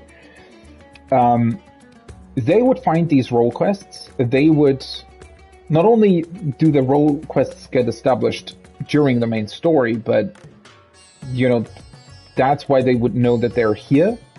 If they finish one of them, they know that the others are here as well. And then once they've done everything, this sort of combined quest would automatically appear at that point, right? And then every follow-up quest that they introduced after that would also appear here. So you would always know where to go, which is quite important, right? So even though I sort of dislike this aspect a little bit because it doesn't really make that much sense, I recognize the necessity for it, to have like a place where the players know, oh yeah, that's where the quests are, right? So it's true then. The blasphemy in Garlemald has been struck down. They were right to call on you, it seems. With no other outstanding reports of blasphemy sightings, I dare say you've slain the last of them. Perhaps now we can finally start to put the final days behind us, strange though that may sound. On behalf of my fellow delegates and the Radiant host, I extend to you our humblest thanks. I hope when next I call on you, it will be under more fortuitous circumstances. Well, to be honest, judging by what we just did, the next time you'll call upon me will probably be because somebody on the moon is going crazy. Either it's going to be the Guardians and or Nero, because they've, you know, gone crazy because they had to deal with the Loperids, or the other way around, the Loperids will have gone crazy because they had to deal with Nero. Either way, there's going to be problems there, I feel like. Forlorn Glory. Blessed Relief. Okay. Also, sometimes I wish you would get more for this, though I think...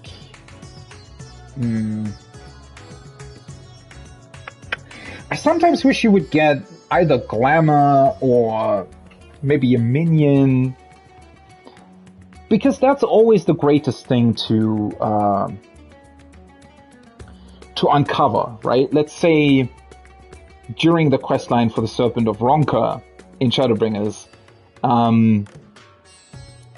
you know, you start up that questline and you initially think, wait, what the fuck is this? And it's getting funny and it's cool and all kinds of stuff. All right. And then you've done the questline, and then you advance further through the Raktika Greatwood, right? And then there's this other quest line with the two sisters that kind of want to, I think they want to leave, but they don't let them leave because they haven't done that, like,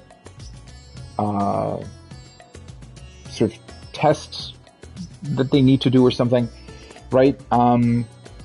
And so that's another quest line. And then suddenly, once you do both of them, this other quest pops up that combines both of them and gives you the Serpent of Ronka as a minion at the end. Right? When I discovered that during Shadowbringers, like, those moments are really, really cool. Because you just don't really expect that. So sometimes I think instead of titles, it would be kind of cool if you would get, you know, a unique minion or something. An emote. That's always what I've liked about the Hildebrand quest as well. Not only are the quests very well done, but they actually reward you with specific emotes that you only get from those quests. Right? I mean, I'm not saying that they've never done that. They do that, and there have been other quest lines as well that have rewarded you with specific things, but yeah.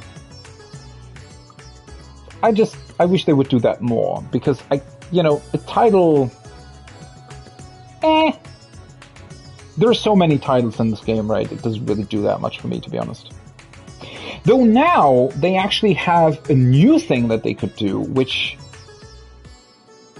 honestly, think about how awesome it would be if most titles had an adventure plate design attached to them as well. I mean, maybe it's a bit unrealistic to expect most titles to have that, but that would be perfect, right? To have an adventure plate design attached to a quest like this. That would be pretty awesome. I mean, think about it, right? Again, the Serpent of Ronka coming to mind, if there would be like a special plate design with the Serpent of Ronka on it, with the scree. I mean, maybe they're going to do that in the future at some point, but yeah, that would be pretty awesome. I really, really hope that they're going to go for that in the future and have more achievements reward you with adventure plates or something instead of just a title. Okay, well, for the most part, I think that's actually everything done in patch 6.1. I've done Unreal at least once. Obviously, I need to do it a couple more times to get the mounts and stuff, but yeah. I've done Unreal, I've done the new Extreme, I've done the MSQ, I've done this quest.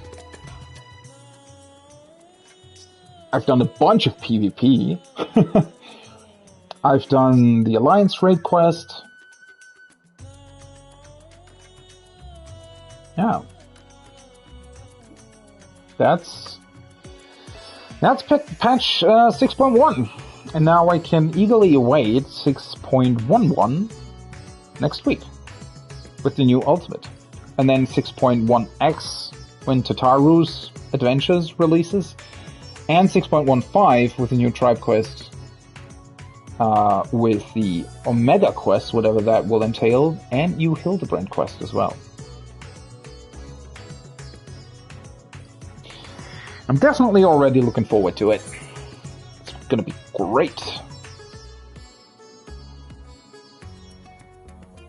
Also, I wonder when 6.15 actually releases, since we're now on a 4-month patch cycle, right? That's what they told us in the live letters. So technically 6.15 should probably release right in the middle of that.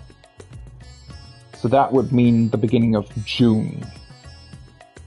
So in about 6 weeks probably we'll get the 6 or 7 weeks we'll get the 6.15 patch. If they're gonna release it right in the middle. They might release it earlier and then have like a bit of a longer time between 6.15 and 6.2 or something.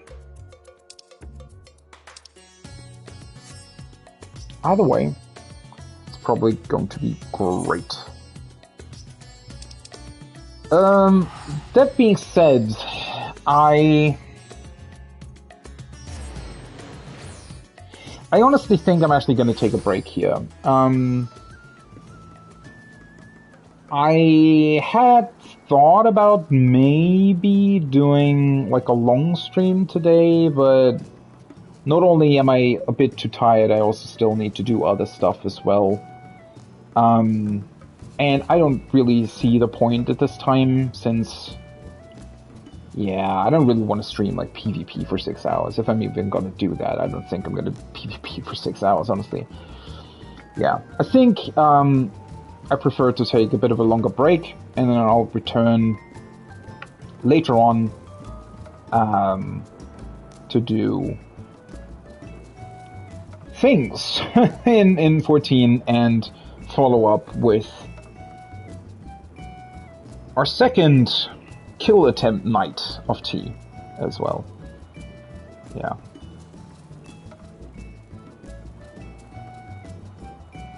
Is there anything else?